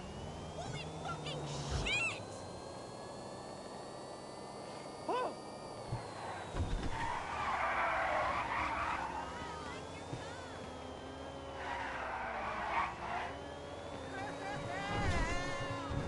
The hell? No! Jesus! Ah! Oh my god!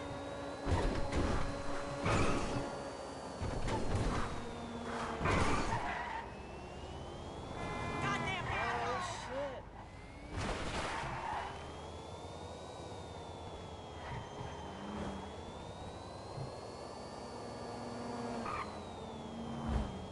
See you there, fresh meat!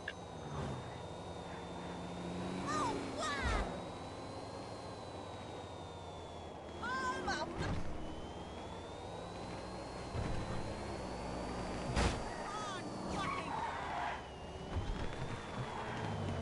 No way!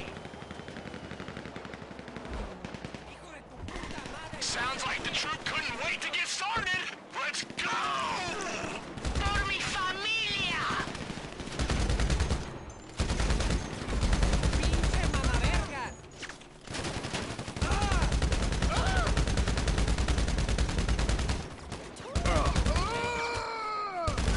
Oh no! I think Frank...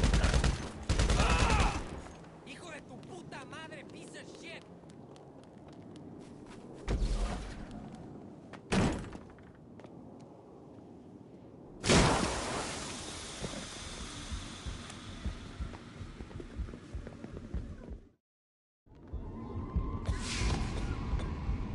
Welcome to my little clinical trial. We're testing a hypothesis. Will a sufficiently large dose of my new formula cause you to become permanently insane?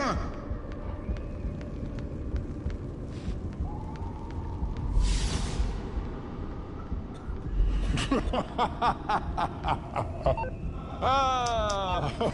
Look at yourselves. Your troop. Oh, it's a circus, all right. Convulsed by father-mother syndrome, acting out in an orgy of self-destructive, narcissistic violence. Conventional therapy simply isn't enough for you. You need me. But alas, just as our degenerate society creates your pathology, so it also stigmatizes my cure. Freed Mind Pharmaceuticals. A revolutionary, highly affordable cure. Okay, buckle up, everyone! Time to kill some clowns!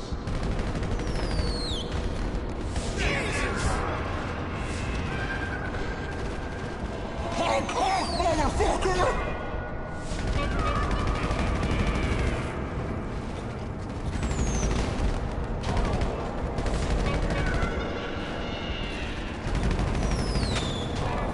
You guys don't know how to clown!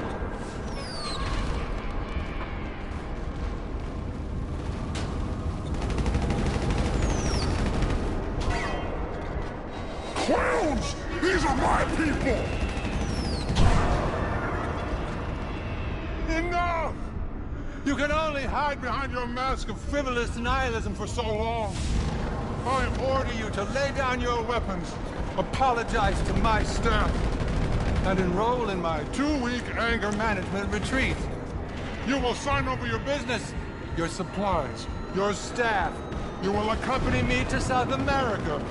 We will make progress. You will build my paradise brick by brick. Hey, look at that! A dude with a hamburger for a head!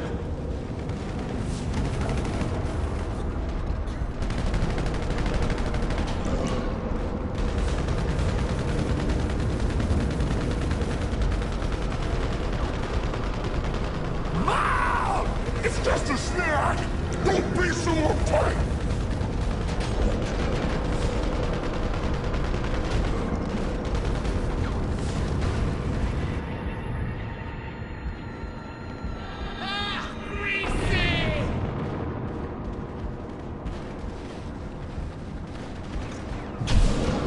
Pubehead!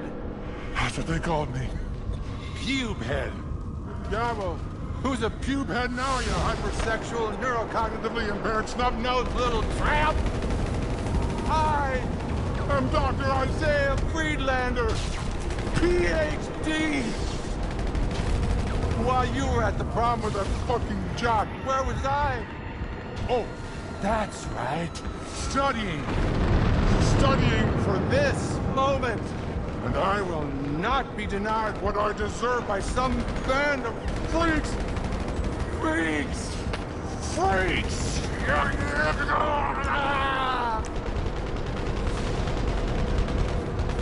Free fucker? And another free fucker? Guys! We have a free fucker overall!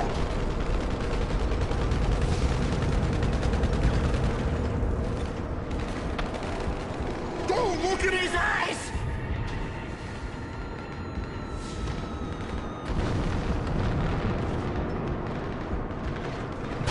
Look in the mirror! Confront yourself. I do not need to put a stop to you. I merely need to let you self-destruct.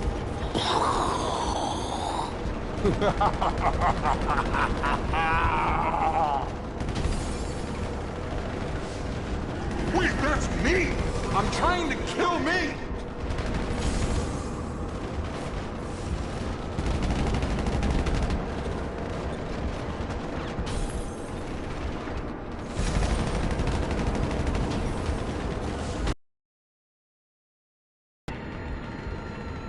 Hey, hey, hey! I don't deserve to die!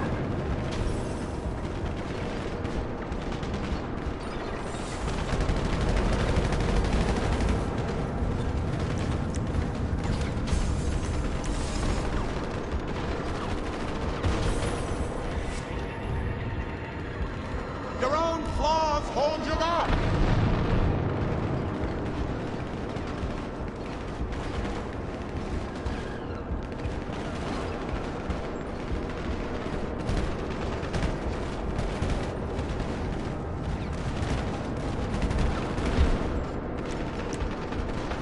Wait, which one am I?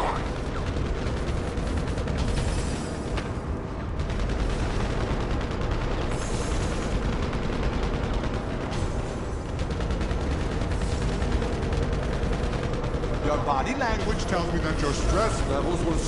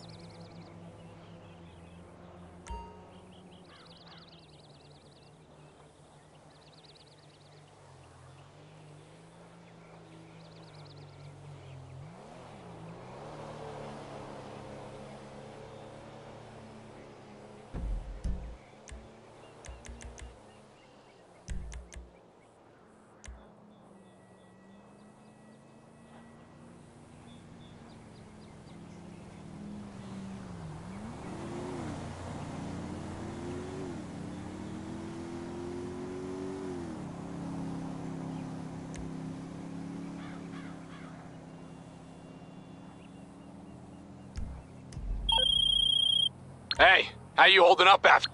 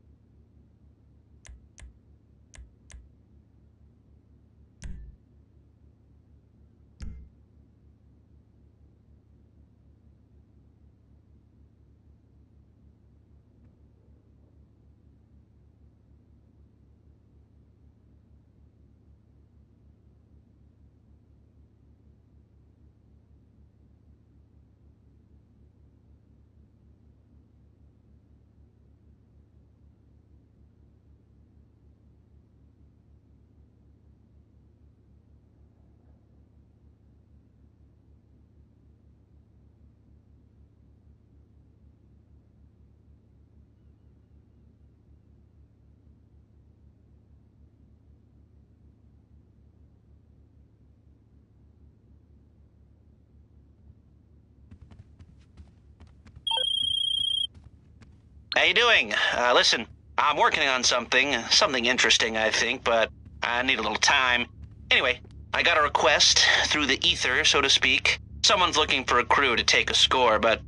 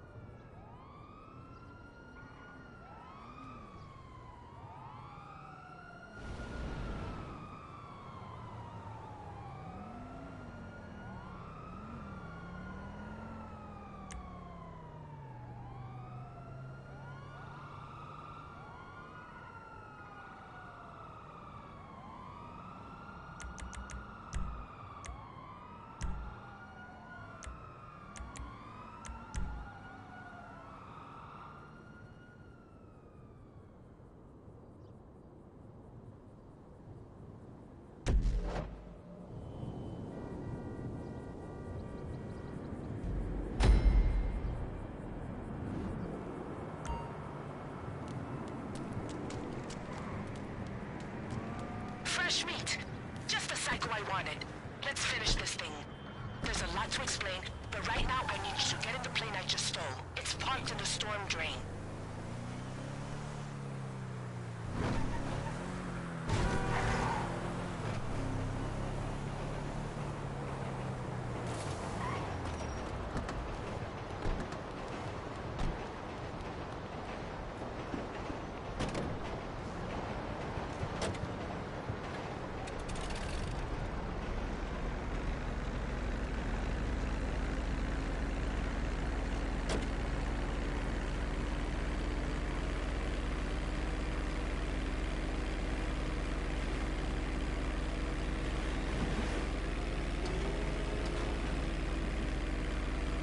Okay, I know you're like, Lucha, where the fuck am I in an airplane right now? Where's Dax? Well, he's interrogating some Friedlander whitecoats with whippet torture. By the way, not pretty, but here are the results so far.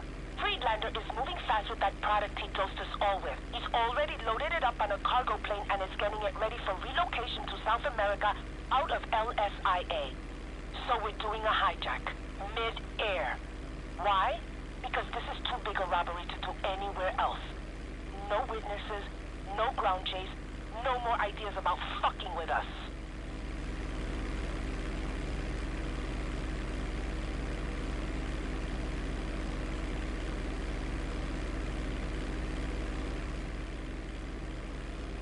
You see it? That's the plane taking off right now. Go after it!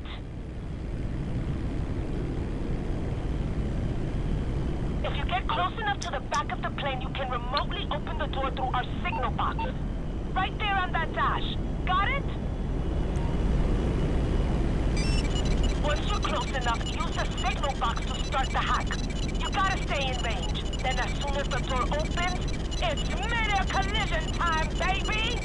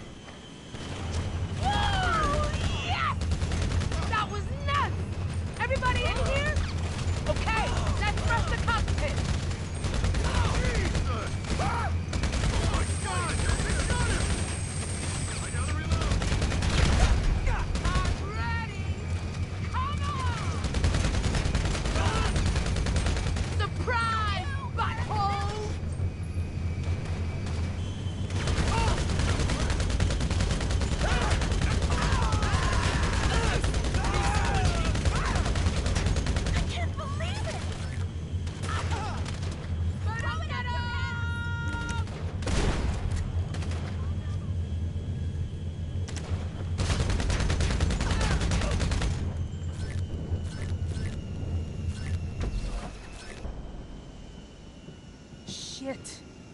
Can you fly this thing?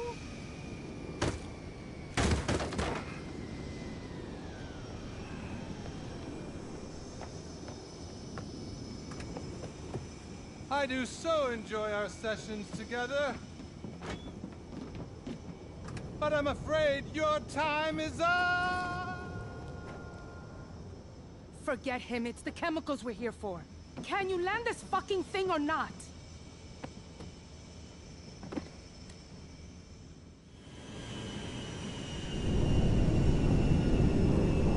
Come in, Big Bird. Come in, Big Bird.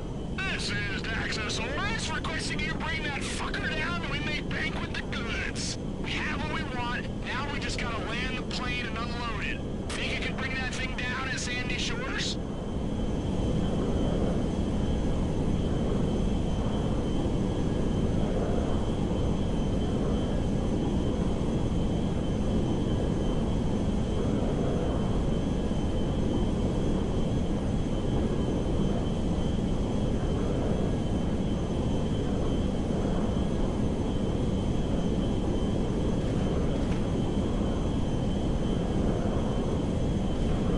This is some hot fresh meat. We're gonna be set for a long time. All of us. The whole troop. Oh man, we're gonna celebrate.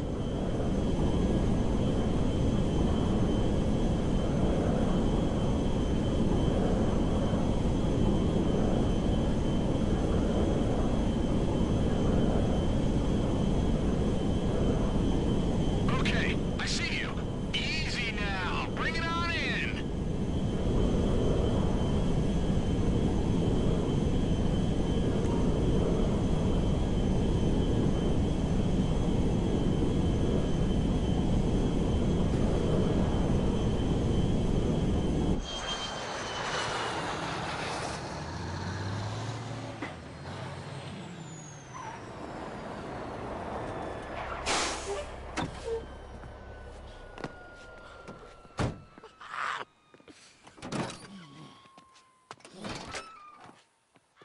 Whoa!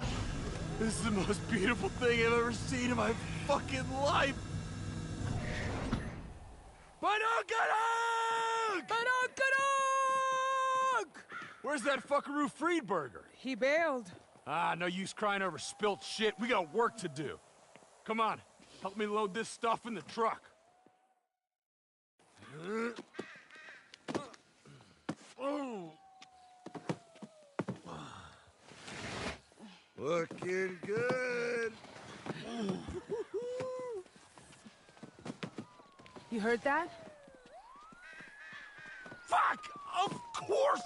Fucking cops! You deal with them, I'll keep loading the truck. Go! You heard them, man! Keep the fuckers back!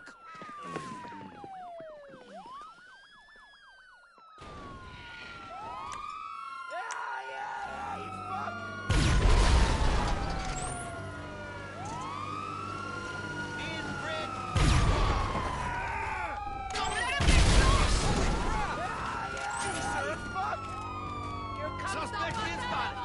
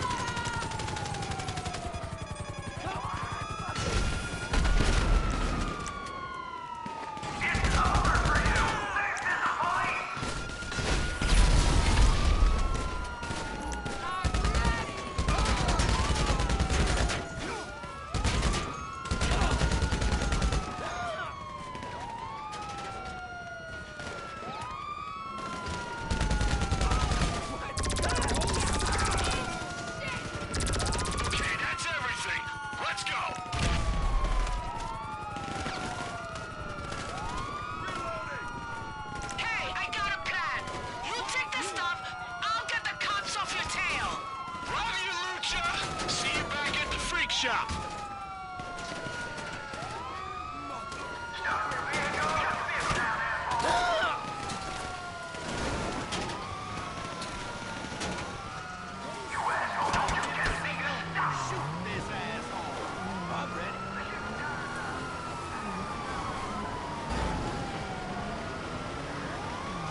This is the mother load, people! We are gonna get so fucked! There's gonna be enough left over to spice up the city's water supply for months!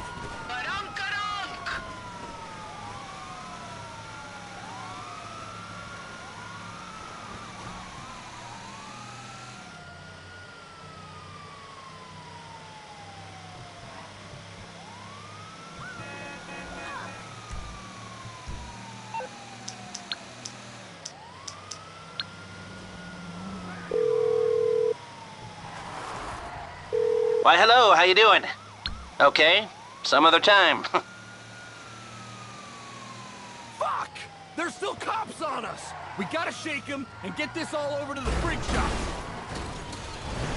Hey, nice driving.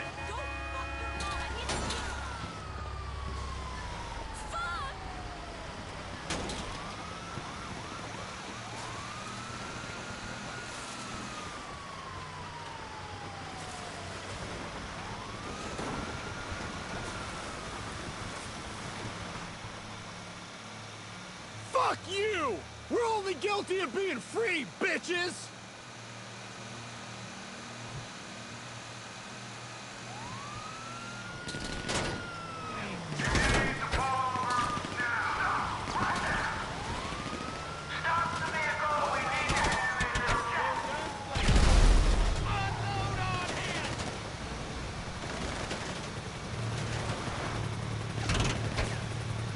Leave us alone already!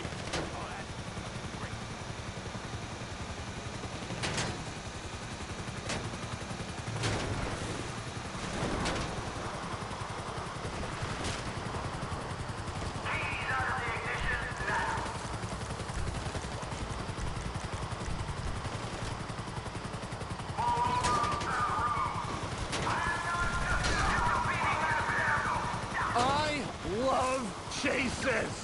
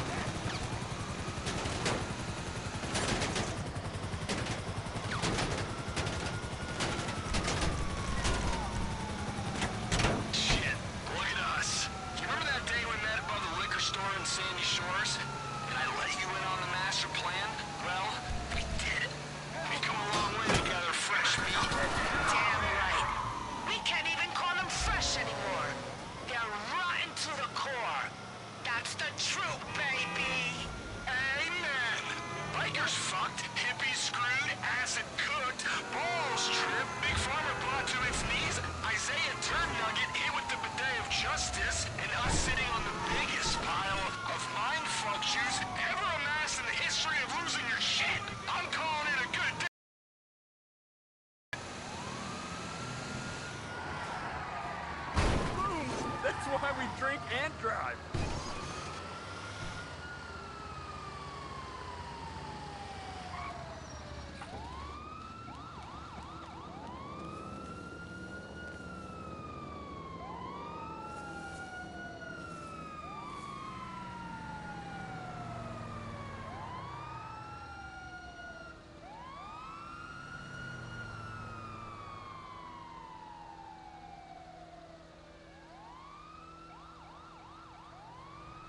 Nobody.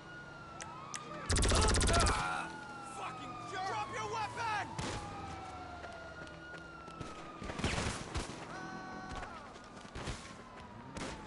Suspect on foot heading east. Asshole!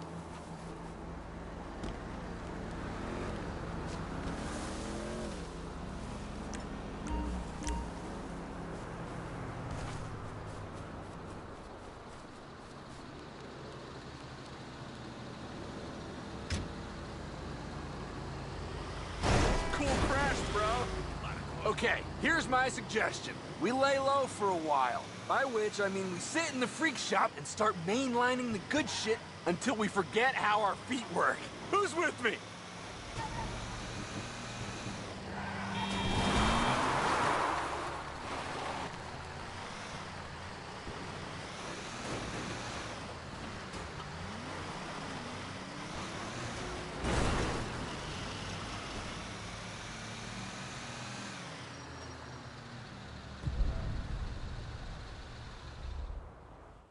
I can't believe it!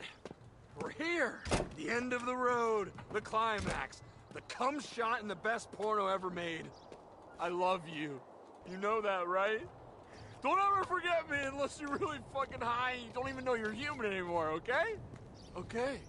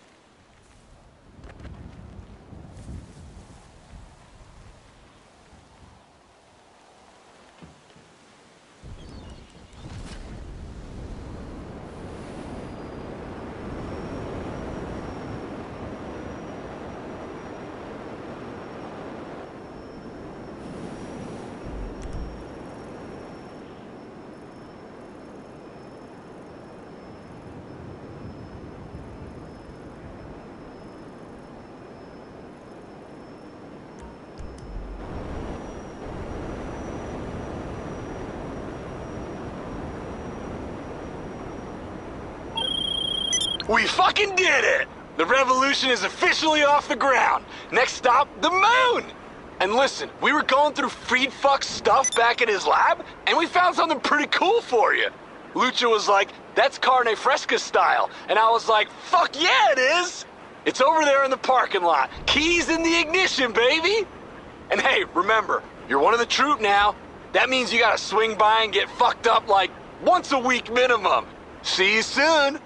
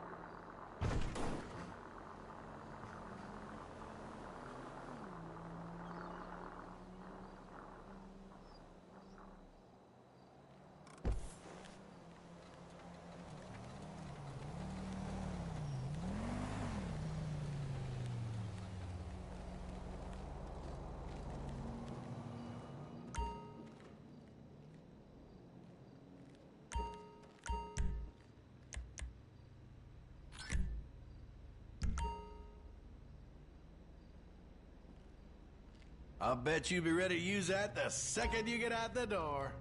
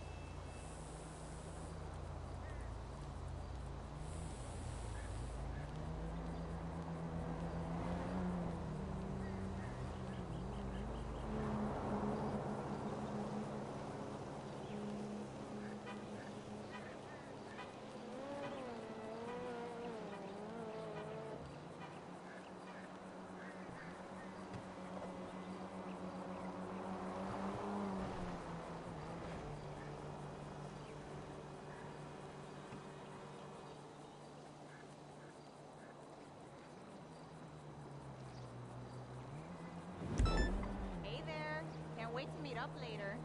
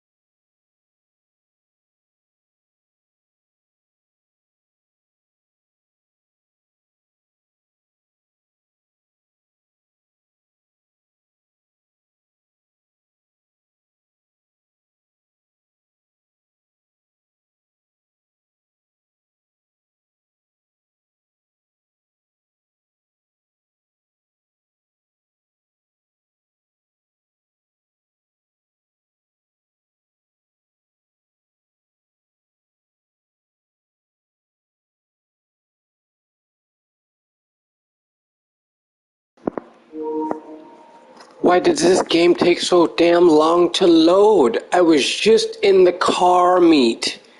I'm driving out. Why is it taking so long to load? Like, what am I supposed to watch a whole sitcom and then come back to it? Like, fucking load the goddamn game.